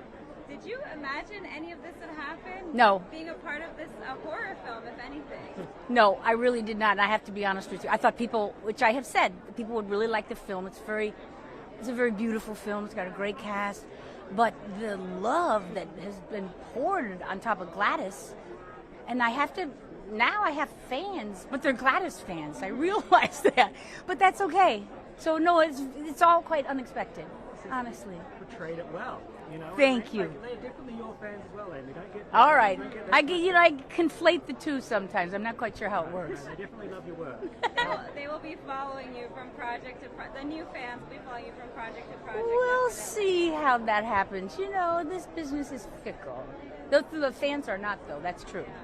Yeah, they're pretty good. No, they are dedicated. I mean, we even saw them this Halloween. They were Gladys costumes. Wasn't that a trip? Yeah, how did it feel to see that? I didn't go out, but everybody was sending me things, and look at this, and I love like the drag shows that have Gladys and the gay community just embracing her. So it's been kind of overwhelming and very humbling in a way. I know that sounds corny, but it's true. Really, it is. You have that perspective because in an industry like this, it's very easy to kind of have your head up here and be floating. Yeah, and you know what? I've been doing this a long time, and there's ups and there's downs, and I've been in both of those situations. So, having up like this, does it make you appreciate the fact that you stuck it out through the downs, the ebbs and flows? oh, sure it does. You know, you don't lose your love of your craft and the love of actors and the love of the whole mess. I mean, that's what drives you, a great character. That doesn't go away. At least for me, it doesn't. You know. And given how complicated Gladys is, I'm so curious, what was that initial moment when reading the script where you said, oh, I know what I can do with this and make her that added multi-layered character? Because Zach already wrote something beautiful, but I can come in and add on top of it. As soon as I read the script, it's like, I just know who this woman is. She is confident. She knows exactly what she has to do. She doesn't care what other people think of her. She just strides into a situation, and she's got a plan B and a plan C. She's improvisational. So I just felt, and she's physical, and I'm a physical actor. So I felt like I just do that, you know? I mean, Weapons, I'm telling you, it's one of the top films of the year. People are raving about it. Do you feel that as we're starting to see, what was it, The Substance last award season? Yes, and with Sinners this season. Sinners as well, and Weapons. Yes, there's been a great films. A revival of critics starting to respect horror on a bigger level outside of the big cult classics. Yes, and it should be on an intellectual. Think about if you're talking about Nosferatu, or people so fascinated with Mary Shelley's Frankenstein. I mean, it's a craft. It's about original ideas. I mean, you know, look at it. I mean, Get Out, and that film that woke people up and went, oh my God. So, yeah, it shouldn't be that you're the kid at the kiddie table. It should be like, yeah, recognize it. I mean, you kind of spoke a little bit about how perfect the words were, how perfect the script was. Yeah. When a script is handed to you and it's perfect, do you hear that, Zach? It's perfect. Does that make your job easier or harder? Like, is it more intimidating or does it make it easier? It doesn't, it's not intimidating. You just want to make sure you get it right.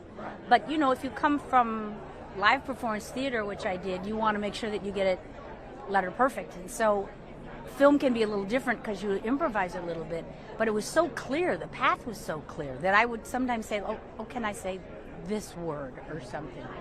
It was very freeing to me, quite honestly. Yeah. Thank you so much, Amy. Thank you. It's nice talking to you guys. Nice to meet you too. More of you throughout the We'll see, won't we? It's a fickle world. We look forward to it. Thanks, you guys. It's not being right now. It's been pretty darn good. Take care. I appreciate it. Thank you so much. Thank you. We appreciate it.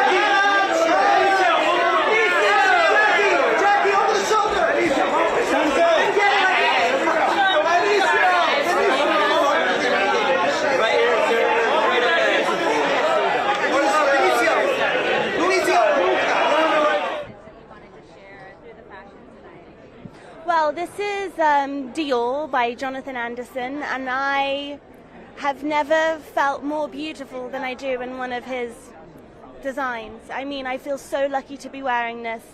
It's strong, it's feminine, I feel empowered by it. Yeah, I feel beautiful. And very, reminiscent of your characters as well, strong, powerful women that you played in Frankenstein. But talk to me about just the family that you all have created between you, Guillermo, Jacob, and Oscar, because you can feel it every time you all are together, especially as you all walk with Guillermo through, the stage of his life as well. Yeah, I mean, it's been a long journey. It's been about 3 years at this point, and so we've all grown to know each other a lot, and we've been through so much and created this incredible movie, and we'll be family forever. We're just talking to Amy about how we're hoping that we'll continue to see more critics, more voters start to really recognize more horror films. I mean, you're no stranger to so many amazing horror films as well. What are your thoughts on just that kind of renaissance that we're seeing in terms of award season? Yeah, well, I'm so happy for Amy. I think she put down such an incredible performance. I'm incredibly proud of her, and I think we're in a really exciting time. That they're highlighting her performance and giving her the credit that she is due. I think we're definitely headed in the right direction. Even Frankenstein as well. And my last question for you: this is a very Latino film, through and through, from the cast to just the way that Guillermo chose to tell this European story. Did you feel that on set, just in terms of that familial aspect of a lot of Latinx households? Oh, yeah. I mean, how could you not? There was such a warmth there, and it made an extremely pressurized environment being with Guillermo del Toro, making the movie that you've always wanted him to make, but there's such a joy and a warmth that comes from him, and I think that's a real Latin quality, and it just made the entire experience a joy. Yeah. You guys absolutely killed it. You as well in those dual roles. Thank you so much, Mia. Thank you. Thank you, love. And you look fabulous. Thank you. The amazing Mia God. Now, we spoke a little bit earlier that she was great. This is your mic, and this is your. Hi. Good to see you, sir. Yeah. Good. I'm good. Thank you. Thank you very much. We were chatting with your director earlier, just how you guys have reunited after working on projects together. You're both no stranger to amazing awards in South Korea from the Grand Ball Awards, which for those who don't know is the equivalent to the Oscars here. How does it feel to see such a powerful story have that universal international impact? 일단 박찬욱 감독님의 그런 어떤 특이한 이야기가 전 세계의 많은 언어가 다르고 문화가 다른 그 많은 사람들에게도 공감대를 형성한다라는 게 얼마나 또 지금 우리가 살고 있는 사회가 문제가 있는지에 대해서 말해주는 그런 어떤 부분이라고 생각을 해요.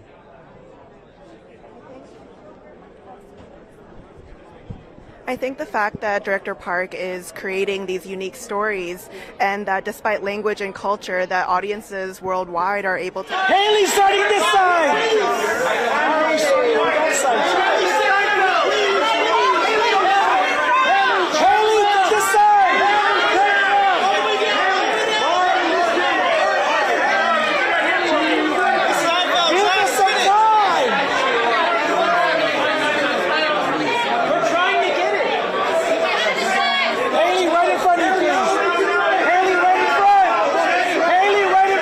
굉장히 코믹한 부분이 많지만 저는 그냥 그 주인공 만수가 처한 상황과 또 그리고 그가 가져가야 하는 감정들에만 온전히 집중하려고 했어요. 그러다 보면 이미 유머들은 그 안에 다 설계가 되어 있기 때문에 관객들은 거기에 반응할 거라고 그런 믿음으로 연기했던 것 같아요. There are a lot of comedic moments in this film as well, but what I really tried to do was focus on the situations and the emotions that Mansu feels. And through that focus, I felt that naturally the audience would be able to take away that the humor and the story that's architected within the script itself. You absolutely killed it, but thank you so much for stopping by. We really appreciate it. Thank you very much. See you at the next award show. Oh, yeah. Thank you. Thanks, love. Thank you. As you know,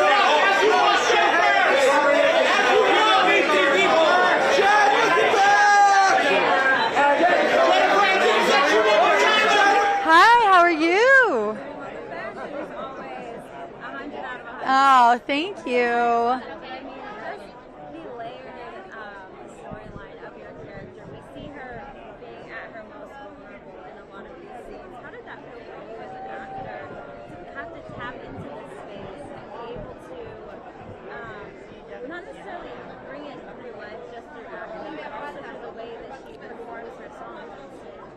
I mean, so many things, right? Like, but I think to try to distill it into a couple sentences, it's the kind of role that doesn't come around very often. You get to do all the things as someone who loves to sing and perform, to be able to do that along with go to the places that Claire in real life, went to in her life experience was a privilege, because this is a real person and she's been through a lot of hardships. And so it felt thrilling as an actor, protective as a personal relationship to Claire. And honestly, I had the greatest partner. Hugh Jackman was just incredible, and I was able to feel super safe, and Craig Brewer, our director, to just lay the groundwork for me to be able to go to places and stretch to places that we love to do as actors. A story about a lot of things, but dreamers. Yeah. Right? Is something they took away, and people constantly trying and literally not letting anything get in their way of Yes. that dream. Did it make you kind of think about your early days when you were a young dreamer? Oh, yeah. Yeah? Talk me through that, kind of how you saw that. I was the kind of little girl that would lock myself in my bedroom and just pretend that I was already doing the things that I wanted to be doing, and I would, talk to myself in the mirror and wear clothes and pretend like I was, playing different characters. I think when you're a performer, and this is something that is like an innate desire, you're constantly dreaming. And also, we're right-brained, and right brain is always somewhere up here. You got to bring us down to earth a lot of the time. So yeah, and I think a lot of movies this year have a lot of that theme of to dream. I think people need that right now. We're kind of so many things have become so cynical, and we are our own narrator to our life. And this movie in particular, Song Sung Blue, that's what it's about. They made it happen for them the way they wanted it, and I'm just so thrilled to be here and in that movie. So. Yes. It's wild that it's based on a true story. You couldn't write it if it wasn't. There's no way. It's like, yeah. I know, right? Wild.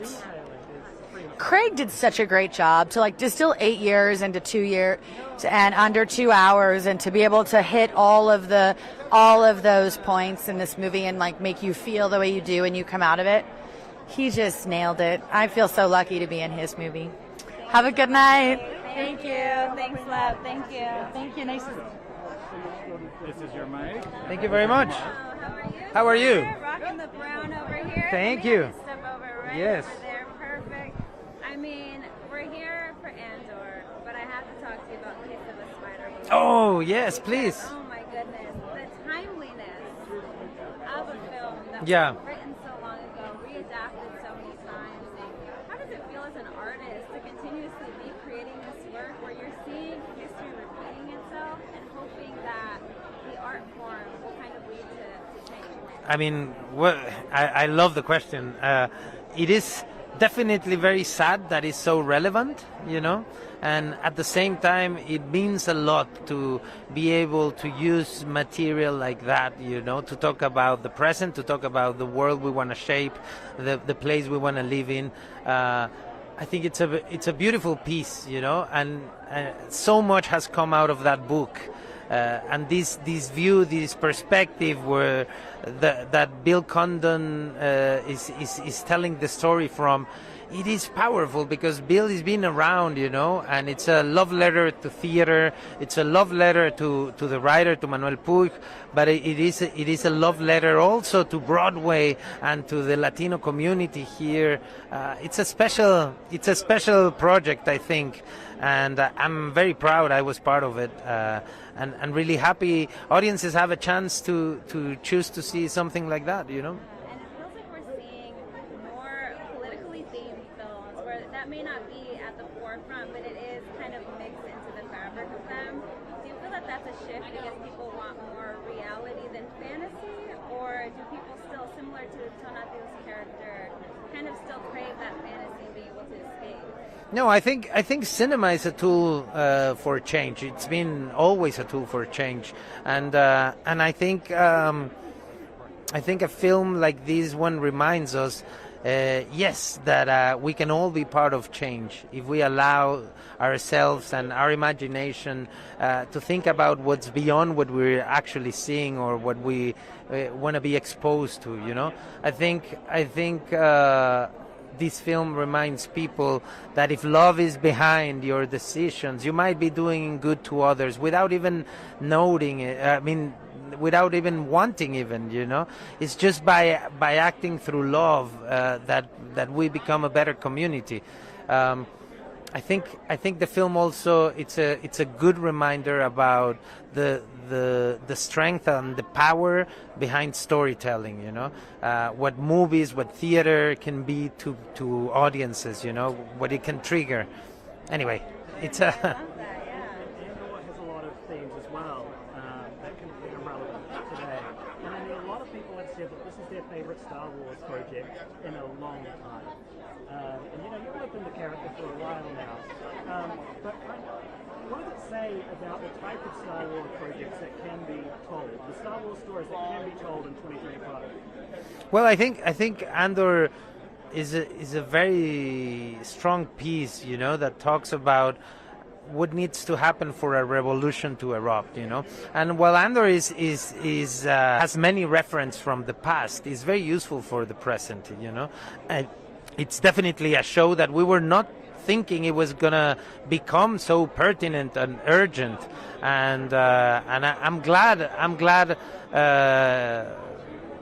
Tony Gilroy had the vision and had the commitment to really, you know, go in the ride of being honest with his writing, and the show is very important, became very important for many, you know.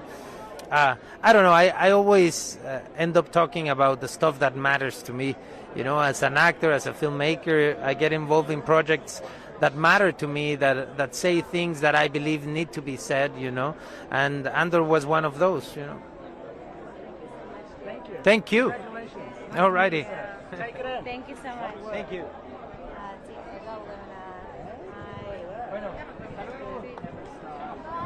You guys can take a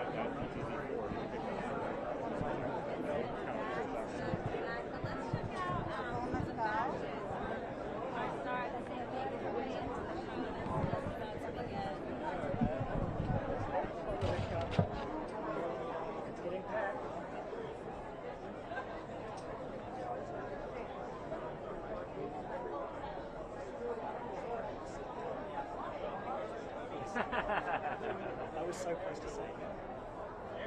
We have a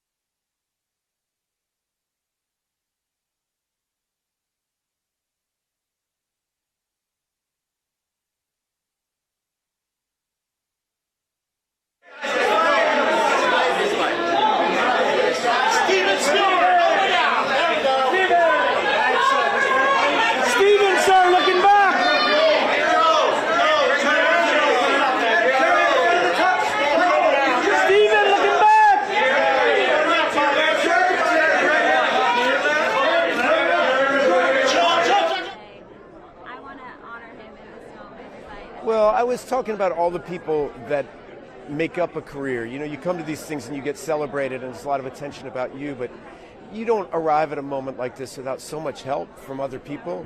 And it got me thinking about when I first started learning to act and how I did that with River Phoenix. And there are so many people, all my friends on Dead Poets Society that helped me.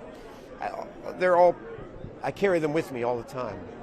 And that's such a beautiful thing as an artist, right? It's like out of the collaboration come these little pieces of everyone that kind of stay with you. Well, your friends change the way you think, you know, and I was brought up in the New York theater, and those friends made me. They've kind of formed how I do everything the person that I am, you know. So, I mean, I think that's true for all of us, our friends. I mean, as a parent, that's what I'm always thinking about. You really want your kids to have great friends, because if they have great friends, they're going to have a great life. So, anyway, that's why I talk about my friends so much. We were just talking to Richard about this actually. When you do become great friends with a director, and he was saying that he could give you any note, and vice versa, and you will just take it. Is that a blessing or a curse to get that close to a director? Oh, it's both. You know, I mean, it's like we all study music, and you see bands, and there's a closeness that makes the music, and there's a closeness that can drive them apart. You know, and it's harnessing that power of familiarity, knowledge, intimacy, but also still being yourself and not letting the other person shape you. That's the dance of the collaboration, right? Yeah, exactly. All right, guys. Let's give them hell. All right. Thank you so much.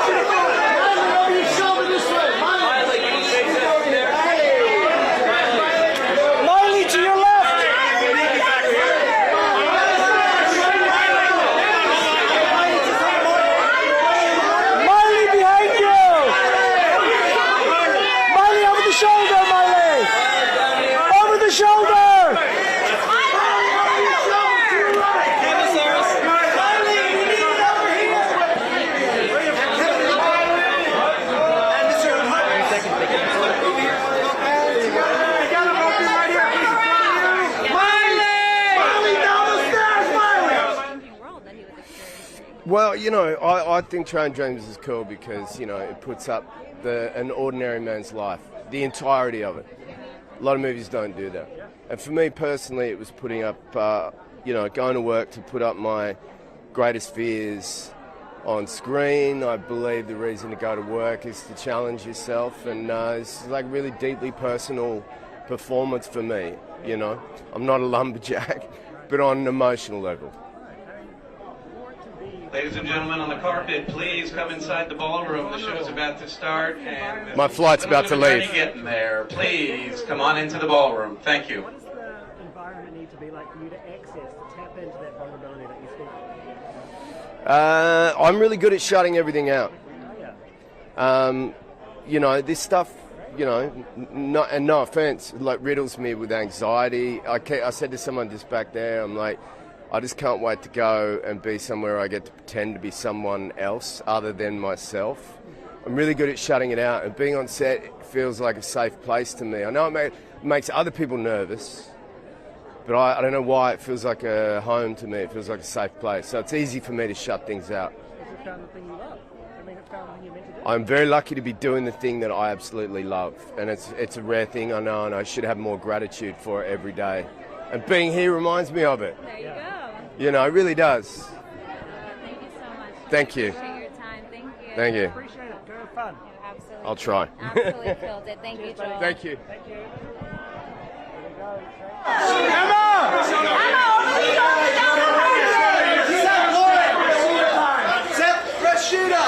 Both of you, please. Thank you. I appreciate it.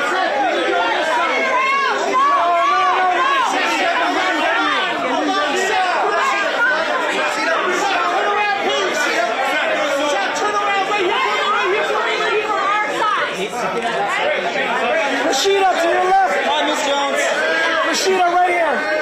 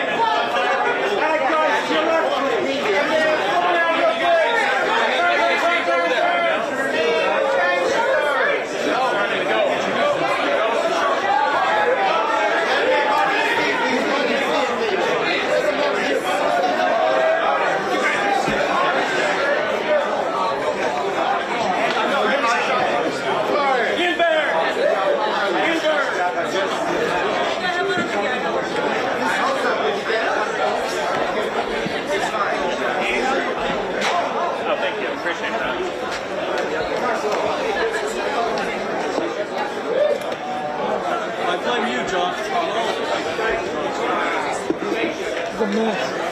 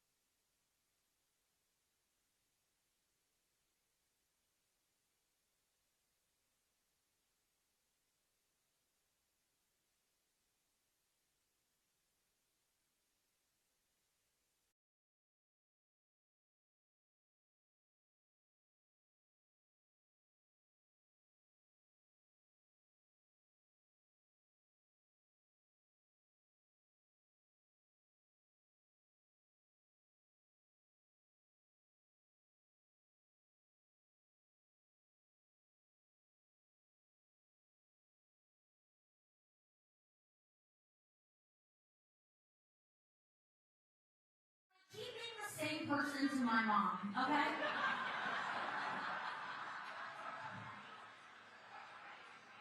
Hans Zimmer, keep composing film scores that sound like what a bop. And Claire Danes, keep making noises that sound like too much Botox. And lastly, Steve Martin and Martin Short, keep proving to us that in this industry, you are never, ever too old to still need money. I love you guys. Thank you so much. We have a great show for you tonight. Canada is here.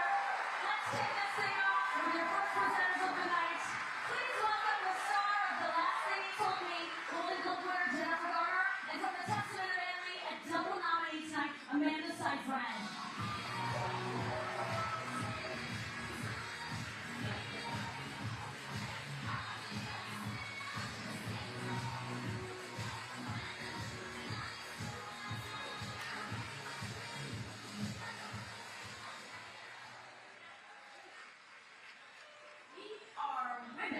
Who love to support and honor our fellow winners. So we are thrilled to be here to present the award for Best Supporting Actress in a Motion Picture. It's the first award of the night, and honestly, you are all already winners, ladies.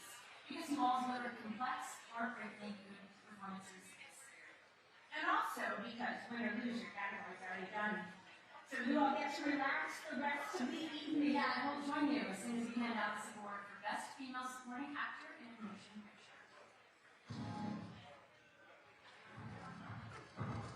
Emily Blunt, The Smashing Machine.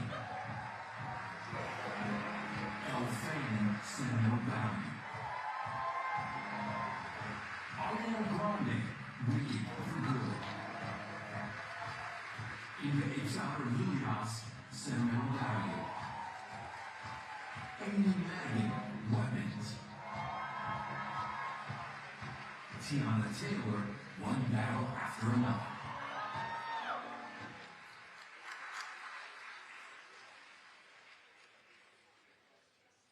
And the Golden Globe, the first Golden Globe of the night goes to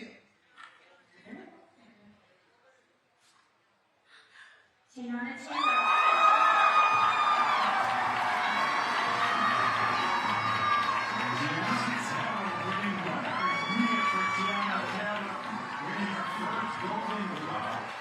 She said that she hopes to meet Julia Roberts tonight, and she also calls Leonardo DiCaprio Pops because he's the pop of year. But tonight, she's completing her first Golden Globe, her first nomination. And the champ, the second season of All Four, with one of her new best friends, Kim Kardashian. And then she's on Julia Roberts. So she did it. She got to meet Julia.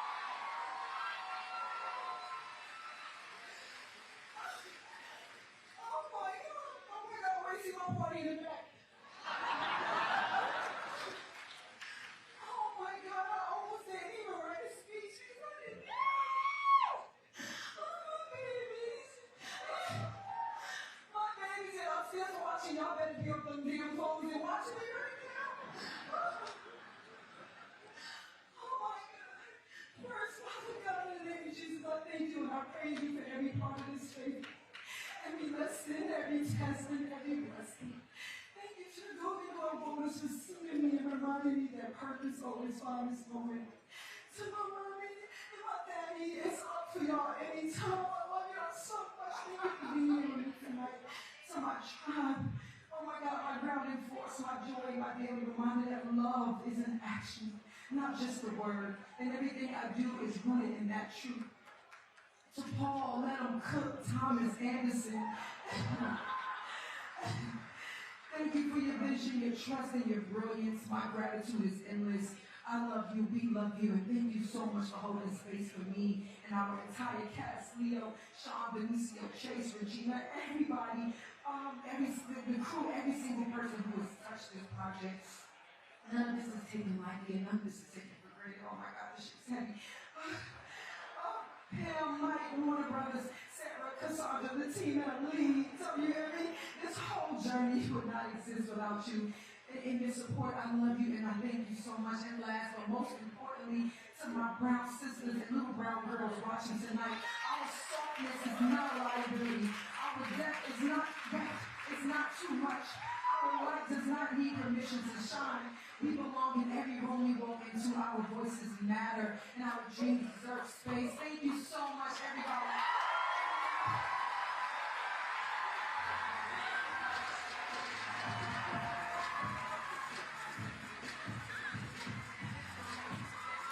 Please welcome the directors and stars of the upcoming film family movie, Kevin Bacon and Keira Sedgwick.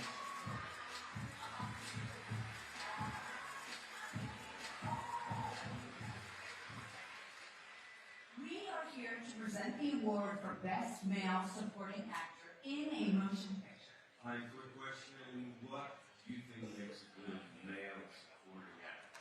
I think listening, being present, sharing your feelings, complimenting me on my outfits. Why, hang on, are you talking about best male supporting actor, or are you talking about men? Oh, Best Male Supporting Actor. Okay, so it sounded like you were just listing things. Not leaving the toilet seat up. Okay. The nominees are Benicio del Toro, Madame Lafayette, Jacob Elordi, Frankenstein, Paul Mescal, Hamlet, Sean Penn, One Battle After Another, Adam Sandler, Jake Kelly, Stellan Skarsgård, Sound of Battle.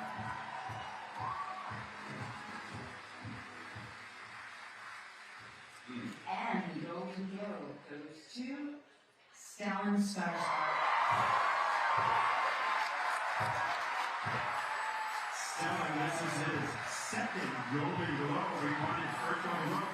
For his first nomination for Chernobyl, he told me recently that he does not get a lot of scripts. For him and all of his actor sons, including Alexander Skarsgård. He also told me tonight on the carpet that one of the crews have been small Hall of Famers out there who have said it's funny. It's going to happen. And I promise you'll be soon. And I cannot wait for Mom to get out of here. Thank you, man. For so long. And she is saying it is going to happen. It happened.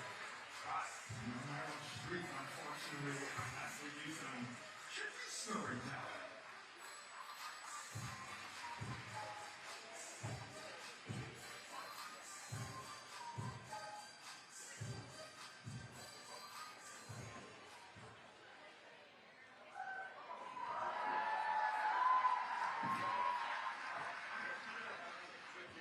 I, of course, was not prepared for this because I thought that I was too old.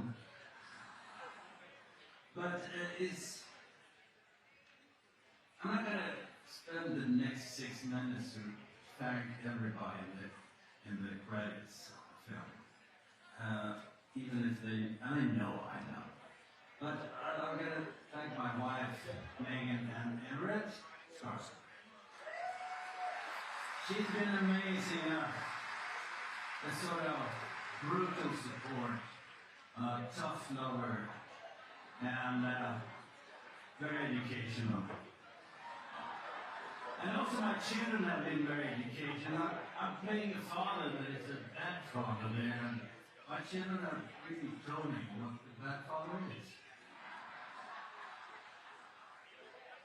But most of all, I'm very happy with this because it's a small Norwegian film. With no money for advertising or anything that gets to see the world in this way. And hopefully you'll see it in cinema.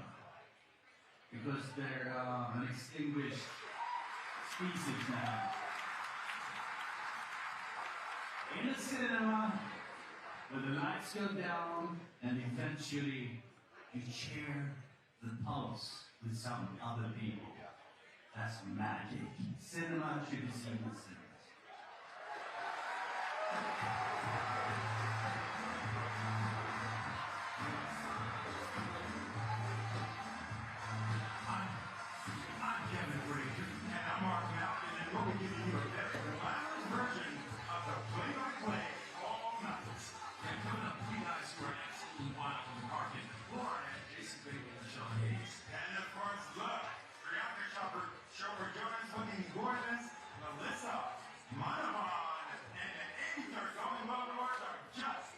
Hi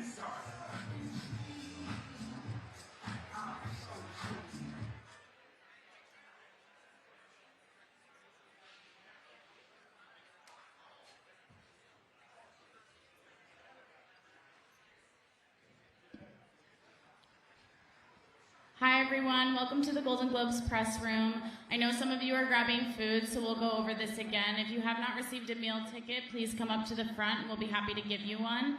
Again, if you are sitting in a seat and the sticker in front of you does not say your outlet's name, please come up here and we will find the correct seat for you. Just a little process of how this will go. Once we know talent will be press okay and they're coming back here, which might not always be immediately after they win, we will come up and let you know the talent who will be coming back into this room, and we will pick 3 questions for them to answer. We will try to make sure everyone gets an opportunity if they're asking questions. If you don't plan on asking questions, we do ask that you cheer for the winner when they come in and be engaged. I know sometimes some fun things may happen on screen while we have a winner up here answering questions, but we ask that we're respectful of the winner who's speaking to the room, and we can be excited, but please be excited for the person speaking. We do not have anyone currently slated to come back immediately, so please get your dinner and enjoy the rest of the show, and we'll let you know when we have someone coming back. Thank you so much.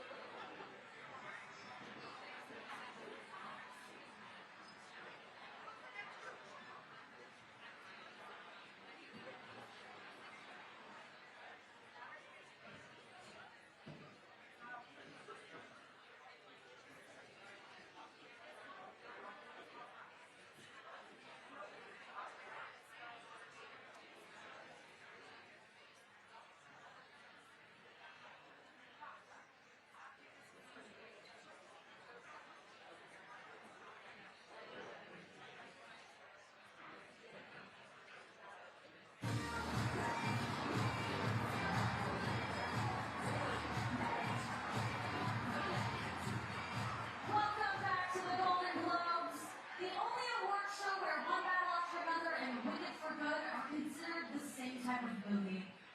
And guys, this is exciting. We have got the stars of Heated Rivalry here, Connor Story and Hudson Williams. Listen, I don't want to get too serious, but stories like these don't always get told. And I hope that the success of Heated Rivalry is proof that American audiences are ready for more shows about hockey, okay? Of course, the categories tonight are their own heated rivalries, so let's get back to a bunch of famous people backing each other off. One was in White Lotus and the other led a White Jonas. Please welcome Lalisa Morvan and Priyanka Chopra Jones.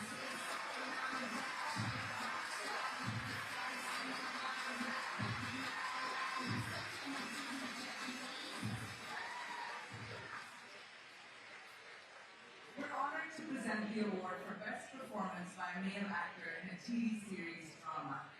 The nominees in this category have taken us on a journey with their performances this year. Some had us flying through the solar system with Rebels, and others took us to magical faraway lands like Israel. Okay, that might not be a magical land, but ghosty lands, where do you? So here are tonight's nominees. Sterling J. Brown, Paradise. Diego Luna, Pandora. Gary Oldman, Slow Horses. Mark Ruffalo, Task. And Rock, Severance. Noah Wiley, Looking.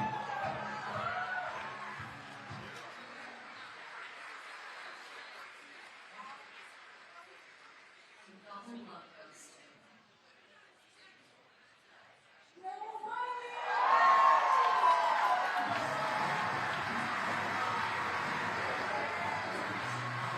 Noah recently reunited with George Clooney, ER buddy, at a AARP event. That makes sense. In the movie we're brought up for, about after Tiny Noah, I asked him, "You think what your challenge yourself?" And he said, "Don't worry so much and don't sell the maple bar much." What a truly humbling moment this is. Oh my goodness, I am so incredibly grateful, and I don't know how to say all my gratitude for 54 years and 60 seconds. I'm indebted to so many people. I've been inspired by so many people, many of whom I've got the great honor of being nominated with this evening. So shout out to my fellow nominees. Thank you for your incredible work. I've been very blessed in my life. I was raised in a family that put a high priority on art and on curiosity and on service. I've benefited from incredible teachers, and I've received some incredible advice from some very good friends. I've been supported by an incredible wife and 3 great children all along the way. I'm so grateful for this. Thank you to the voting members of the Golden Globes. Thank you to HBO Max, in particular Casey Bloys, Sarah Aubrey, and Joey Chavez. Thank you to Warner Brothers Television, Channing Dungey, may our love affair go on forever. Thank you to John Wells Productions and John Wells and Scott Gemmell for your friendship and your partnership in changing my life now twice. And to all the healthcare workers in the world, thank you. Lastly, to my beautiful wife, Sarah, happy birthday. I hope you enjoy your party.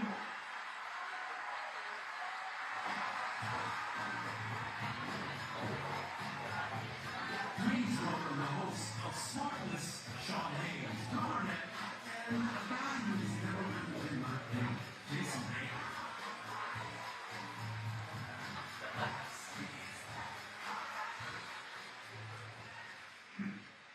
This year's nominees for Best Performance by a Female Actor in a Television Series, Musical, or Comedy truly raised the bar by delivering nuanced, unparalleled performances. Pretend that that didn't just happen?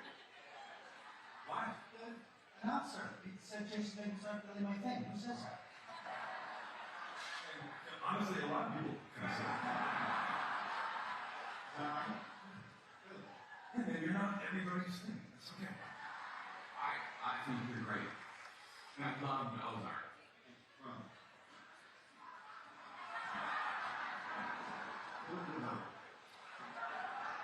It was about 3 seasons too long. Look, man,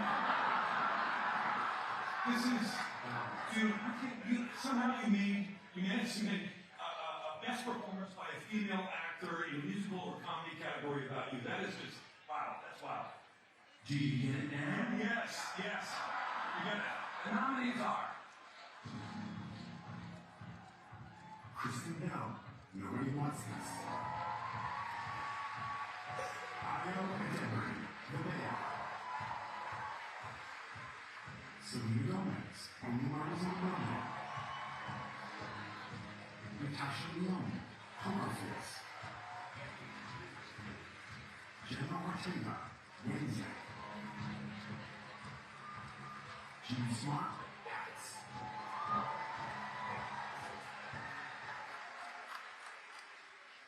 All right. Best performance of female actor, television series, musical, comedy. Somebody can bring out your money. No, this person's about to like, check this out. Gene Smart.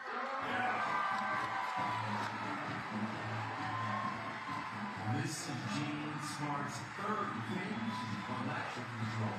And after that is on top of the Julia Roberts, she showed up Gene Smart. Stop the interview on that. Look at that, guys. Gene Smart said, no, you're a goddess. So there are two goddesses, there's a goddess. She told me with Harper she is having a ball shooting this, which is supposed to be the last season of Hacks. And now the question is, will she do more there of this town? Because if Wickford says it could happen, I want to see that happen.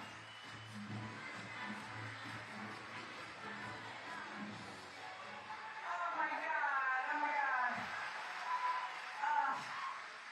What can I say? I'm a greedy bitch. I thank you to the Golden Globes. I'm absolutely thrilled to be here.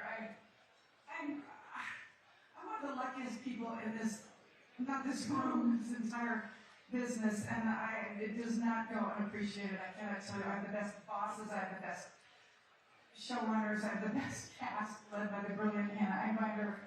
I have, and my kids, Joe. I mean, I'm just surrounded by so much support, and this show has been such an incredible journey, and our writers are, God bless you all, thank you so much. And there's just a lot that could be said tonight. I said my rant on the red carpet, so I won't do it here, but thank you. But let's all do the right thing. I think everybody in their hearts knows what the right thing is to do, so let's do the right thing.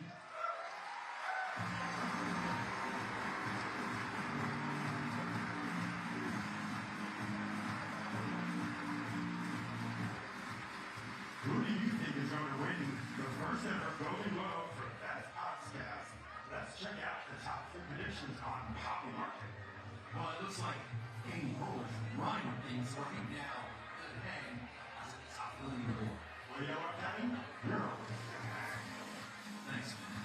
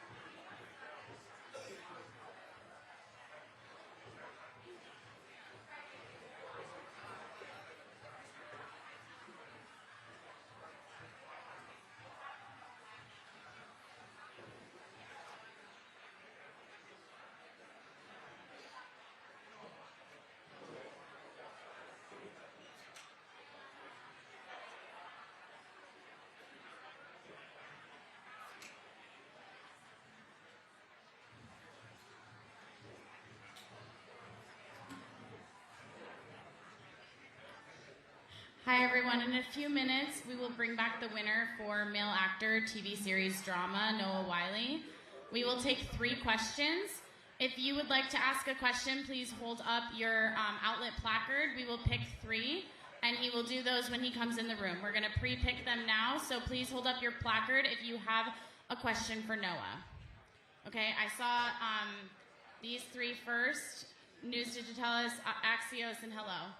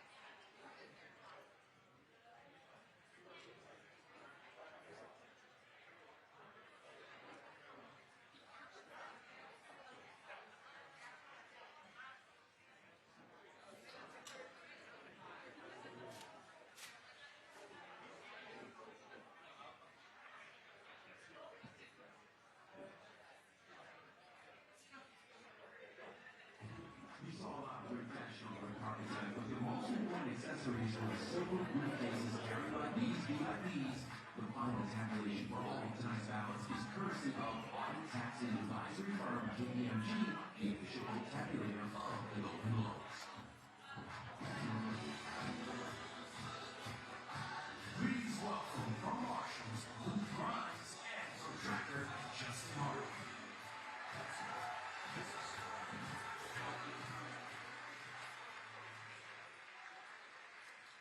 So excited to be here tonight, not just because it's a great party, but both very big fans of television. And the actors in this category are a big reason why. It still seems inspire us every time they're on screen. Here are the nominees for Best Performance by a Male Actor in a Television Series Drama. Owen Kruger, Adolescence. Billy Kruger, The Morning Show. Walton Hopkins, The White Lotus. Jason Isaacs, The White Lotus. Trevor Tillman, Severance. Ashley Walters, Adolescence.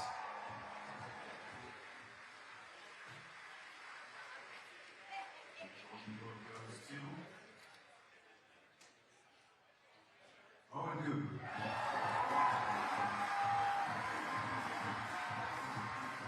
Big boy from Owen, and Steve Grill said that it'll be 2 to 3 years till we begin our next Adolescence.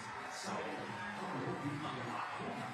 And his director will be in prison, so he'll go pretty hard to recruit. He told me he's anymore. He keeps it in his bedroom. I asked him, is there any one scene? He said, they are not impressed.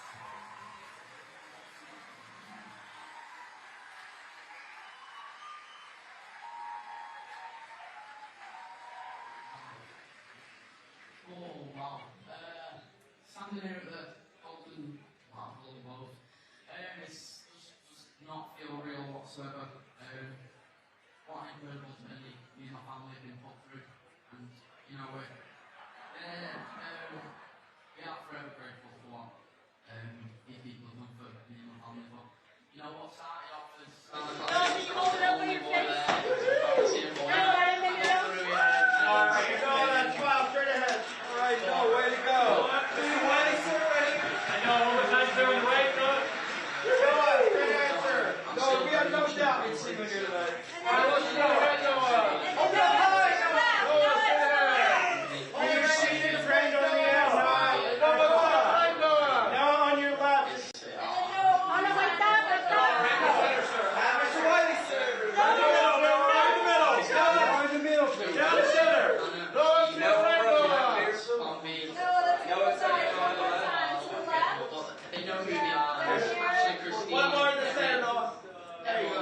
who they are.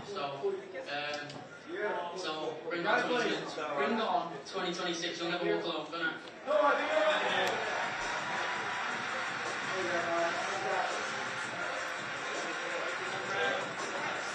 And now, after the regular credits, for the upcoming film,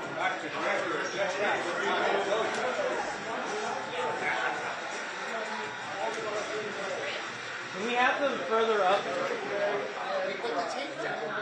I wasn't in here then. It's so far back. Matt, you like that? What? Why did you do that? I'm just asking. Because why? Alright, forget it. Yes, that too. Now you got shadows on the back. Stop offering us shrooms everywhere What? we go. I'm Zoe Kravitz. I know you guys I am not Zoe Kravitz. I will absolutely take your shrooms. The point is, a great performance makes you feel gorgeous. Like the character is brought to life by the amazing actors nominated tonight for best performance by a male actor in a TV series. Adam Ready, nobody wants this.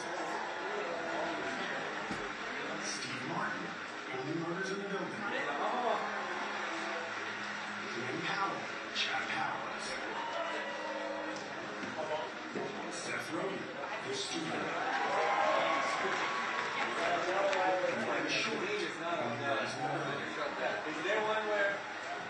Jerry Allen White, The Bane.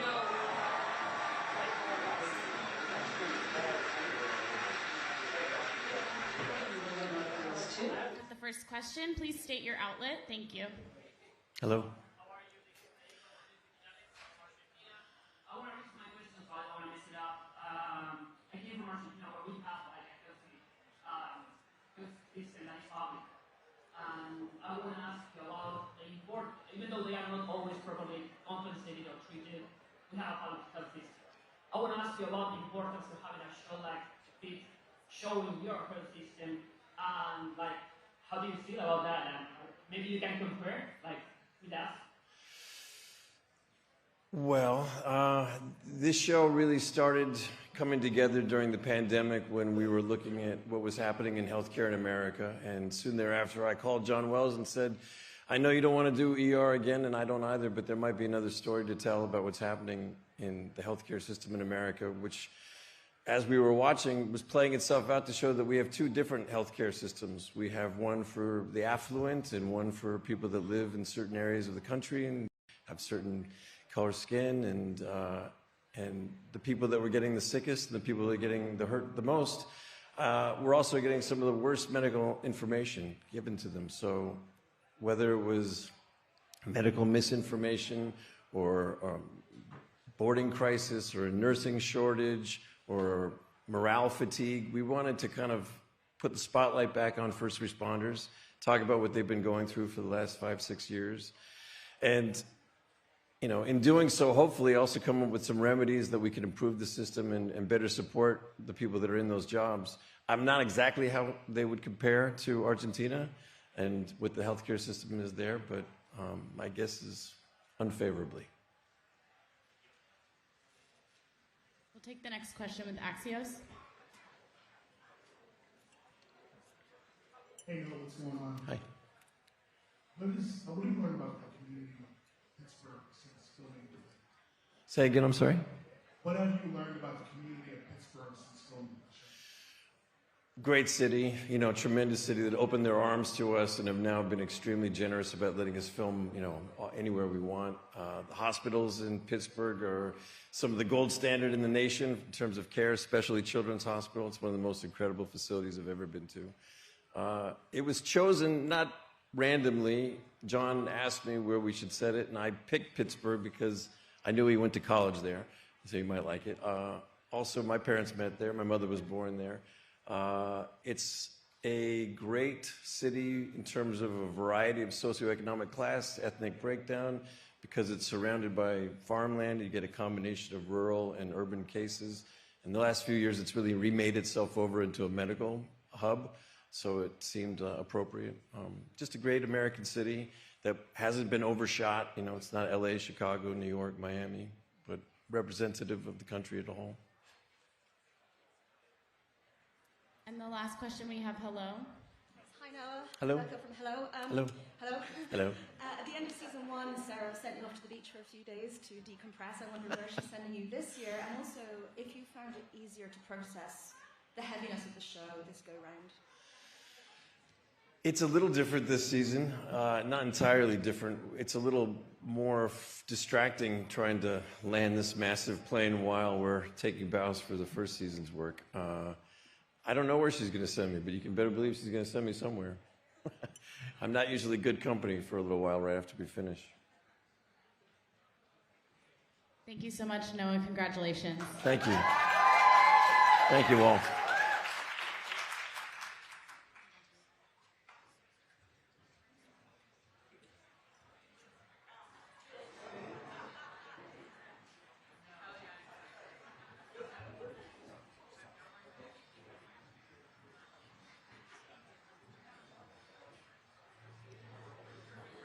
We're going to pre-select 3 questions for the winner of Female Actor TV Series, Musical or Comedy, Jean Smart. Please hold up your placards if you're interested in asking her a question. See that one in the back right there, Enigma Magazine? That'll be our first one. We can take 2 more. Golden Globes and Rainbow Media. Thank you.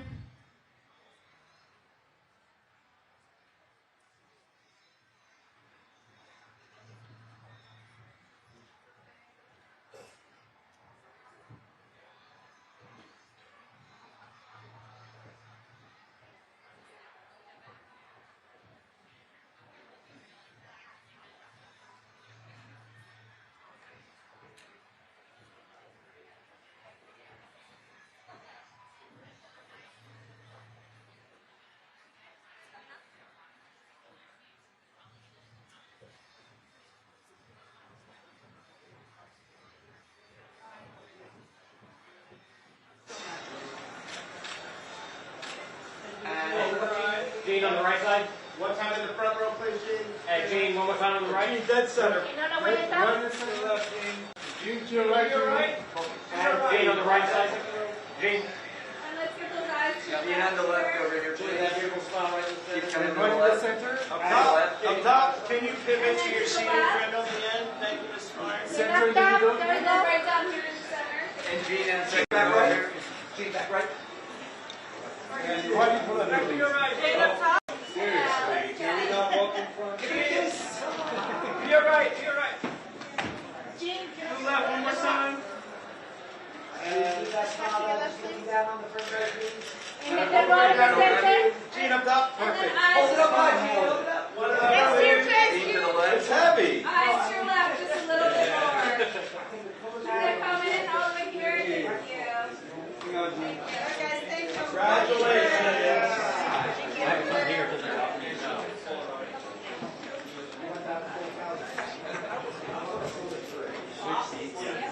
Well, it's not good anymore.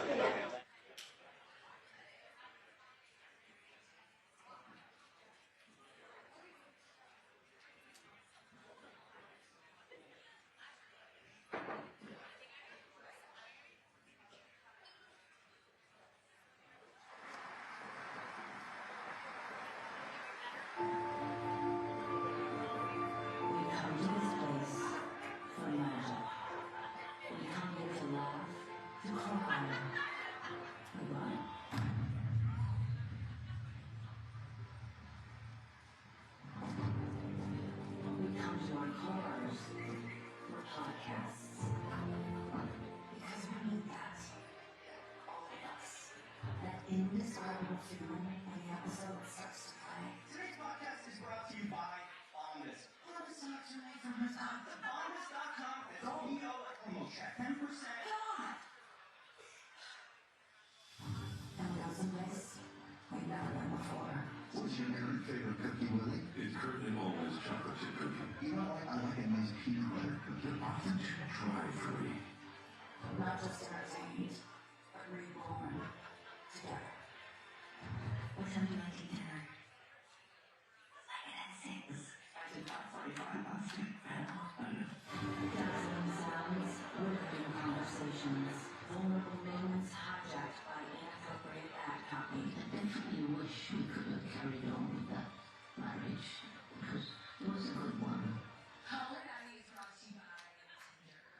please welcome the winner of the Golden Globe Female Actor TV Series, Musical or Comedy, Jean Smart.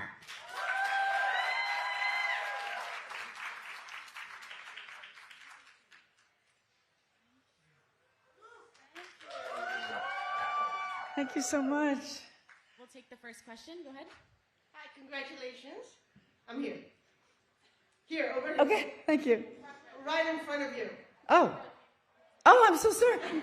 No worries. Congratulations. Thank you. I just wanted to know, like, what is like a really valuable lesson you've learned from Deborah? Oh, that's a good question. Well, I love the fact that the writers and our showrunners have sort of gradually made her self-examine a little bit more, gradually more and more as the seasons have gone by. I think she's learned a lot from the character of Ava. I think she's learned to listen a little more, and that, you know, we never have all the answers no matter how old we get, and that's a good thing, that we don't need to have all the answers all the time, you know. We'll take the next question from the Golden Globes website. Hi, congratulations. Am I looking? Oh, hi.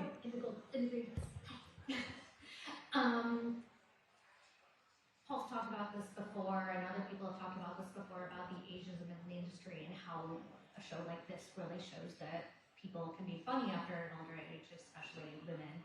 I want to know if you think that anything will change anytime soon when it comes to the ageism and the sexism in the industry.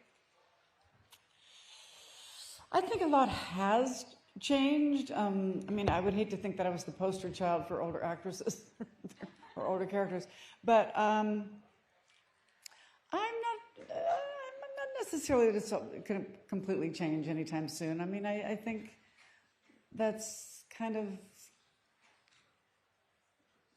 I don't know what the word is. I mean, the bottom line is we all love stuff that's like really realistic. Shows like The Pit, we like to see the nitty gritty, but at the same time, we also want fantasy, you know, so that fantasy is always going to be the same. Somebody told me years and years ago, when I first got to LA, that there was one role for a woman for every 20 roles for a man, which was a little depressing. They also said that the average age difference between a husband and a wife in the United States is about a little hair over 2 years, and on screen it's 20. So I'm not sure we'll ever get past that fantasy part a little bit, but there's room for everything. One of the things I like about British television is they cast everybody only because they are completely right for the role. I mean, what a concept, you know. We don't really do that here. We cast people for a lot of different reasons, and then sometimes we wonder why things don't work. Well, you know, but I think it's 2 steps forward, 1 step back. I think we're doing okay. Yeah. Thank you for that question.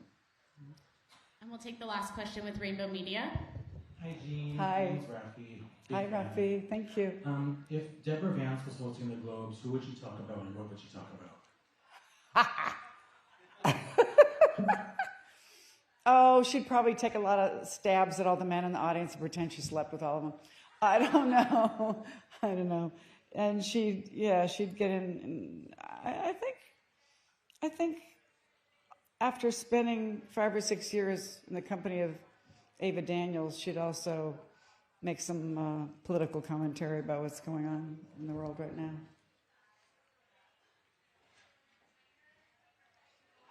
Thank you so much. Thank you. Congratulations. Thank you. Thank you. Ben Davis, Rod Slater, Sharon Jackson, Dave Becky, Warner, Louis K, Jeff Loman for always having my back. And I just the last corner, please. Except Howard's on there. Jesse Bunches. Howard in the middle. Nice smile in the middle. Howard in the middle, please.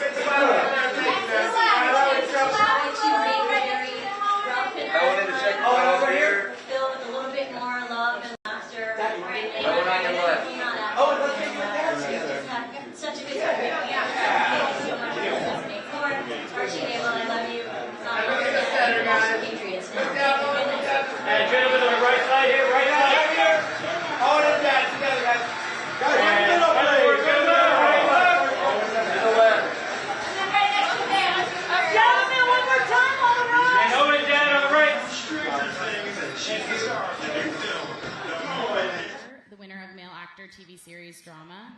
We'll take 3 questions for Owen. Spectrum.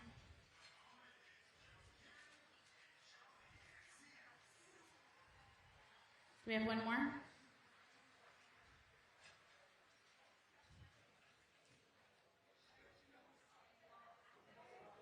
Okay, Yahoo, thank you.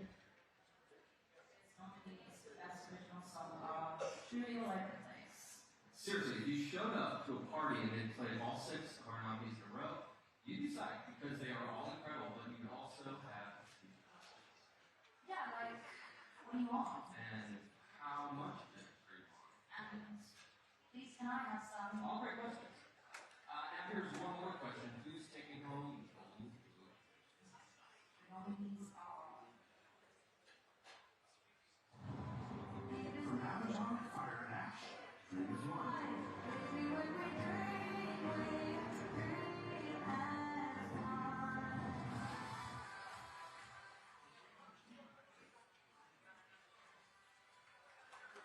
Please welcome Golden Globe winner Owen Cooper.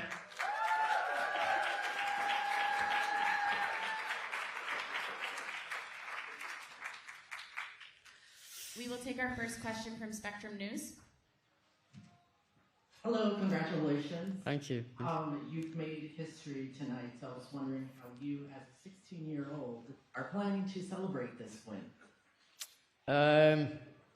I'll properly celebrate it when I get back home to my hometown in England with my family. So, but at the minute, I'm just going to be with my castmates, my mum, my dad, and everyone that's came out with me. So, I mean, yeah. Next question. Hey Owen, here. Yeah. Oh. Federico from Music Italians from Argentina. Congratulations. Thank you. Thank you. I want to ask you about last time we saw like a video with Jay Gyllenhaal. Like you were starstruck by him. Who was the most that starstruck the most you in this evening?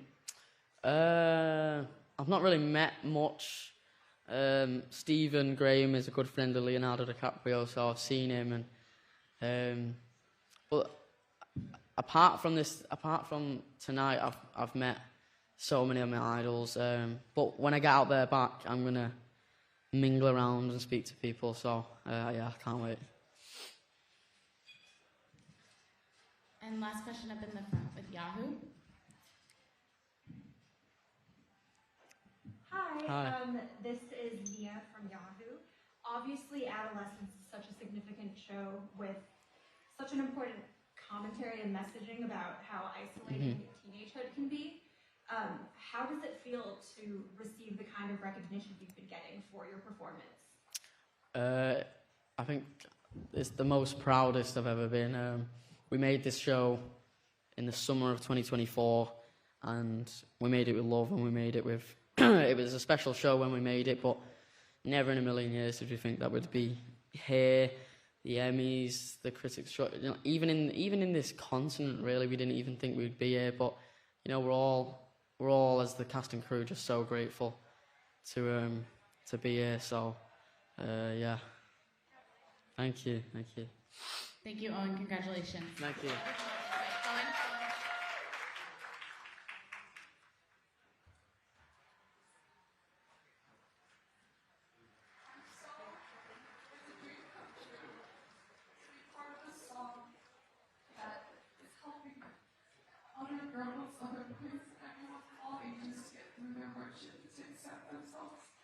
Owen. So thank you all both for accepting my voice and our voice. I just want to say thank you to my family, my fiance, I love you, my mom, my friends, and to the amazing writers here, Tony Radio, Mark, also Teddy, who's in Korea, but thank you. Also, thank you to everybody at Netflix and Sony who believed in and ushered this movie. And thank you to our teams, our families, and friends who've been on this journey. And it's been an amazing year for musical storytelling and movies. We're honored to be here amongst all these other movies and songs. Thank you so much. Thank you to obviously value credits. And I just want to say this award goes to people who have... So never give up. And you know, it's never too late to shine like you were born to be.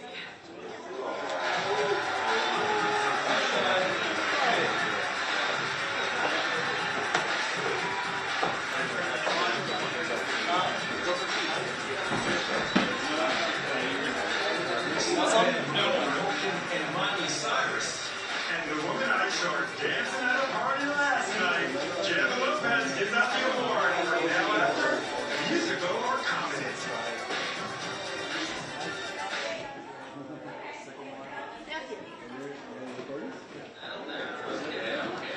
Congratulations to Golden K-pop Demon Hunter. All right, everybody. Now the award for Best Original Score Motion Picture, and the nominees are. Frankenstein, Alexandra Desplat.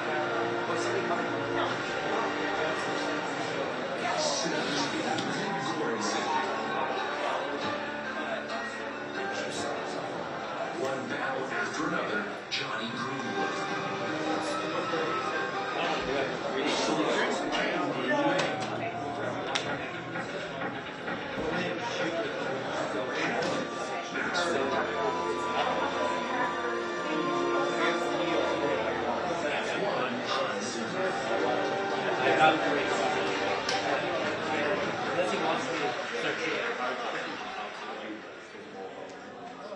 And the Golden Globe goes to Music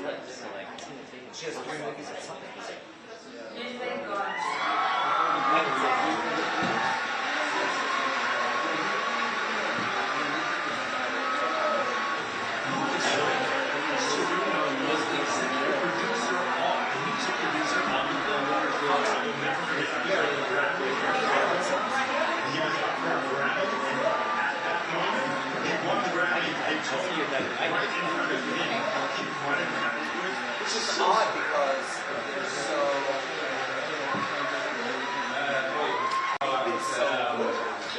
Thank you. I mean, first of all, Brian Coogler, you wrote an incredible movie, directed an incredible movie about a guitar player, about a musician. I think everyone here and everyone in this industry is just grateful to be living in a time of life with you in it right now. Thank you, Ryan. I also wanted to thank our producers, Cindy Evans, and our executive music producer and my partner, Stephen Corson. And also Brent Bell Sadiq for writing such an incredible song for this film. I'd like to just want to take a little moment to just thank the incredible cast. That was amazing to work with. Miles Keaton. He learned how to play guitar in 3.5 months. That was not easy.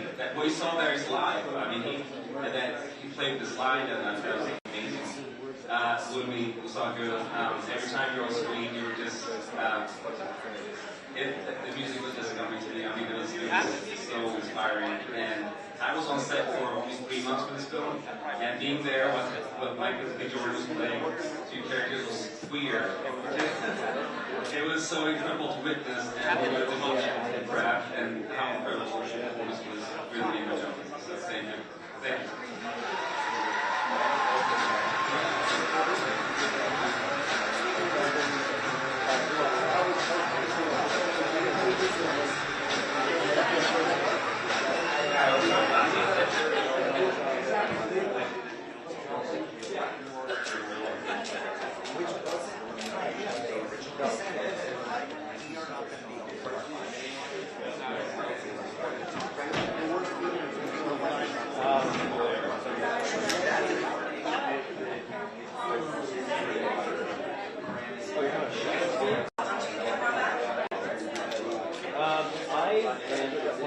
They weren't even allowed to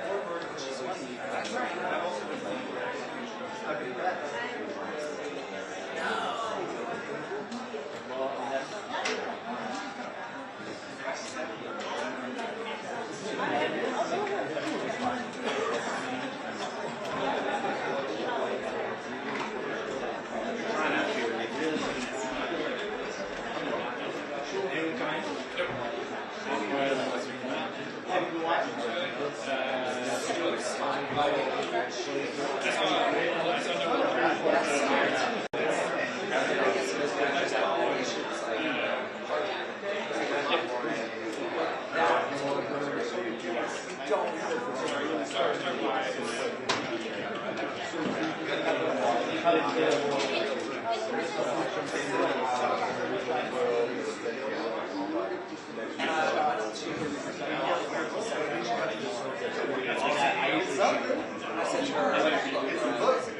what's most important is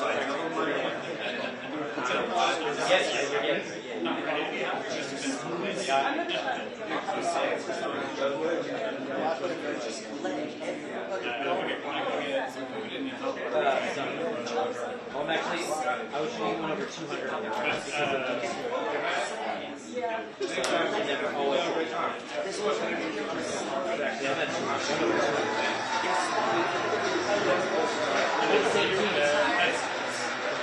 Welcome back to the Golden Globes.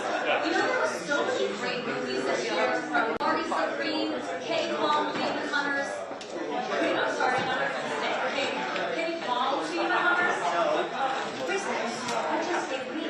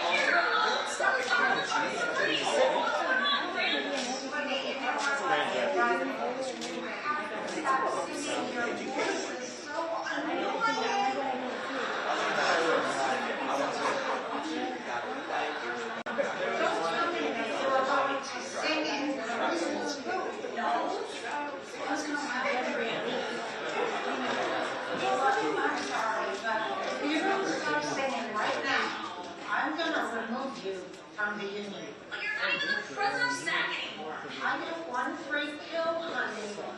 I really want Dennis to get this jacket, so. Anyway, take it away, Fran. Don't mind if I Easy. Don't break the law. For our next award, please welcome a boy who famously had no nanny. Macaulay Culkin!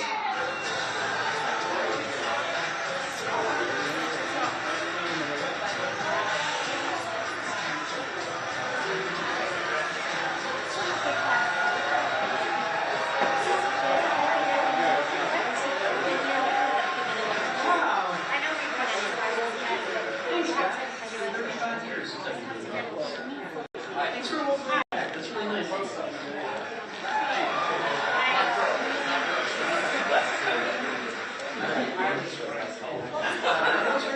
Outside the holidays, shooting videos all year round, I promise you. Tonight I'm here to present the award for Best Shooter. Rejection makes a lot of sense. I've been writing screenplays basically since I learned to write, so this is the basis of it all. Here tonight, without the writers, directors, here are the nominees for Best Screenplay Motion Picture.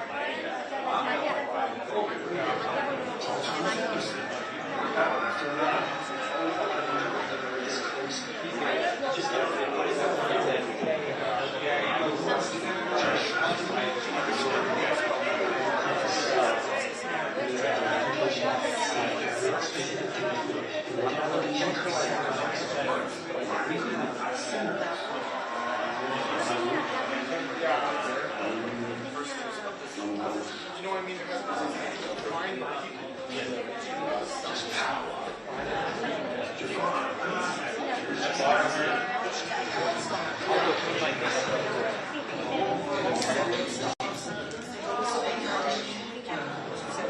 Thank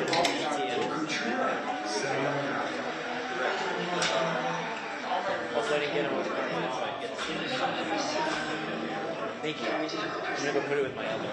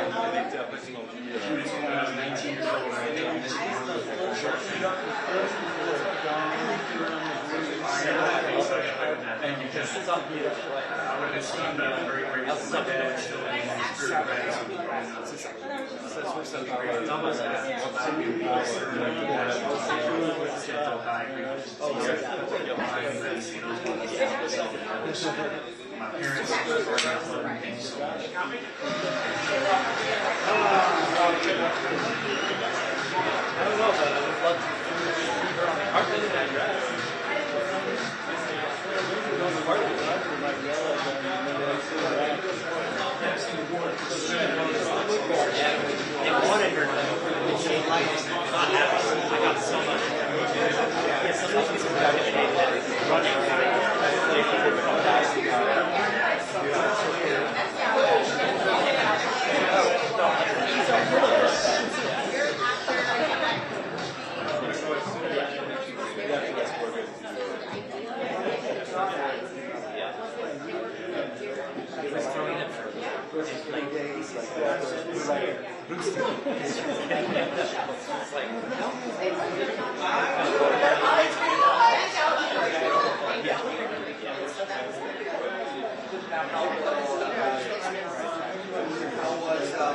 I don't think they're not the ones that decide. They're not the ones that let decide.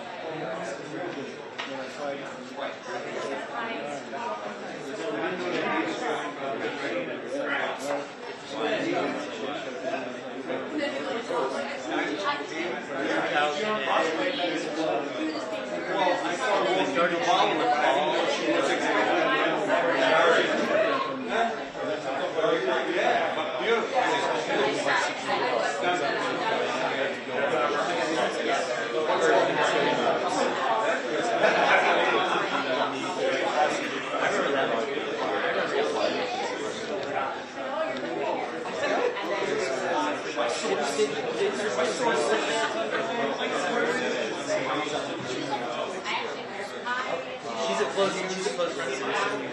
Yeah. And I remember that she worked there at the time.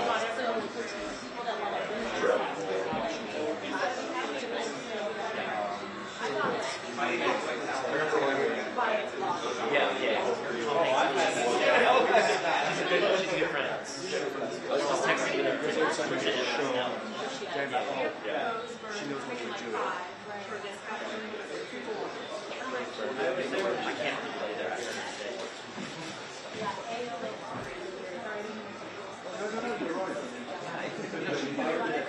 I'm seeing it everywhere.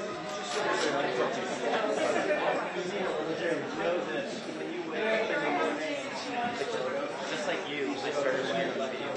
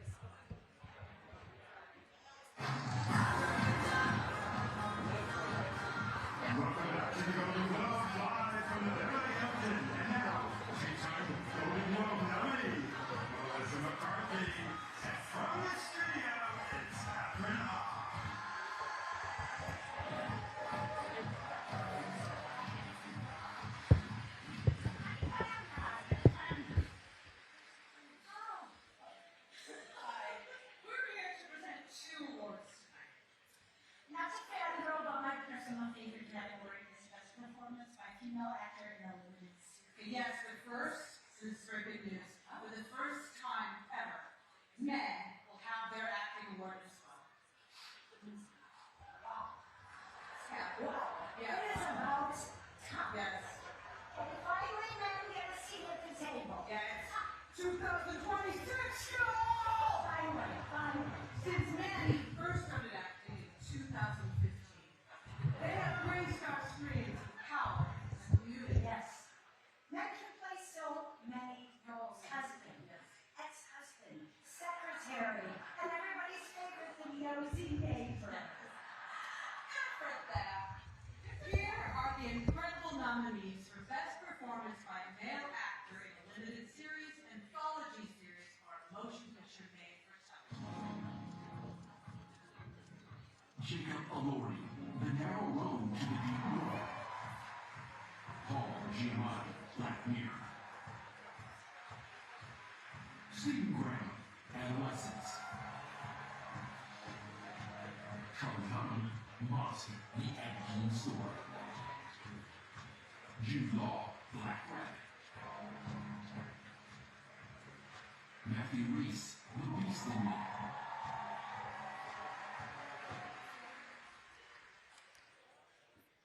Following Rose, we will bring back Timothy Chalamet. So I have 3 questions for Timothy. LA Times, Decider, and People.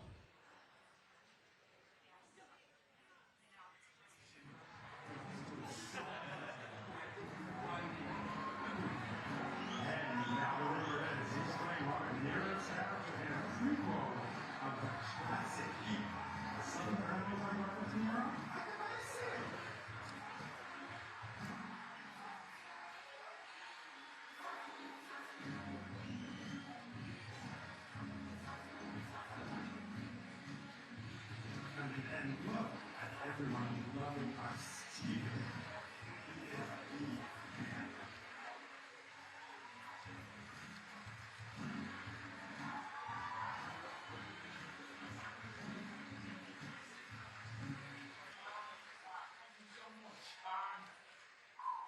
Oh my God, sorry. Let me get myself together.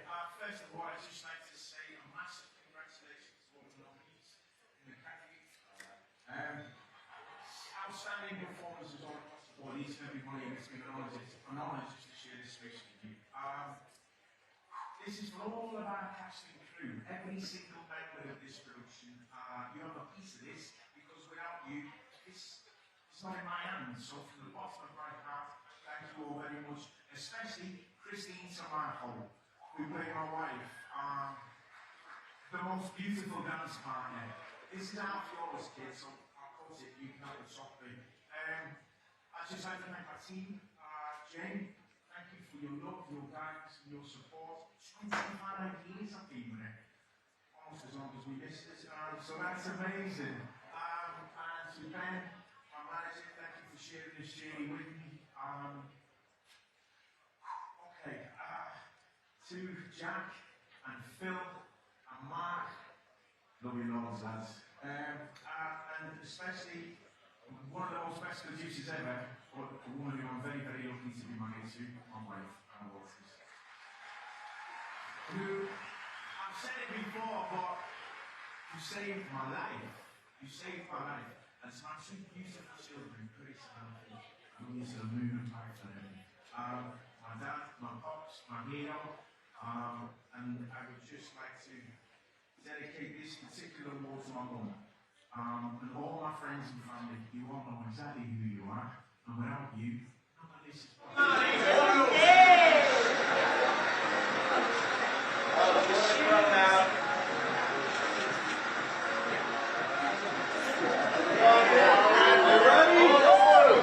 Timothy, hold it up over here. Over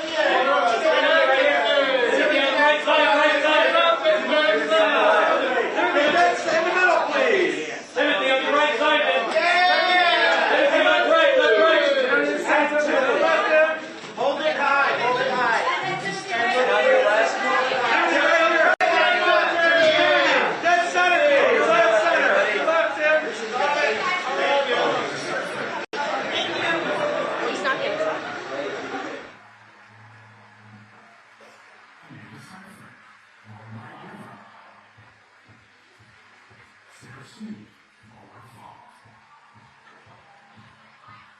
Michelle Williams, dying for sex.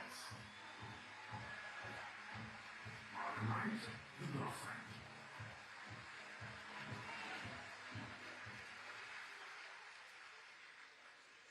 And the Golden Globe goes to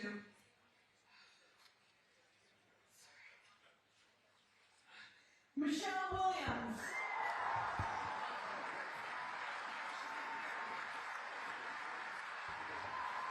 Michelle Williams cannot be here this evening. We accept this award on her behalf.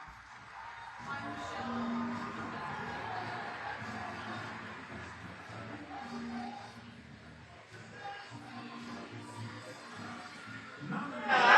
And right that smile on the right side. Rose down, Rose. You look at the left, please. Rose to the right. And then Bird on the right. Rose seated in the left corner now. Rose right down the middle. Rose right here in the middle. And Rose at hold it high. Hold it high. Yeah. Rose right here, please. Rose. In the middle, please. Rose. And on the very end now. Rose. Right in the center, please. Hi, Rose. Rose, how's that? Get your eyes to your left here. Congratulations, Rose. Thank you. Yes. It's just that. One more. I double checked. I thought maybe I'm trying to figure out what to do with my card tonight.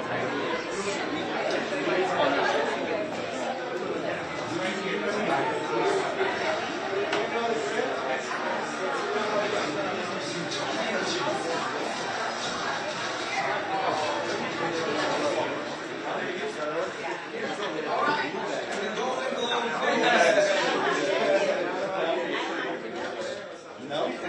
Sinners.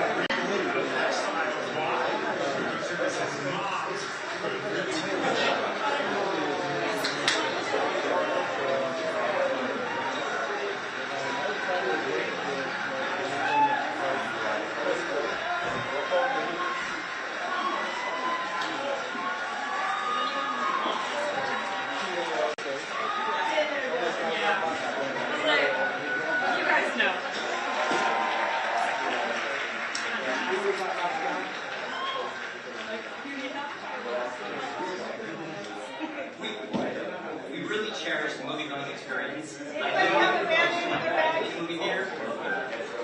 So this one means a lot to us. Luca, Nabby, everybody, all our brothers, everybody got your trust and esteem from the very beginning for giving us all the freedom you did. Congratulations.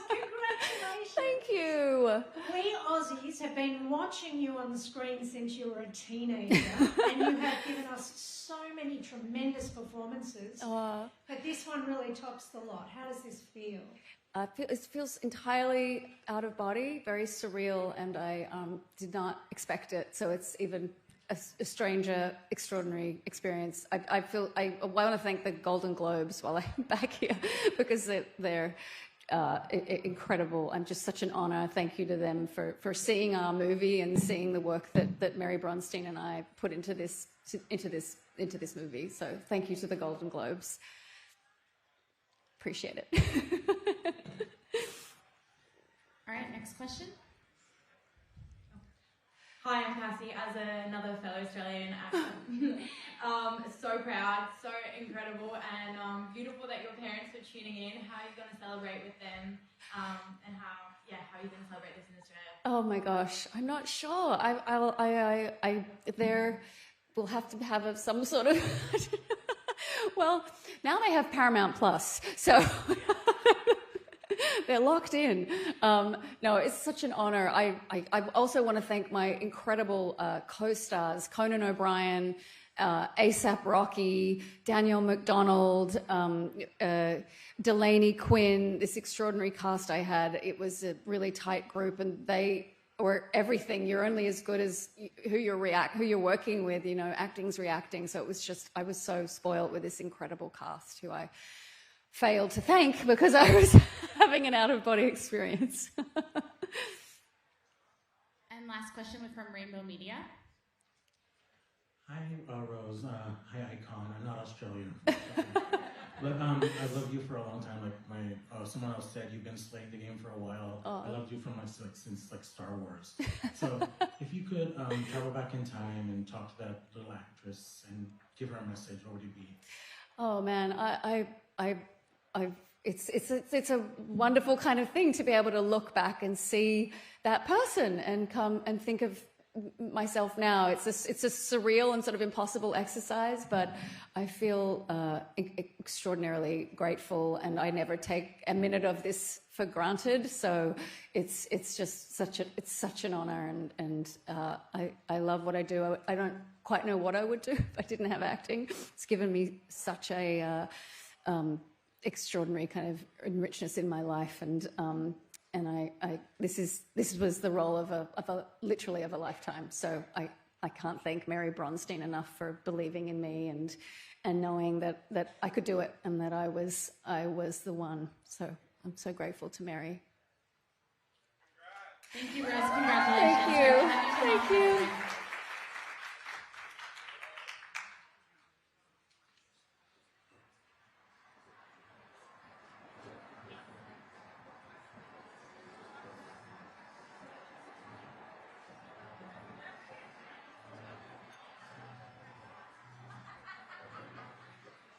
Next up, we have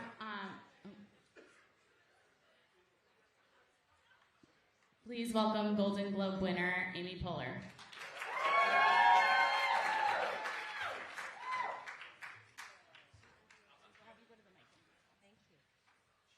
We can take 3 questions. We'll do Bustle. Hello. First, thank you. We could get a mic over there for her. Hi. 1 second, we're gonna get her a mic.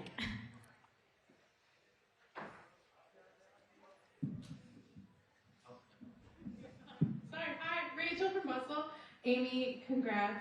In a world of podcasts where it's a lot of men with microphones, I love a good hang. And how does it feel for you to be the first podcast to win a Golden Globe? Very cool that it's being honored here. I'm a huge fan of the medium, and to be in it now, working in it, is really exciting. So it feels awesome. And I, expected Snoop to be the one to give me the award. Makes perfect sense. All right, next we'll do In Style.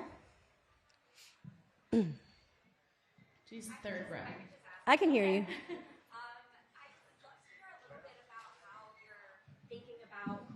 What guests that you're going to have on. It's so interesting to see how the variety of people and talent and the way you connect with them. And so when you're thinking about how you choose people and what is going through your mind. Well, tomorrow we have someone who just won on our podcast. That's all I can tell you. But we really try to pick people who we think is going to be a good hang. It's just as simple as that. Who we want to talk to, and who I think, the flow will work together with me, and that can be anybody. So we just launched in March, and we have, thanks.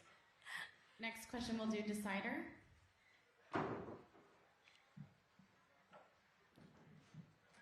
Hi, Amy. Hi. I know people ask you, or you ask people all the time, what's making you laugh, making you smile? What is making you laugh and you smile in these troubling times? Wow, that's a great question. I really enjoy TikTok still, and everything I see on there. Let's see, what have I been watching lately? What was I watching the other day? What's really been making me laugh is people doing edits of comedy shows and making it look like a horror movie. It's a TikTok thing. Yeah, I feel like I look at a lot of stuff online, and I'm getting ready to make a new comedy. Tomorrow morning is my first day on Dig, the show that I'm doing with Mike Schur for Peacock, 5 a.m. So I'm going to be joining Hugh Laurie and others to make comedy tomorrow. So hopefully I'll be back here next year to talk to you about that. Yeah. We'll take one final question. GMA 7.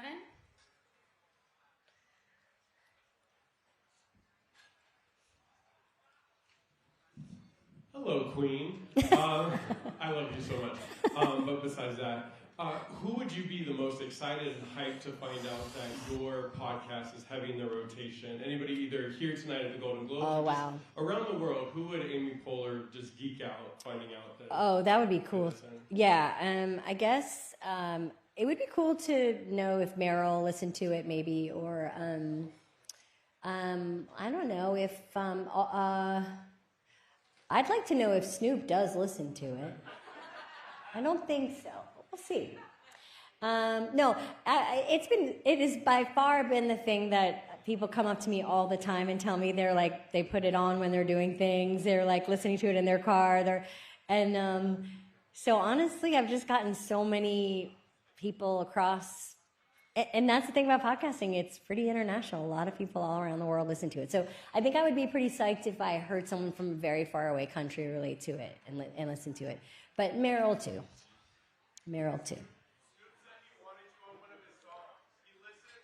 And he wants me on one of his songs, yeah. Thank you so much, Amy. Thanks, everybody.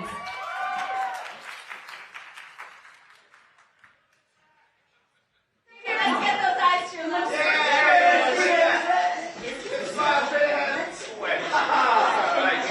If you drop it,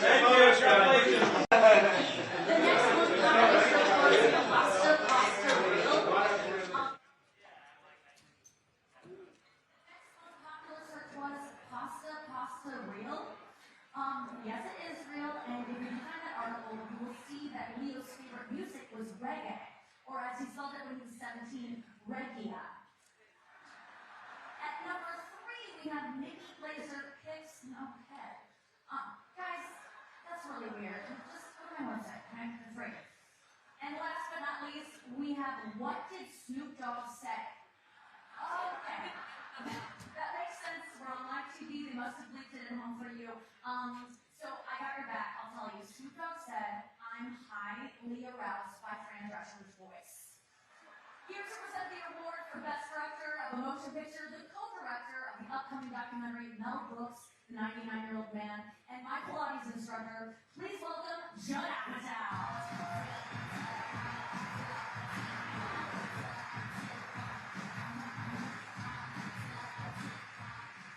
Thank you. Sandu. You know, Nikki Glaser used to be our babysitter. That's true. She was our babysitter. And she's like, I do stand-up comedy. And then I went online and watched her set, and it was all about smoking reefer and having weird sex. And then she stopped being our babysitter. It's a very emotional night for me. There's so many friends here. Rose Byrne, and Sandler, and Melissa, and Seth left, but Evan's here. It's very exciting to be. I remember when Seth, I met him when he was 16 years old, and he said to me, "One day I will win a Golden Globe and crush Martin Short and run Canada alone." Please welcome Golden Globe winner Stephen Graham.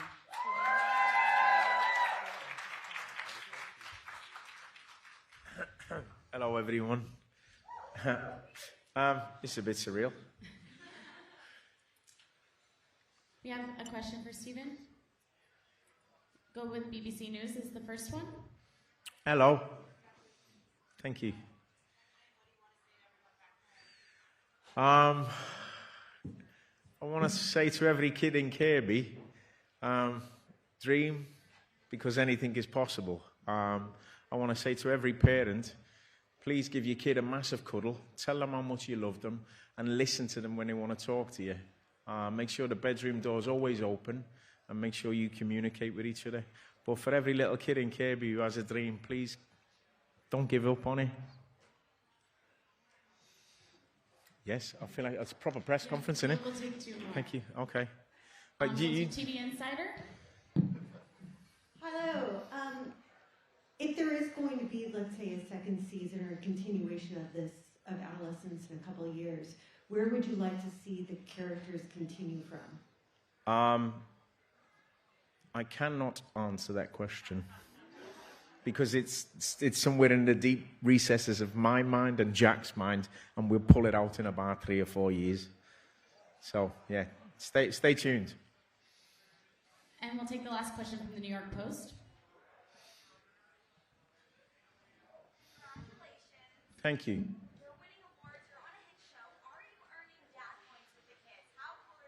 Massive. Our Grace stayed awake, bless her. I told her to get to bed, and she was like, Dad, I can't, I'm too excited. Right, this one I've got to tell the kids, and if you don't mind, I'd like to tell you all what happened today. I met Snoop Dogg. I forgot to say it on there, and he shook my hand, and he looked me right in the eyes. I couldn't see his eyes because he had his glasses on. And he just said, "You a motherfucking gangster." My life is complete. Thank you.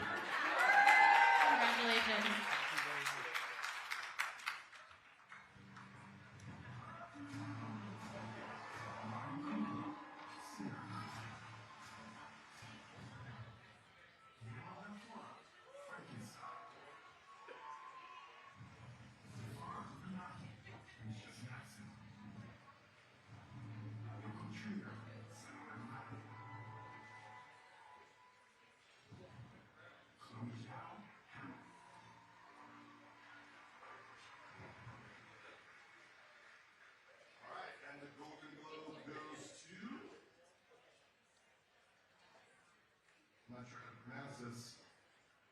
Paul Thomas Anderson.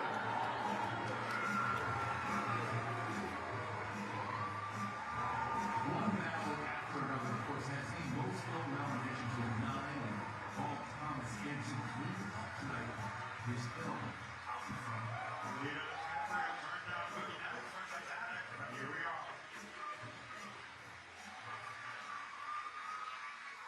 Thank you. Guillermo. Thank you. Okay.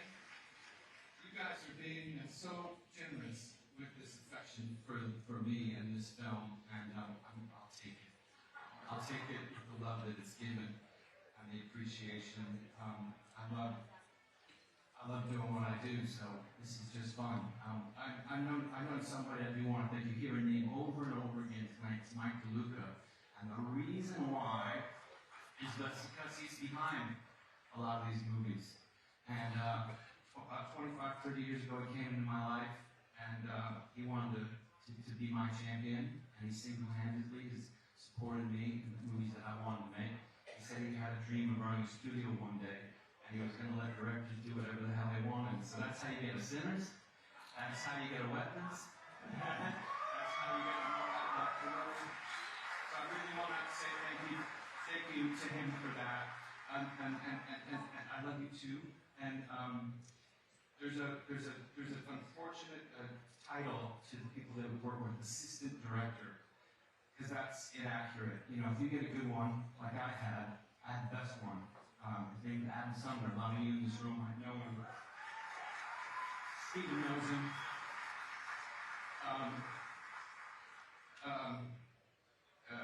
It's underselling it. What he did for me, for us, and for this film is why I'm standing here. Is what made making this so much fun.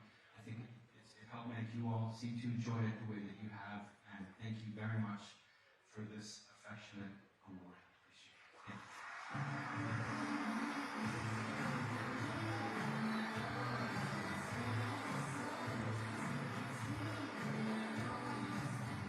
And now from Wake Up Dead Man, Mila Kunis, from the upcoming Super Mario Galaxy movie, begin Michael Keaton.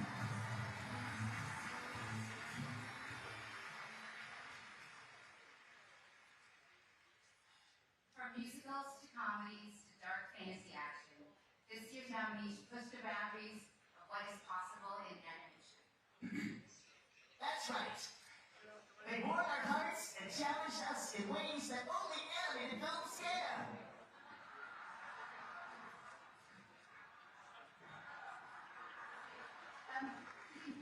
What are you doing? I'm giving the information about the nominees. You're doing it in your total voice from Super Mario. I thought, well, since we were doing the animated category, we were using our animated voices.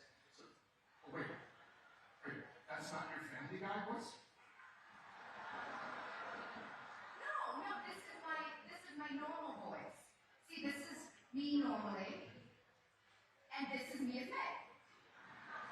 Okay, I got it. Now I You got it? Oh, that's chilling. It's like Meg's in the room. I know, I am crazy. Right there, that works. Wow, magic. Oh, it's talented. Thank you. And The nominees for Best Motion Picture Animated are Marco,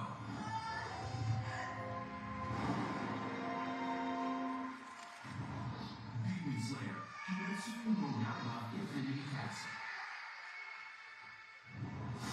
Elsa,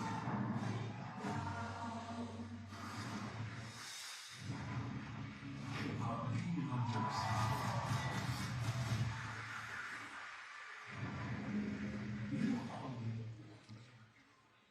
In a few minutes, we will have the winner of screenplay and director, Paul Thomas Anderson, back here. We'll go Gold Derby, IndieWire, Deadline. We're going to ask if they'll do one. K-pop Demon Hunter!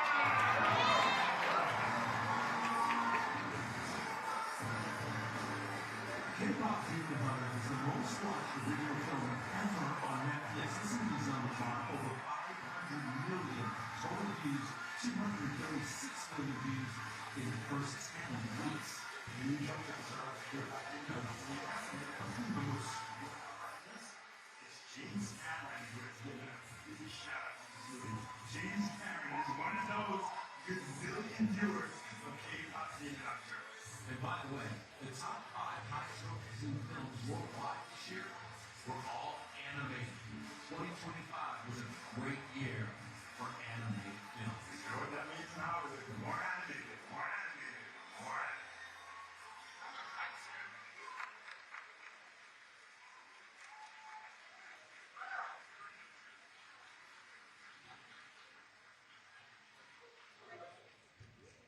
Well, you weren't kidding. Thank you to the Golden Globes and for everyone who believed that a movie so deeply rooted in Korean culture could resonate with a global audience.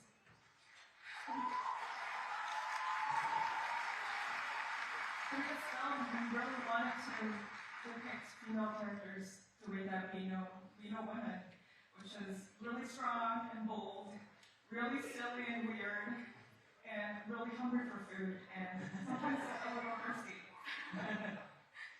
The film is a love letter to music, to the power it has to connect us, to make us see some kind of shared humanity, which we could use in the world these days. So we just have to thank the fans for embracing the film. It meant everything, keeping the home run strong. Thank you to Netflix, Sony Pictures Animation for believing in this crazy dream. To all of our incredible crew, you guys know who you are across all departments, you know how much you gave. To ImageWorks, of course, and to our families who stuck with us through 6 years of nights and weekends. So, thank you so much.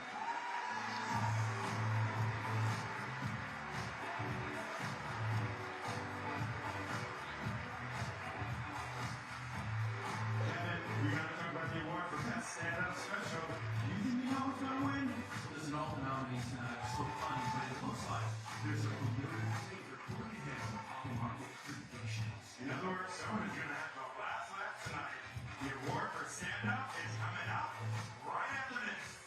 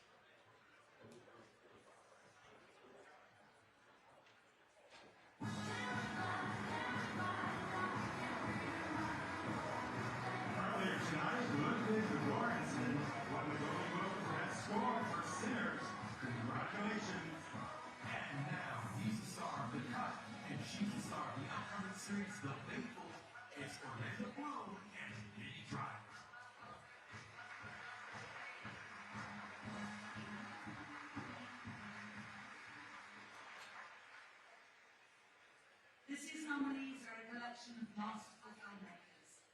The films in this category prove that a good story, well told, will always bring us together. These films help make a small world feel a little bigger. 6 stories from 6 different countries spanning 4 continents. They've opened our hearts and minds. It's good to be reminded now more than ever that we are genuinely connected, no matter our country of origin. Here are the nominees for Best Motion Picture, Non-English Language. It was just an accident. France. No other choice. South Korea. The Secret Agent, Brazil. Sentimental Value, Norway. Sarah, Spain. The Voice of Hinja, Tunisia.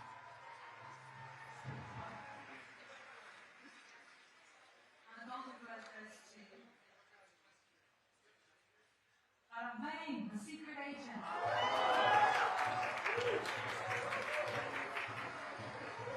The Secret Agent, a Brazilian film about the hip-hop war, also nominated tonight. And we know Brazil is going to be celebrating tonight. Brazil erupting our win. Just take a look at the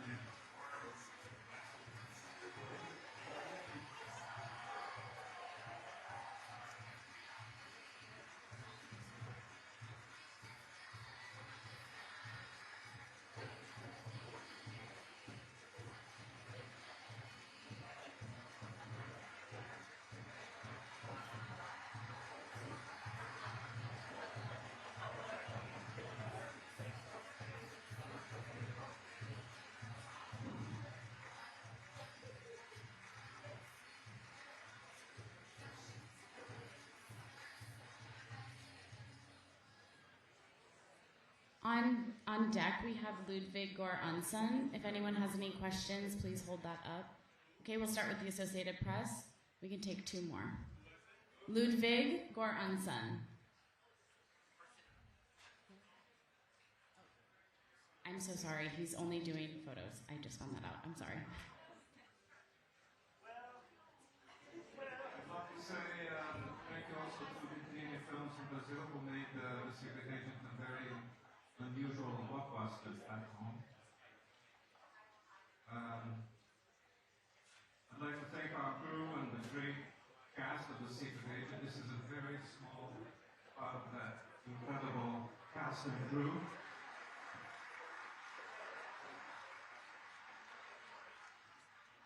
Thank you, Wagner Moya, what an actor.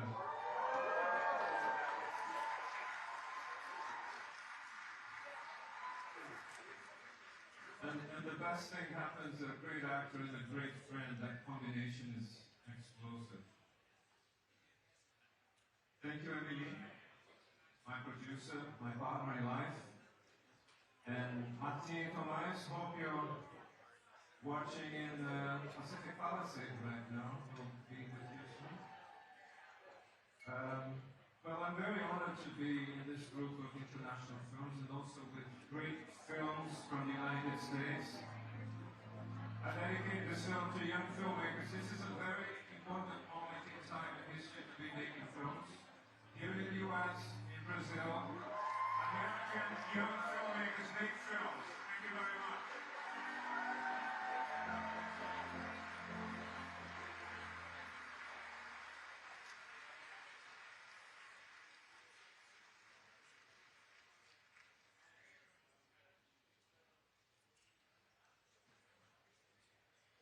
Our next presenters are so hot right now, they get mobbed everywhere they go. So we had to bring in some extra security from the UFC.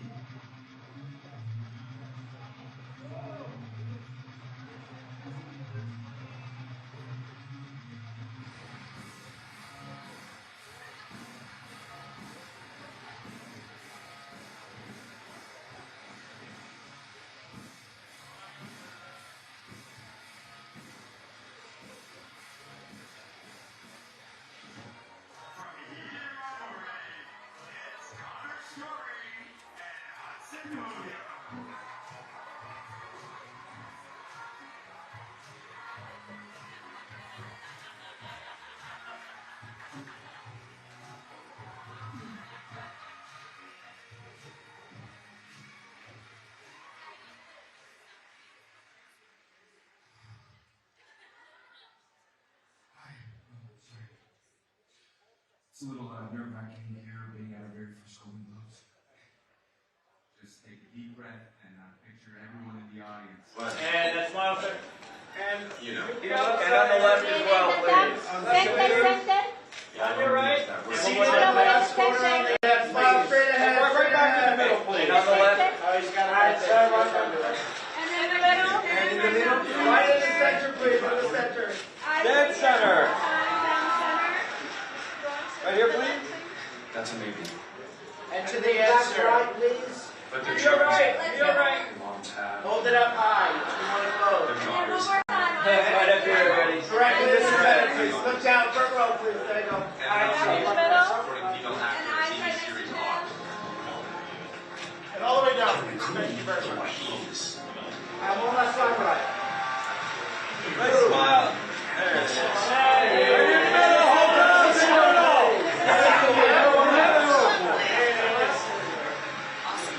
And one more straight ahead. Thank you. What's that smile?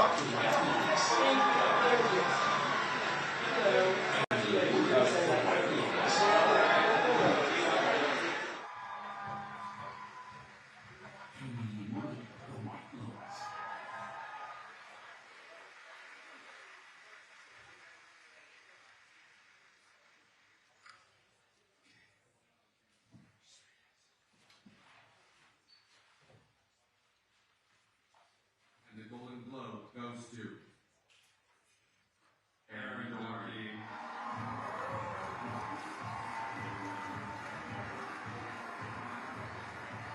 Doherty was a first-time nominee. And when you took that, this is a really hard role. Obviously, some really heavy material, but how did you relax? After filming every day, watching Gilmore Girls, and keeping up with the Kardashians, so it's been some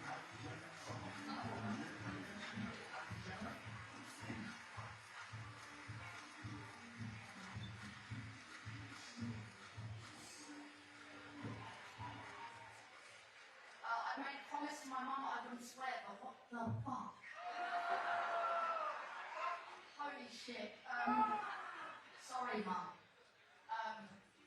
There's two groups of people that I would really just love to talk about very quickly. The first are Stephen Graham, Hannah Waters, Jack Thorne, Phil Barrettini, and Owen Cooper. This experience for me was entirely molded from within the interview room of that set. Congratulations. Congratulations. Hey guys, to your right. The guys on the right side, their smiles together. And the second group. Everyone down the center, please. Right in the middle. Right in the middle. In the middle. Thank you. And then one more time on the left. In the center, please. And everybody to the right hand side, please. And the group together in the center, please. Smile on that. Okay, you guys do it like this. To the right. In the center, please. And together right in the center, please. Smile. welcome stand-up comedian, writer, actress, and producer. Thank you.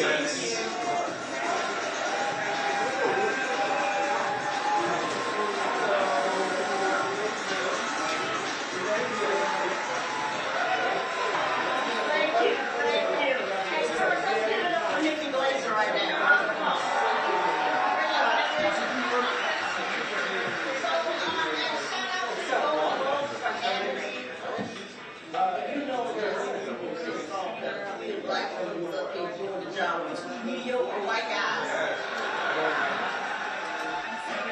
I'm presenting the award for standing out on television, but first, I want to give them some love. Bill Maher, you give us so much, but I would love a little less. Just Greg Goldstein, that great super villain voice and your charm. You would make a great Menendez brother. Kevin Hart, listen, Kevin. Kevin, you know I love you. And the thing is,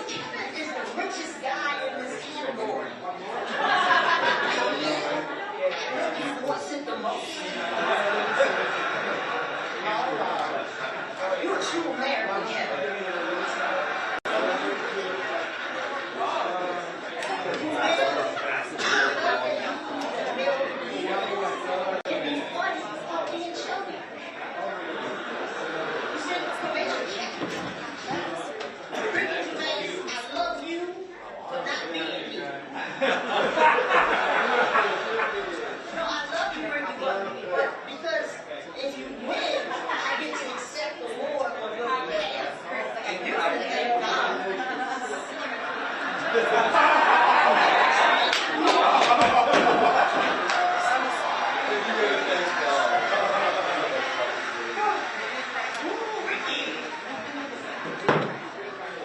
Silverman. Where's Sarah? Where's Sarah? Sarah, oh my gosh. Sarah, I love that we are such close friends. You know, we haven't talked in 5 years, but we're so close. You know what I'm saying? Good love, girl. I love you. I do. Okay, so okay, there we go. And the Golden Globe goes to Tiana. Can I borrow your speech? Ricky Gervais, because he would like to thank God. And the tree is to be All right, we're going to start off with the first question from Hello. Congratulations. This has been such a success for you, and a sequel has already been confirmed. I wonder if you could talk a little bit about how you block out the noise to focus on that sequel, or does the pressure actually help you? I don't think either. Right now, we're just focusing on the awards season and all of the accolades and support from our fans and our community. Yeah, right now the big dream is couch, couch, couch. Yes. Hi, in the middle back. Oh, okay, Yes, uh-huh. hi from the Golden Globes. Congratulations. Thank you. Everyone in my family, especially my 6-year-old daughter, is obsessed with this movie. This is also a year where we've seen a lot of international nominations in the Globes in general. What are you hoping we might gain from that in as far as like perspective and an understanding of what the culture can have?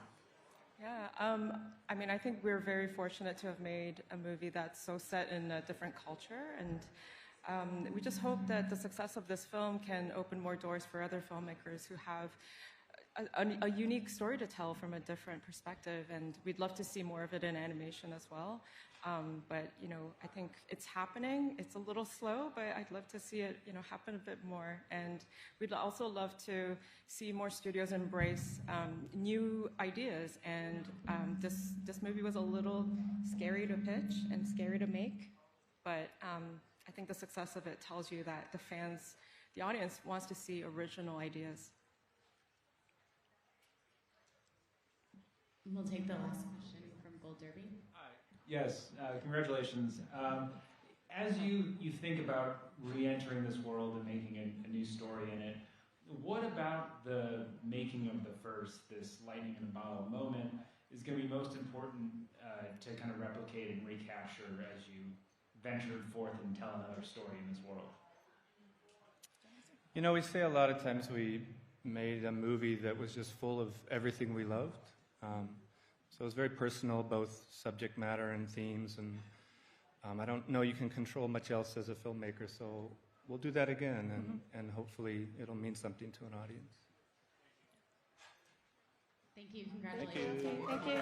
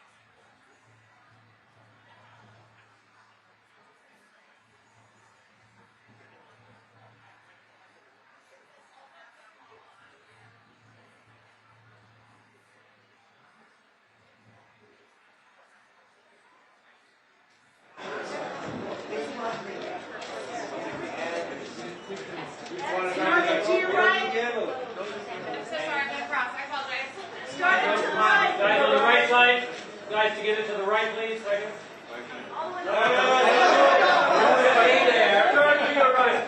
Look to the right. And glance at the left as well, please. And together, big smile, guys. And right here, left, please. Someone hold this envelope, please. Yes, thank you. And dead center, please. Right down the middle here. There we go. Hold it right in there. And look this way. Guys, can you look to the right, please? There we go. Beautiful. Right here, this way, this way. And eyes to your left, a little right And hold it up one more way. Big smile, center. To your right. To your right. Eyes over to the left.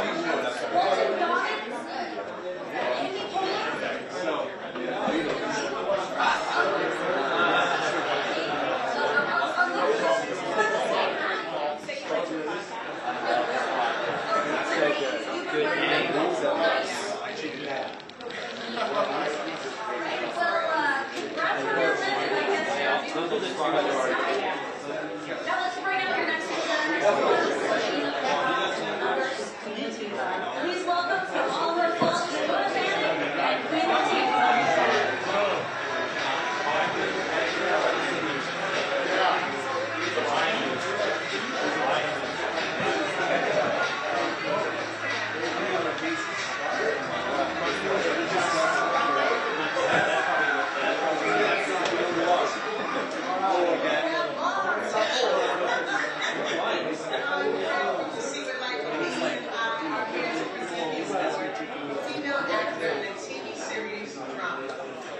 And what this year's nominees have in common is this. Every moment they are on the screen, you can't take your eyes off them.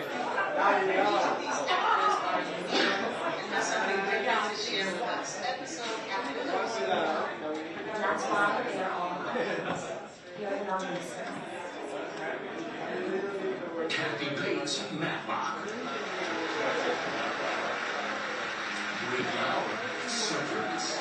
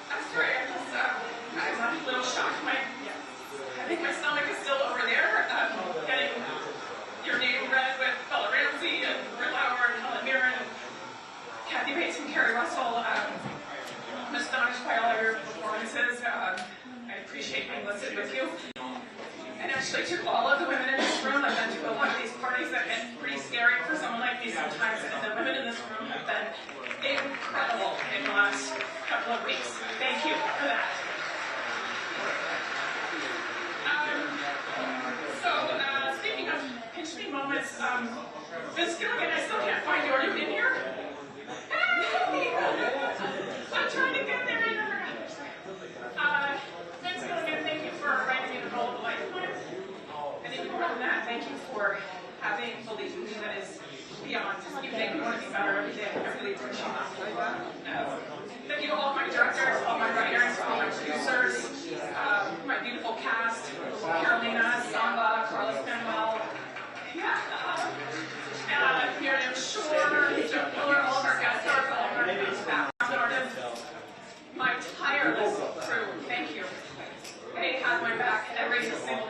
produto cultural brasileiro, gerando tanta discussão boa sobre a história do Brasil.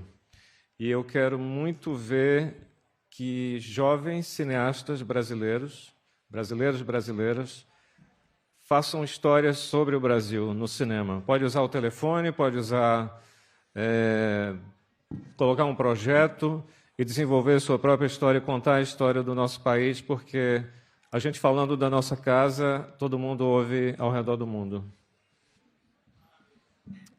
Obrigado. Hi, Clever. Congratulations, Emily. Congratulations. Thank you. Clever, since you never shy away from talking politics, can you tell us a little bit how does it feel to be in the United States promoting the movie in this very particular time in history? Thank you. Thank you very much for your question. About 10 years ago, Brazil took a very sharp turn to the right, and that time is now gone. The former president is now in jail. He was epically irresponsible in terms of not leading the country, and I really think that cinema can be a way of expressing some grievances that we all have in terms of the society we live in. I would particularly address young U.S. filmmakers, and I know many. I'm still a film programmer. I get to see a lot of work coming from the U.S. I think there is a lot of technology to express yourself, and I think this is a very good time to express yourself. And I think young filmmakers in the U.S. have a lot to say about what happens in this society. This is what I want to see from U.S. filmmakers. Thank you very much. We'll take one last question from O Globo. We could get her a mic. Thank you.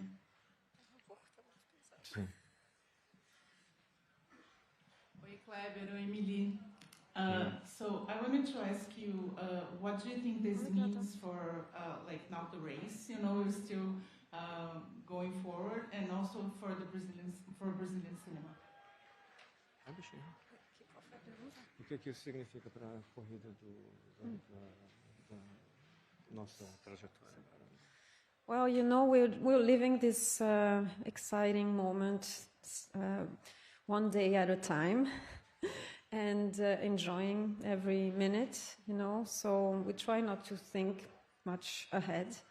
Now we're going to enjoy this and work very hard for the next, you know, step of this campaign. We're just very happy, very proud for Brazil cinema. But it is true that we've been traveling with the film and showing the film since May at the Cannes Film Festival, and it's been a strange and wild ride, and I'm happy that we have this and, you know, more attention for the film. It's out in cinemas in the US, in France, in Brazil. It's doing very well, and I hope more people see it, and let's see what happens from today onwards. I think this is good for the movie-going experience. It will get more people to see the film at the cinema where it should be. Thank you so much. Congratulations. Thank you very much. Hold it real close to your face one time, Janice. There you go, nice try. Gianna, this way! Gianna, eyes up here. Gianna, left side here. Gianna. On the right side. I also want to... Gianna, right here. Gianna, one more. Almost got it. Gianna, one more time to the front. Gianna, right here. Thank you. Thanks for having me. Thank you.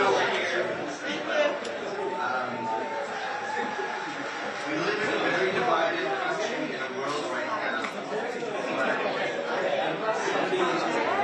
What? That's good. That was too big for me. You think yeah, that was fantastic.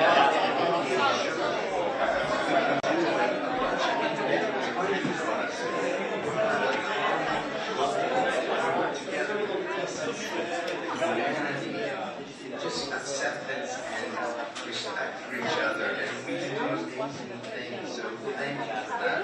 And I want to thank everyone in this room. Has played so much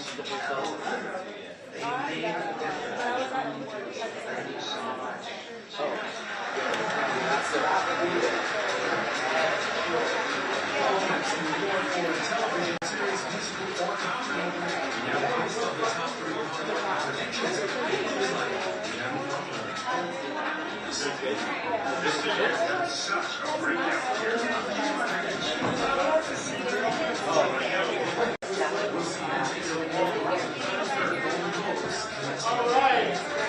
All right. Let's see it. Hold the award, all right, let's see that. You start in the center, Shirley. You start first. There you go. At the end. The left side. On the left. On the left. One more time. Right here, sir.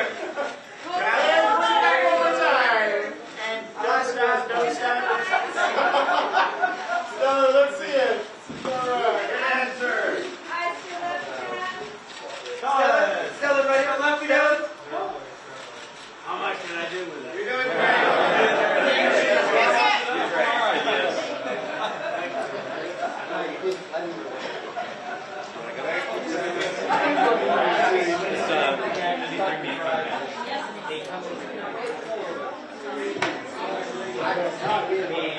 Well, like I said, my show will be over. We'll be here until 8:30 or something.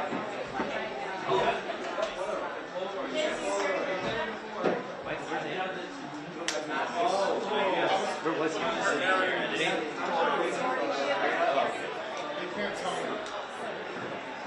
You didn't want him doing it? You enjoy this? You had fun?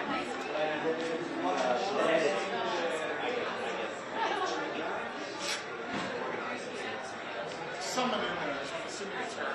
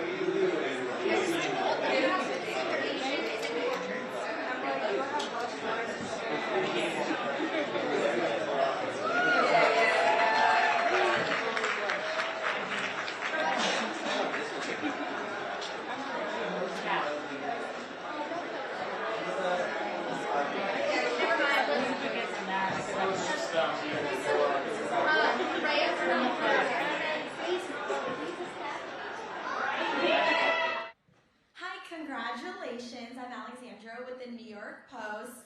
This movie was all about complicated family dynamics, but I love that in real life, your family has just taken Hollywood by storm. What is the best piece of advice you've given your kids who are following in your footsteps?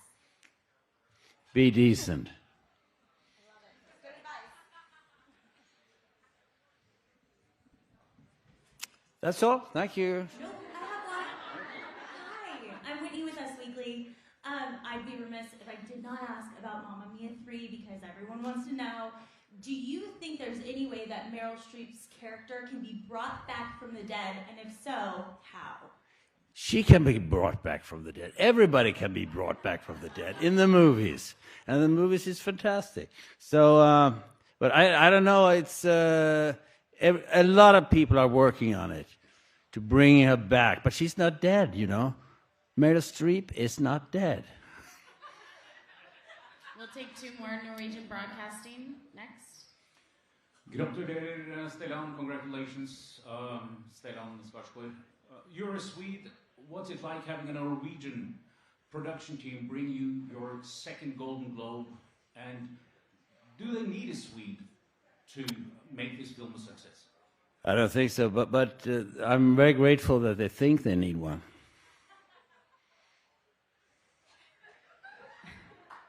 We'll take one more. Someone else had it raised. Okay. All right. Thank you so much. Congratulations.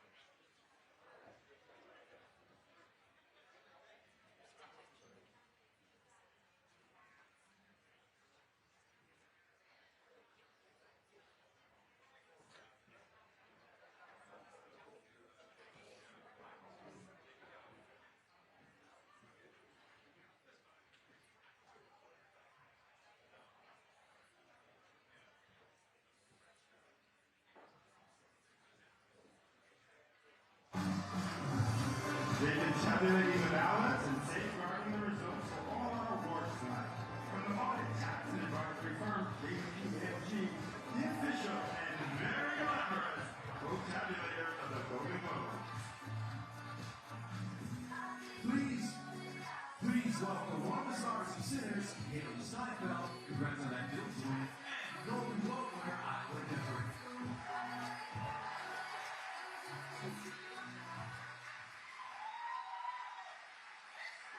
We are both thrilled to present the award for Best Limited Series Anthology or TV. Just so everybody's on the same page, television is the stuff you watch on your laptop. Right, not to confuse movies, which everyone watches on TV. I actually watch Sinners in every format. Did you hear me? Yes. IMAX, so brilliant. Okay. On a phone, on a phone, on kids screen recognition. Yes, and also on TikTok in 297 parts. Well, it's important to watch these things as the director intended. Absolutely. Yeah. And then I'm Adolescence. All the faults.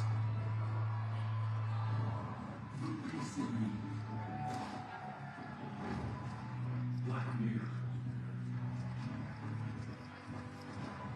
Time for sex. The girlfriend.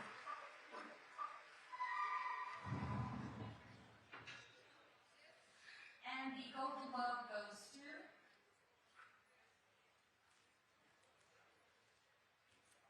Adolescence. Adolescents on a run. You think about the three leads and this have already won. Now the show wins.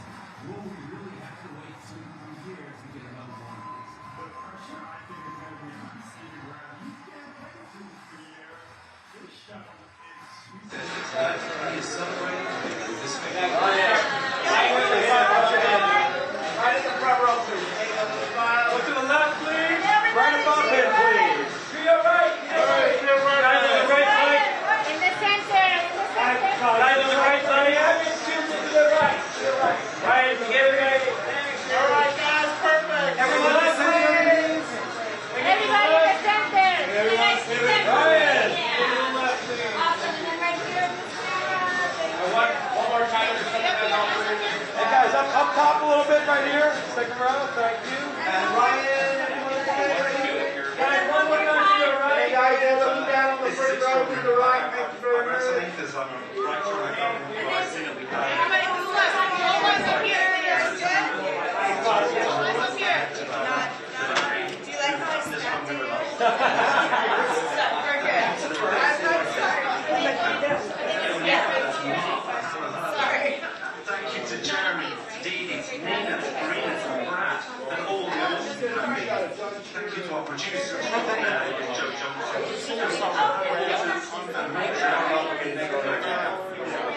Phil Barrington, you reinvented the vocabulary of television to make this show. You're both geniuses. Oh yeah. Stephen, you are the Larry to my Barry. You fill the hole in my soul. I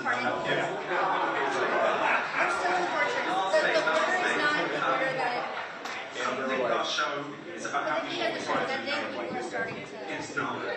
It's we have played in that part. It is impossible to play like anyone else in our extraordinary cast group. Our young couple, Owen, Amari, Emily, Fatima, and Kane. You are proof the world can be better. The movie hate is our generation's responsibility. It requires all from the top down. The possibility seems remote right now, but hope is a beautiful thing. Thank you for this, we will treasure it.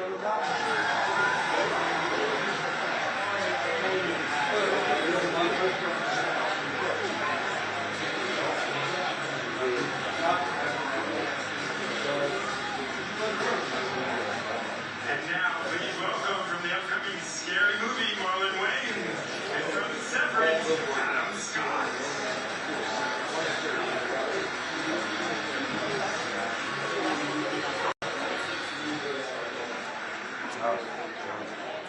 There's been a lot of debate lately about which shows are and are not comedies. This is the second one about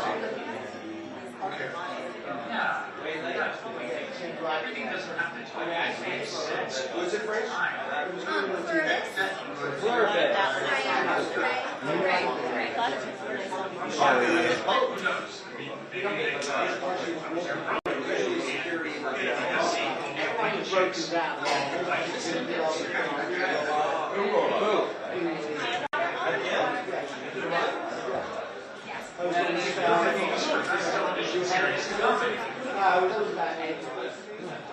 Out of the whole line.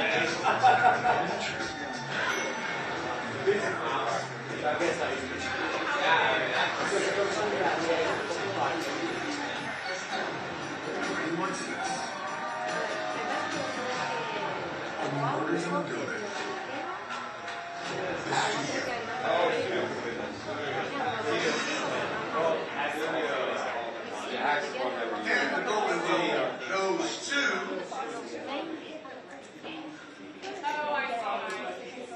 the studio.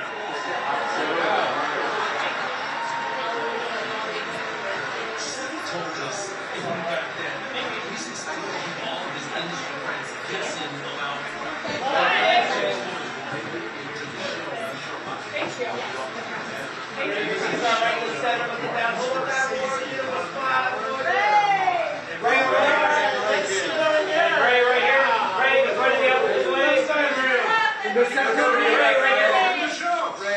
Hold it up, Ray. Hold it up.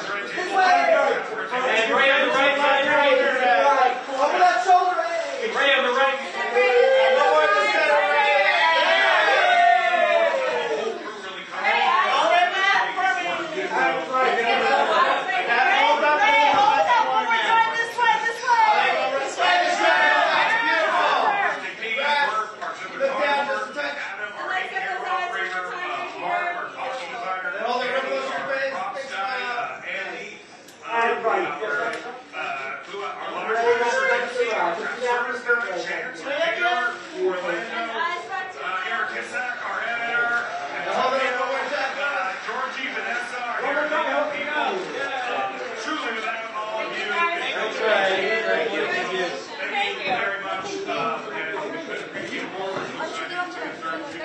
Next season in 1 week. So thank you all very much.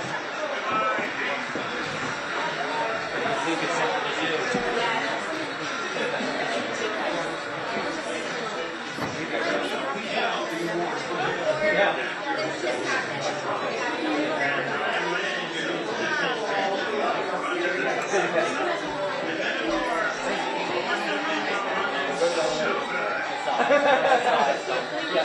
don't have strangers pointing me out.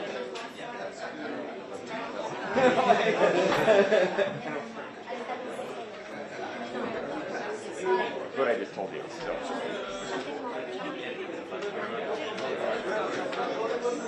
No, I didn't yeah, but I'm here to work. Oh, shit.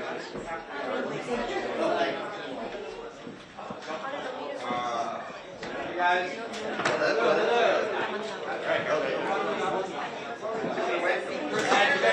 Start right in the center, big smile. And gentlemen, to the right, everybody to the right. Way to go, guys. One more time to your right. To your right. Front row to the right. Looking to the right. That's the guys on the left as well. The center. Out of center. Right at the front row. Next front row. Get down. Then the middle. Yes. Then the top. And now to our left. Thanks, guys. Congratulations. Look at the center. Look it up. And then back to the right. Always green. You know it in the middle. Yeah, of course. Here. That's beautiful. Guys, to your right. To your right. And John. Everybody in the back here. And the middle, please. Right there, we're good. Now let's do the left. Thanks, guys. Thanks, guys. And Mr. Welser. I think we saw basically all of you like 3 days ago. You don't have enough pictures of this yet? Congratulations. Thank you very much. I want to learn more about Kookaroo and your experience there. And also, can Carol have the hive mind maybe recreate Kookaroo for this generation? Don't you miss Kookaroo? Many I loved Kookaroo. I loved it. So Yeah, I was between jobs and I was pretty down in the dumps, and Queen Latifah was there, and she was so nice. I meant that. It was just super exciting to see her. So you and Vince, I'm sure, have even locked eyes tonight, like this ride now that you're on, this new ride, and the expectations going into season 2, the hopes on when we're going to see another season. What's the latest that you can tell us? Way above my pay grade on most of those questions. They are in the writer's room. Oops, sorry. I have no idea when we're going back. I know he wants us to go as soon as possible. Vince is not playing any kind of game to like make people wait for this. But he wants to craft the show that he wants to craft, that with all the care for his fans and the people following this story that he can. So we'll get back as fast as we can. I promise you that. And do you have a favorite crazy fan theory that you've heard now that the season is over and people see? No, because I'm not reading them because I'm too thin-skinned to get on these sites and read what people are saying. But so I don't actually know them. It's been funny, like listening to people, and then also sometimes it's been very touching. People telling me, I had a journalist the other day say that she thought the entire show was a metaphor for grief and depression, and being down a well that you can't hear other people saying cheer up and you can't relate to them at all. And there's other people that it's the most fun for me has been listening to these different things that people are bringing to the show. They're meeting the show where they're at, whether it's fear of AI or it's isolation or it's political divisiveness or feeling an us and they or too much anger in the world. A lot of people, it's engendering a lot of conversations.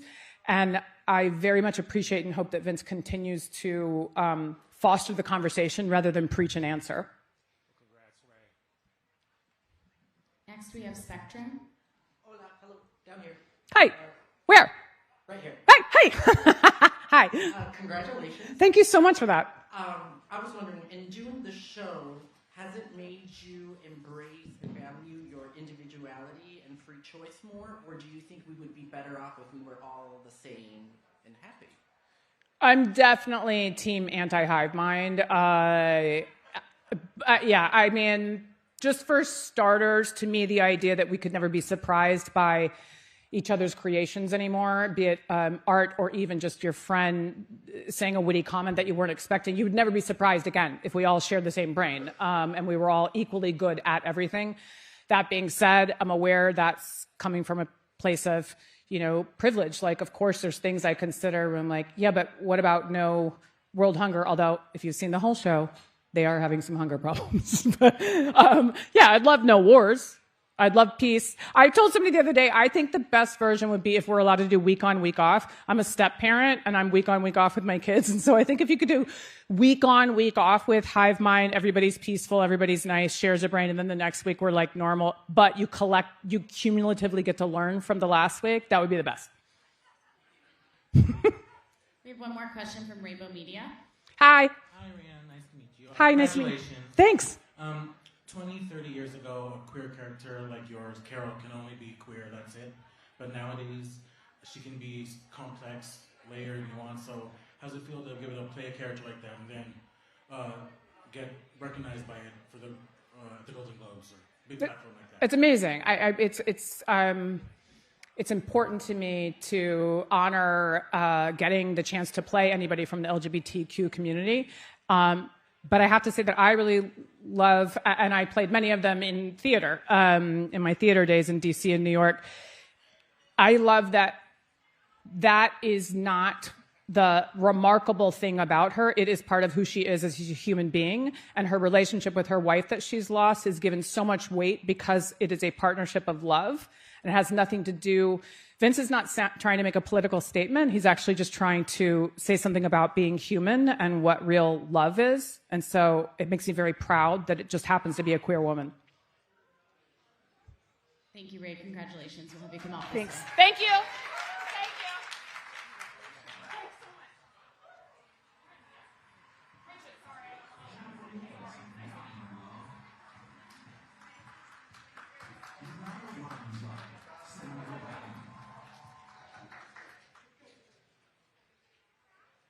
Next up, we have the winners of Best Drama, The Pit.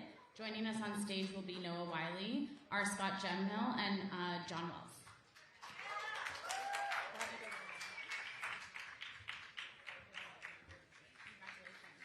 I already talked a lot, so you can talk now.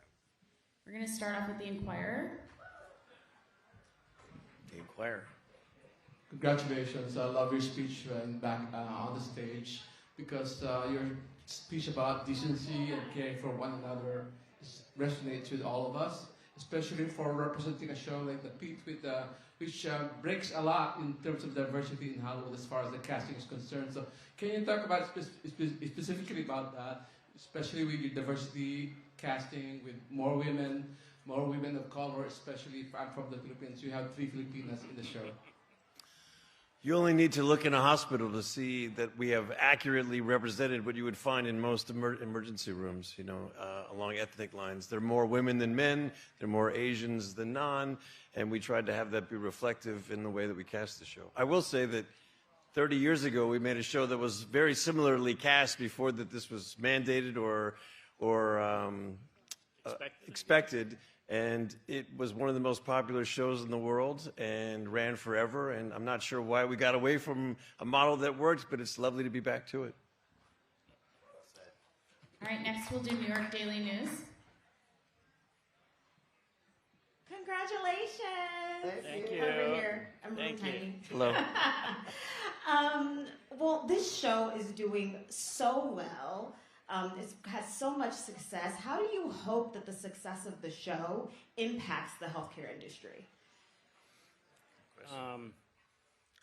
Well, for one thing, we're in a healthcare crisis in this country, and it's just getting worse since January 1st. So we hope that we can continue to tell stories that reflect what's really happening for these, honestly brave women and men who are in these urban hospitals. So we're just trying to tell stories that are truthful about what's really going on, and we hope that the audience takes that to the ballot box when it comes time to support the kind of health care that we actually really need in this country.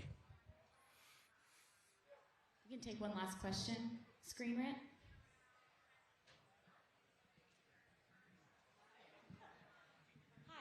Screen Rant. It's not lost on me that there's another person in this audience tonight, George Clooney, who was also at a show you're referencing. I'm curious if you guys have had any ER memories that have come up just tonight or talked at all through this award season. He was sitting right by the stage. We all had to hug him on our way up. It was pretty sweet. Obviously, he and I had a lovely reunion last night at the Movies for Grown-Ups Awards, which we both are now, apparently.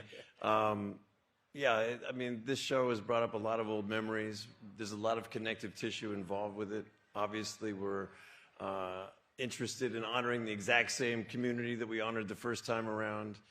It's been really lovely hearing from my old compatriots who are all very pleased for us in this endeavor. I heard from Gloria Rubin today. It was really sweet. Oh, Yeah. wow, that's great. Congratulations. Thank you so much. We'll have you come up this way. We go this way, right? That's because they want this back. I don't listen. No one listens very well.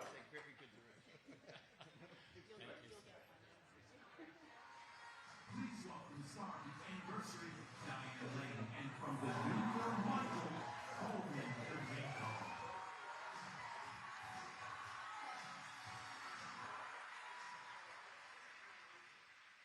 Wondrous, devastating, captivating, confident. And we're not just describing Coleman's always exquisite work. But I don't mind if that's where your mind went.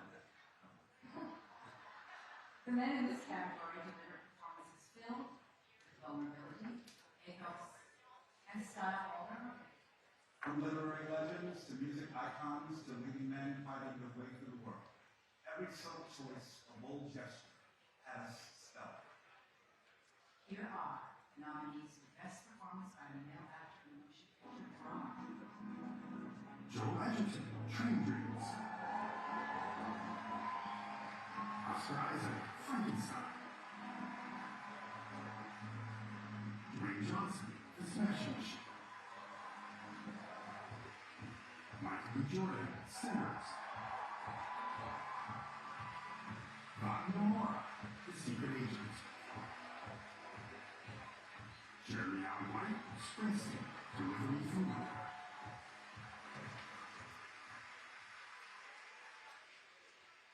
And the Golden Globe goes to... Wagner Moura,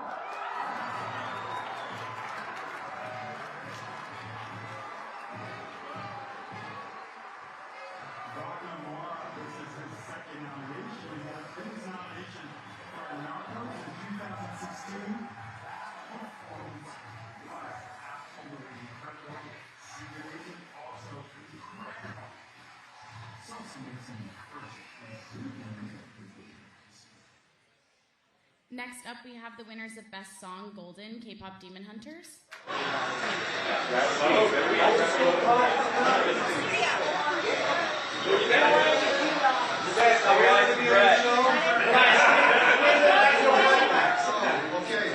Big smiles right in front. There we go.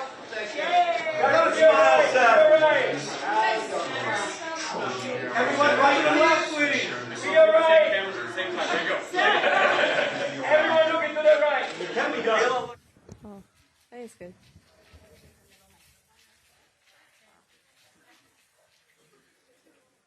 This is a fun room. People are having fun in here.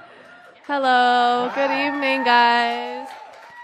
Directly in front of you guys. When I saw you outside, I said if you didn't win, I was going to beat the person up who won. So thank you for not getting me arrested. Yeah. Love it. Thank you. I just want to talk about your speech. I mean, you talked about every rejection being redirection. You talked about, you're just so emotional. Tell me what winning tonight healed in you. This seemed like such an important moment for you, as well as for the rest of the crew and cast. What did tonight mean to you all? Well, definitely meant, I think it just like, it's for a long time, as a kid I was working for 10 years and then 20 years of, like another 10 years of writing. So it's just a long period, but like, I always felt like hard work didn't pay off for the longest time. And right now, this film, we all work so, so hard. Everyone, like every single cast and crew. So to see that it's getting this much love just proves that hard work does pay off and we just gotta keep going. Thank you.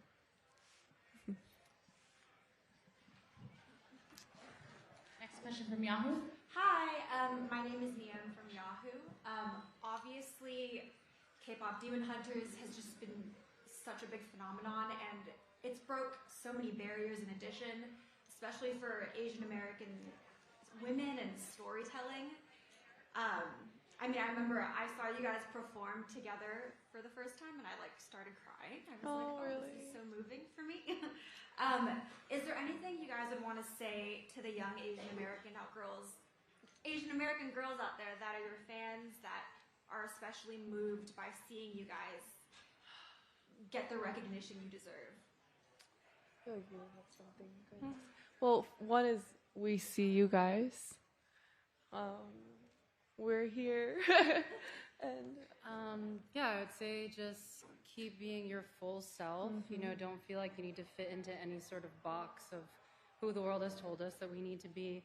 This movie is such a beautiful depiction of so many diverse women who come from the same culture and how their differences make them stronger. So I would say that find your tribe and focus on your selfhood,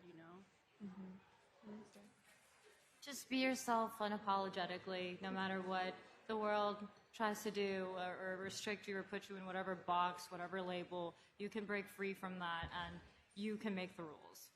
being Asian woman is a superpower. Of course.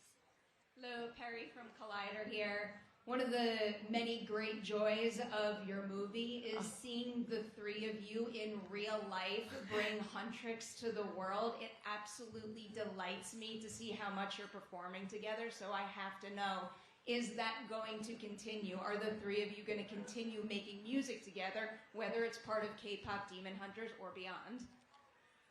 Well, we definitely want to. We're all individually our own songwriters and artists. These two especially, incredible artists themselves. So, nothing's official, but are you kidding? We're friends and we're definitely going to work on music together.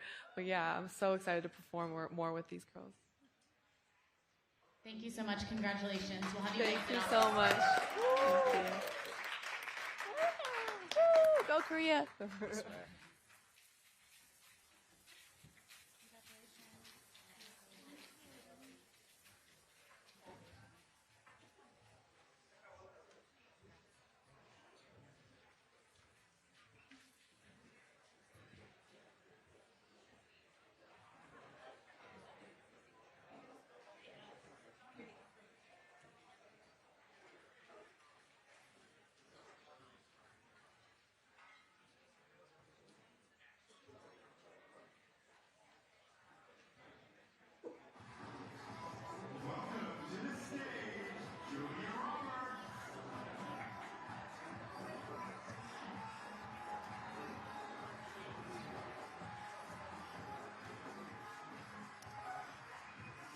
Okay, in a few minutes, we will have the winner of Best Comedy Series, The Studio, and the Male Actor TV Series Musical or Comedy winner, Seth Rogen. He will be in here in a few minutes. We'll take 3 questions. Okay, Susan, you in the back. Aaron, what's going on? Aaron, right here. And on your left. Attention to detail. And Aaron on the right. Aaron, right here up top. Let me know. Aaron, let's smile. Aaron, look down on the right. Don't just slow down.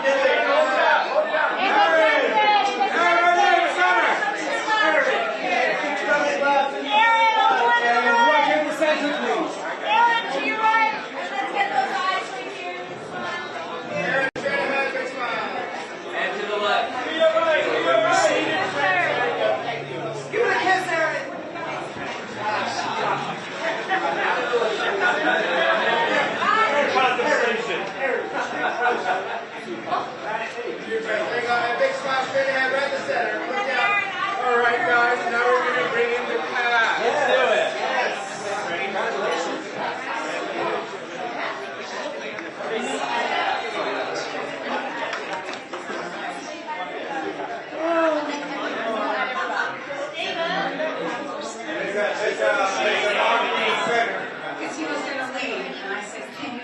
This literally as they're presenting the best movie. Great. Okay.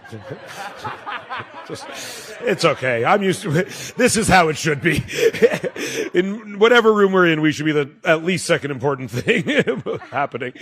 Let us know who wins. We can't see the screens. Hey, Seth. Yes. Over here. For Hi. season 2, do you plan to get into like what's really happening in Hollywood? Like, for example, the boycott of Israeli filmmakers? Maybe.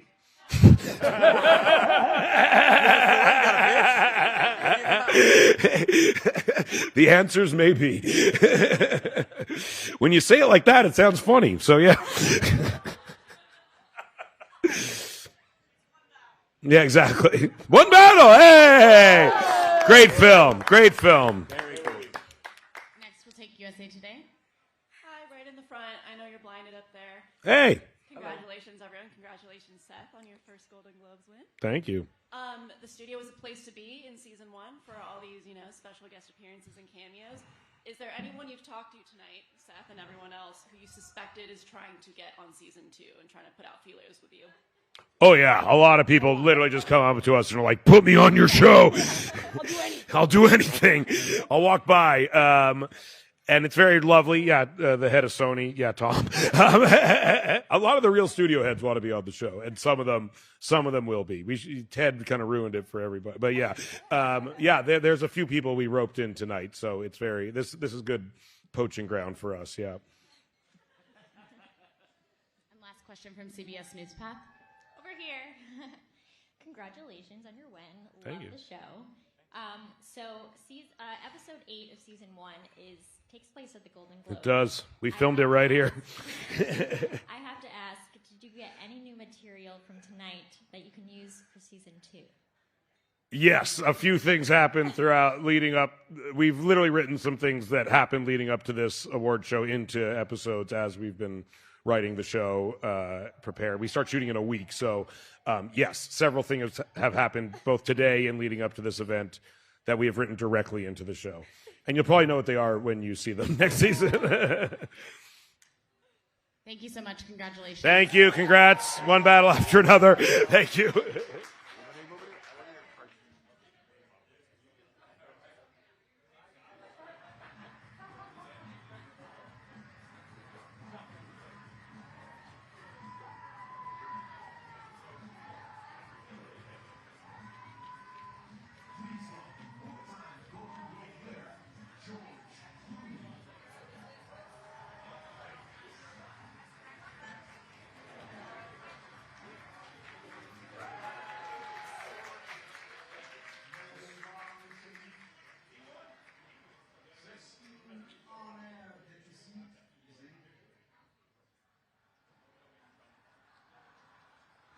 The final award of the night is for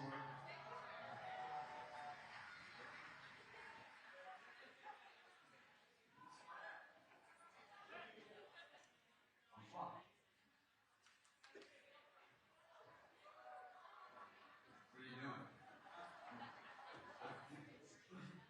Oh no, more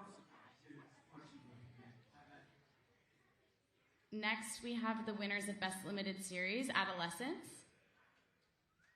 Please welcome them to the stage.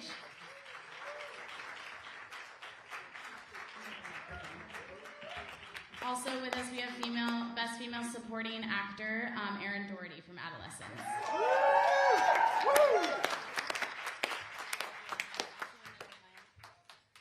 We'll take 3 questions for the group. We'll start off with, right there. G'day everyone, Angela Bishop from Network 10 Australia. Congratulations. I was wondering, and I'm not sure who'd like to talk to this, maybe Stephen, maybe Jack, and maybe you too, Owen. What do you think of Australia's decision to ban social media for under 16s? And Owen, I would like to hear your thoughts as well as Jack's, but come Okay. here. Oh, sorry. I think it's an extraordinary move. I think other countries are starting to follow it. I think it's very interesting that the countries that are resisting it, despite the pressure that is being placed on them, particularly the UK government, and I hope that they start to take seriously the damage that social media is doing. We'll take one question from... I don't really have an opinion on that, to be fair. No, sorry. Okay, we'll take 2 more. One from New York Post. Please keep them up if you're asking a question so we can call on you next. Thank you.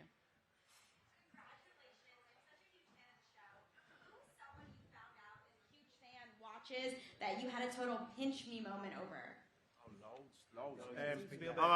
I'm just going to say, oh yeah, he shouted Spielberg. Everyone, it's been ridiculous, but the biggest one for me personally was a phone call from Daniel Day-Lewis to say how amazing he thought the show was and how amazing he thought everybody was. So it just keeps getting bigger and bigger. Kathy Bates just then, do you know what I mean? Just gave Anna a kiss and said it was remarkable. Queen Latifah.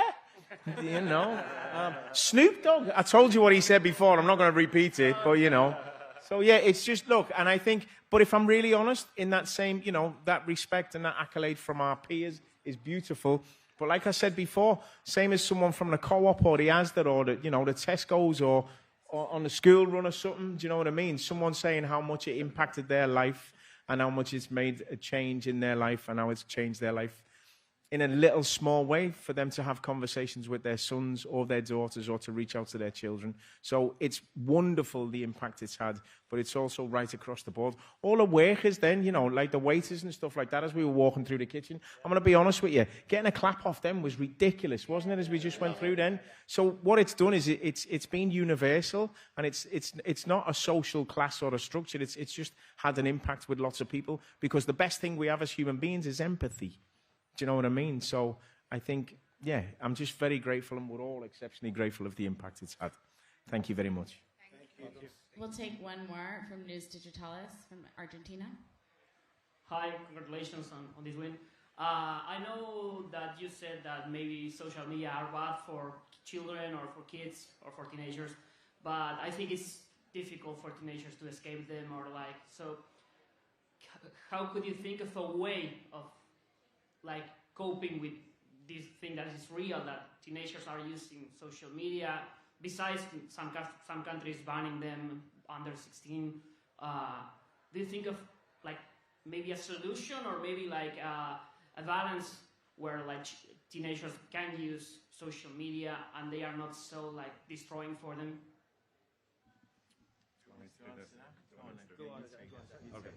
I'll take this one because it's a bit difficult.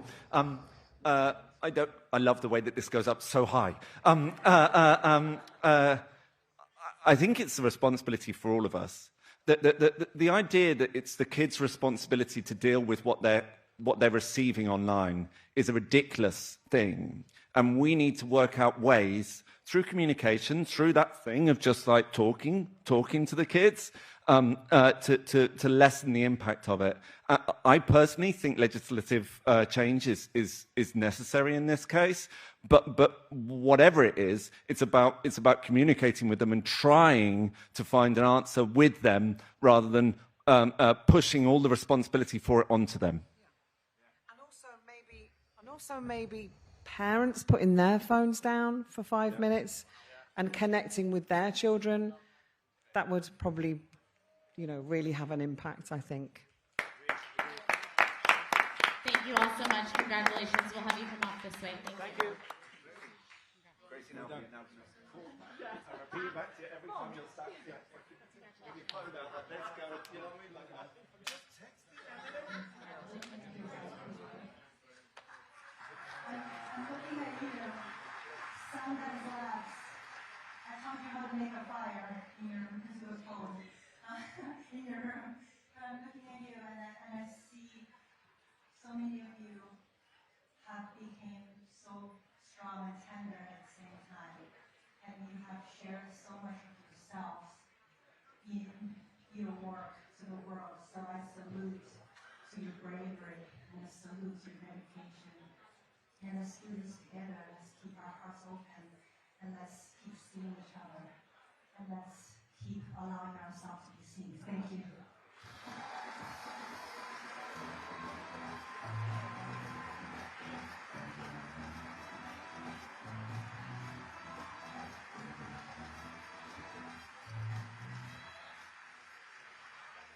Well, that's our show. This one went to 11. Thank you guys for an amazing night, and I hope we found the line between clever and stupid. A good Chalamet to you all. Good night.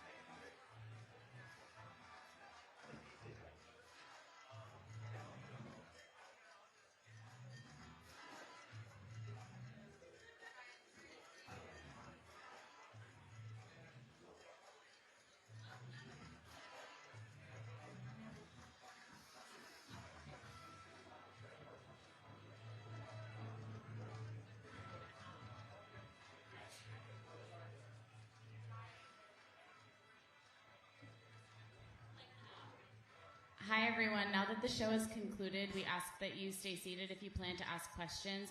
Please no roaming interviews when talent come back into the room. The only questions that can be asked are the ones that are called on. Thank you so much.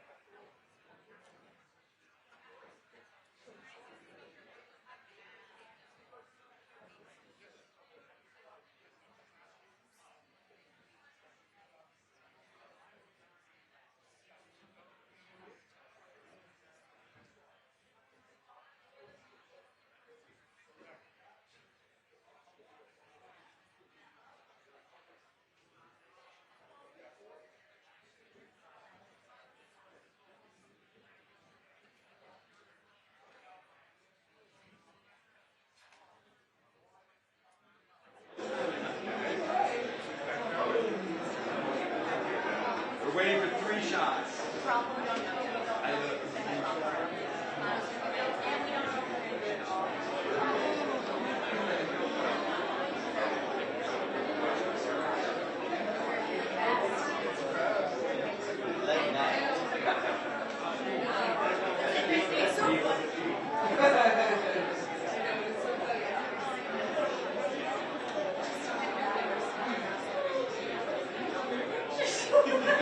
That's a rich thing.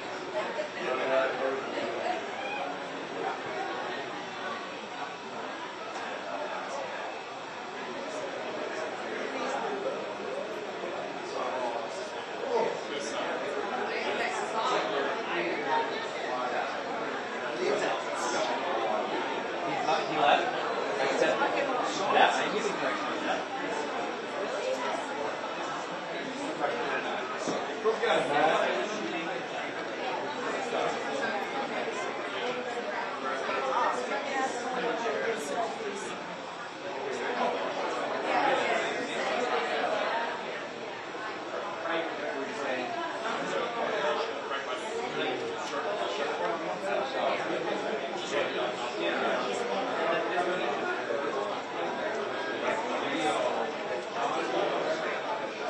And we're waiting for Paul. They're going to leave. Paul showed up. I don't know. We might be going back to the They're just doing this room, the wet room. We don't know. But I don't know if they're. We don't know anything until it happens. Sorry, feel I'm there? getting to yourself. Watch out. It's just soda, right? Just soda. Just soda. Just soda. Where's my truck? Right here.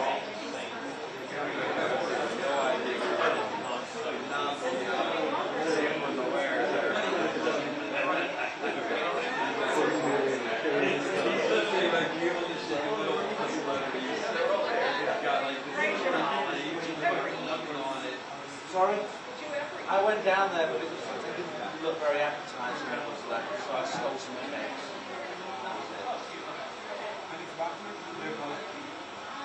No, we got all ready for you. Serve dinner after this.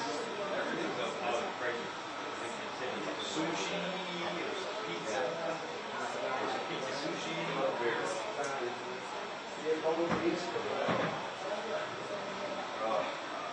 goes Benicio. Bye, Benicio. Thank you. Thanks for playing. You on this? Yeah.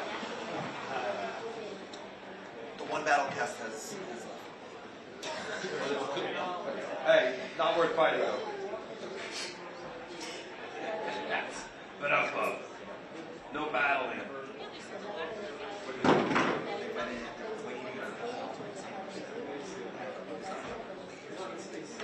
This job is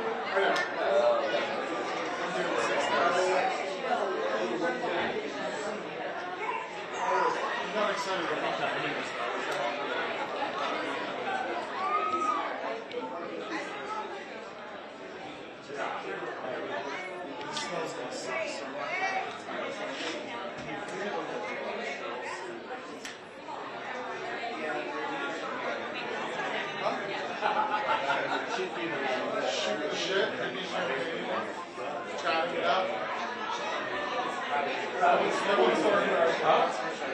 just want you to scoot and then you just walk in front. Yeah, I'm walking down the carpet.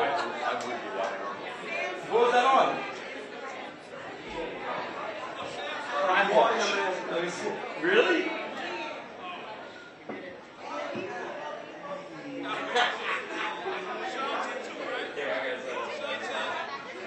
Alright, cool. It's good, guys. That's funny, thanks.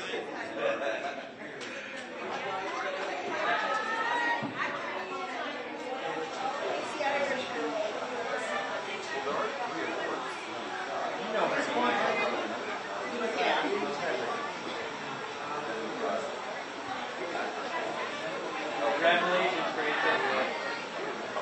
Would have been first. No, I'm the loser. Ouch. Two nominations before they can react later. Yeah, right. So it could work. I feel like some guy on the outside, I've been nominated 27 times and never been with anything. Now that's. So we're getting Paul with tea on there. And got the rest. The boys are out.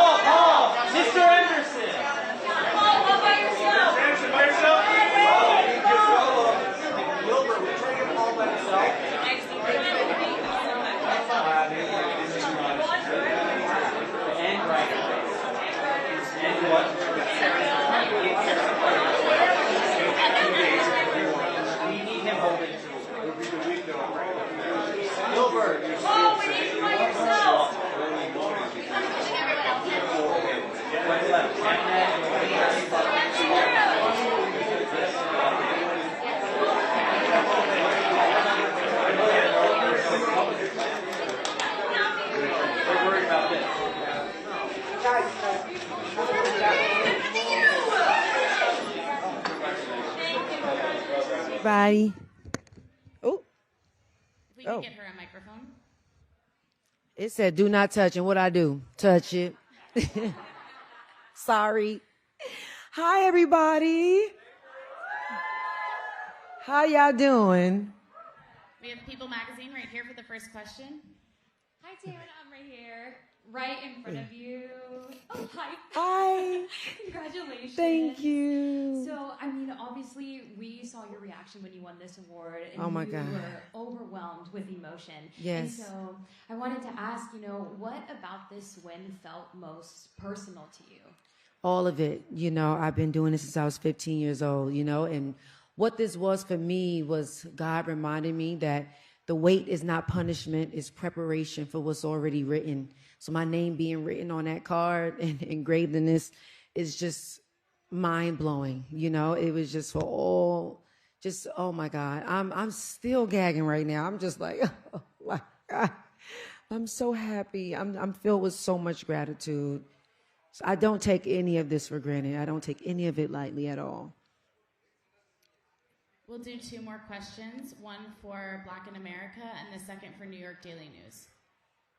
Good evening, Tiana. Taylor, how are you? Congratulations once again. Hey, what's going on, my Harlem sister? We're so excited for you. Thank you. you. So, really quickly, in this current political climate, how can you encourage your fellow creatives to stay the course and remain optimistic, knowing that their creativity, that their craft will come to fruition for whatever dream they have inside their heart? Honestly, you already saying it. We got to keep going, keep pushing up, keep pushing, standing 10 toes down on what we believe in and understanding that our voice is powerful and we need to make sure we're using that. Thank you. Good to see you again, girl. New York Daily News. Hi. Wait. Okay, right there. Oh. Right over here. Sorry, I ain't got my glasses. No, I don't either. That's the thing. Congratulations. Thank you. So when you think about the trajectory of your career, you said that it was preparation. How would you say that everything that you've been through, the good, the bad, the ups and the downs, helped you to receive this moment? Honestly, I think if everything would have happened my way on my time, I don't even know if I would be standing up here. I think, trusting God's timing and him saying, okay, hold on, I understand this is when you want it, but this is what I got planned for you. And he has something bigger planned for me. And I'm so happy that I stayed patient. I'm so happy that I stayed grounded. And again, I'm filled with so much gratitude, and I don't take this for granted, and I'm just like in awe. Like I'm just so grateful to be here and even just be a part of the conversation, win or lose. Being a part of the conversation, being in these rooms, being celebrated and being acknowledged means the world to me. We're going to take one last question from the Associated Press. Hi. Okay, I see you. You in the right. I know you talked about, softness isn't a liability. What did you have to unlearn when it came to portraying this role, I guess, in your performance? That's a good question. I think in this performance, I even though technically Perfidia had her shit with her, I learned that it's okay to be selfish. I feel like Black women, we don't get to do that because we're showing up for everybody and we never get the chance to show up for ourselves. So, Perfidia being selfish and putting herself first was something that that I learned while filming that. I'm very, very grateful for that. Thank you. Thank you so much. Congratulations. Thank you.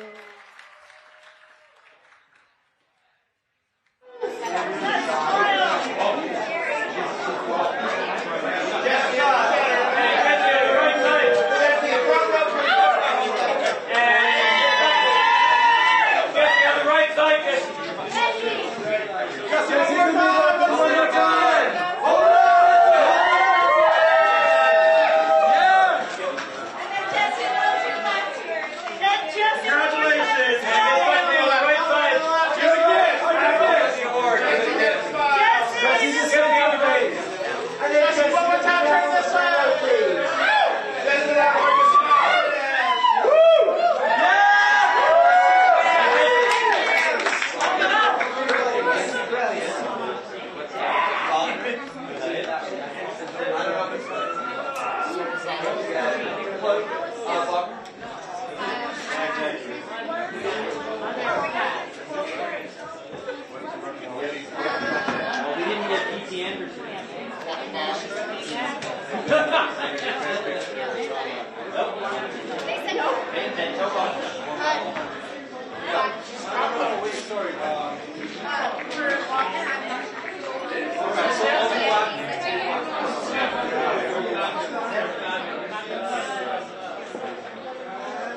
Thank you. Thank you very much. 3 questions. We'll start with O Globo. E... Oi, Wagner. Oi, Mari. Tudo bem? Tudo massa. Well, in English. Did you ever imagine when you were growing up in Rodelas, Bahia, in Salvador, or, when we talked the first time for As Três Marias, that you would get here? Of course not, Mari. It was like, she's asking, I was born in the northeast of Brazil, in a city called Salvador. My family is from the countryside. Back in the 90s, it was kind of crazy for a little boy to decide to become an actor. So, no. No, not really. But I'm very happy to be here. Next question, we'll do EFE News. I would like to ask you, last year we have another Brazilian movie, Yeah. and you achieved the same, you made history tonight, Fernanda did. And I would like to ask you, why do you think the industry is looking at Brazilian productions, and specifically to the dictatorship? I think we have to keep making films about the dictatorship. The dictatorship is still an open scar in Brazilian life. It happened 50 years ago only. We recently had from 2018 to 2022, we had the far right wing president in Brazil /fascist that is a physical manifestation of the echoes of the dictatorship. So the dictatorship is still very present in the Brazilian daily life. So we have to keep making films about it. And we'll do one last question from Inquirer. Wagner, congratulations. You made history as the first Brazilian to win the Golden Globes, the Best Male Actor drama. So please talk about that. It's a big honor for you and Brazil, like Fernanda Torres did last year. Yes, it's such a beautiful moment for Brazilian films. Not only, of course, it's beautiful to have I'm Still Here last year and then A Secret Agent this year, but also many other Brazilian films doing super well in different film festivals in the world. I think that culture and democracy, they walk together. In Brazil, we finally have, after a very dark period, we have like a moment of democracy where we can breathe, and we have a government that understands that culture is important to the development of the country. So I think that that's sort of like the what's happening now. It's just democracy, culture, films. They coexist. They don't live without each other. Thank you so much. Congratulations. Thank you very much, everybody. Brazil.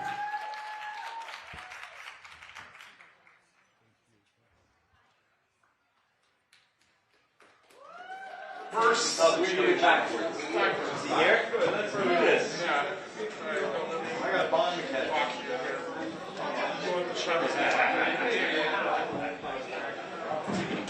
Sounds about right.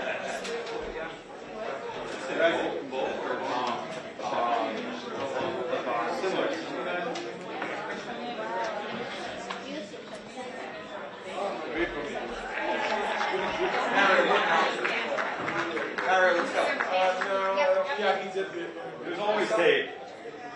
Yeah. We're so close to the end.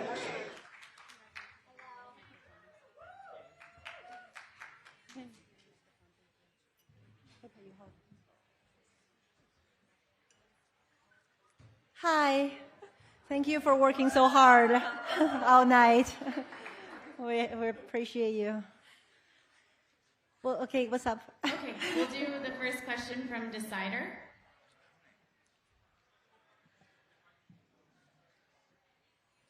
Hi, congratulations. Thank you. Jesse, I wanted to say that I loved your speech last week at the Critics' Choice Awards. And I wanted to ask, what is it about working with Paul that helped to bring out the best version of this performance? And Paul, same question for you. Come here. Paul just said very hydrating. Apparently very hydrating. No, I need to when I said I could drink Paul like water, I just want to clarify what I meant by that. I meant that he is essential to what I need and what I've discovered as an actor is possible in what we do in our work. He brings you to the core of your humanity, and once you know what that is, it becomes like water. Jesse, I think I said this, when the dust settles and all of this awards chat and everything, they're going to be studying, drama school students are going to be studying what she did in Hamlet. They're going to be talking about it forever, and it should be spoken about forever. It's one of the greatest performances we're going to be seeing for years, and we can celebrate the film for the next couple of weeks. Fingers crossed, we'll be celebrating her. But the big celebration is in 10, 15, 20 years' time. We're going to be watching what she did for forever, and I got to watch it firsthand. Yeah. Yeah. I would like to answer this question, but on the red carpet this evening, I'm over here on your right. Pippa, the producer, told me that it was a joy to work with such a cast that had no ego, and that there was joy and there was excitement and there was love basically surrounding this production. Would someone speak to the love that was behind the scenes? Me? Yeah. Lower. No. Come on, come here. We'll do it together. Yeah, we'll do it together.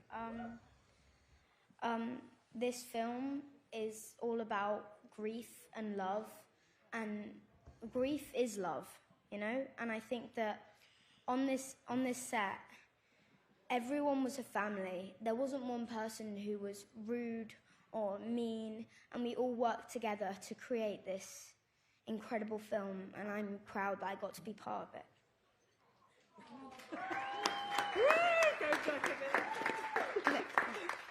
Well, I just want to give a shout out to our producers because, their work sometimes is invisible,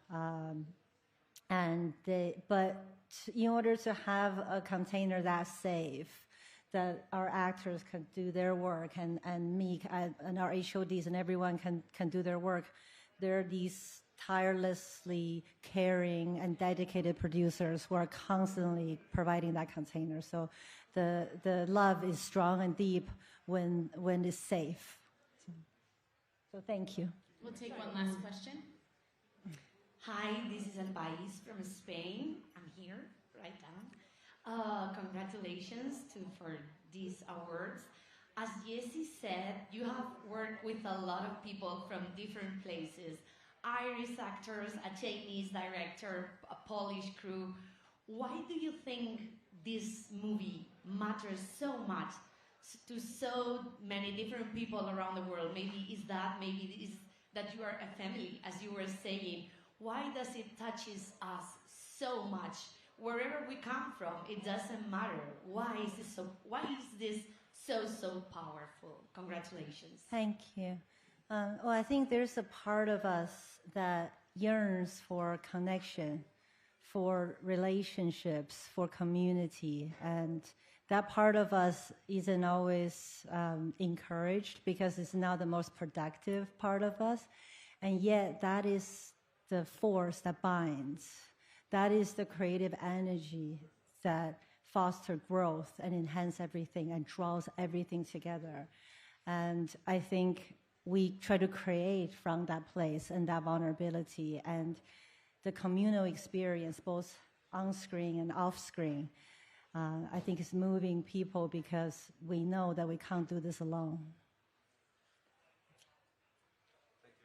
Thank you so much. Congratulations. Thank you. Yeah, that was brilliant.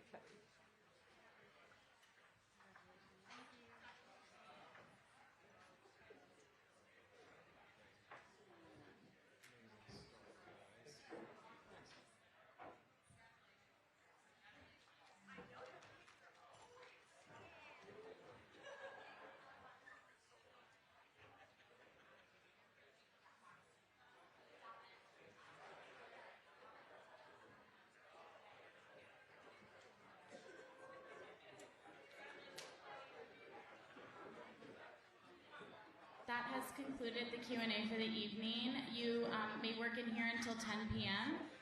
So if you need any extra time filing your stories, you may take that. Thank you all for joining us, and have a safe drive home. Thank you.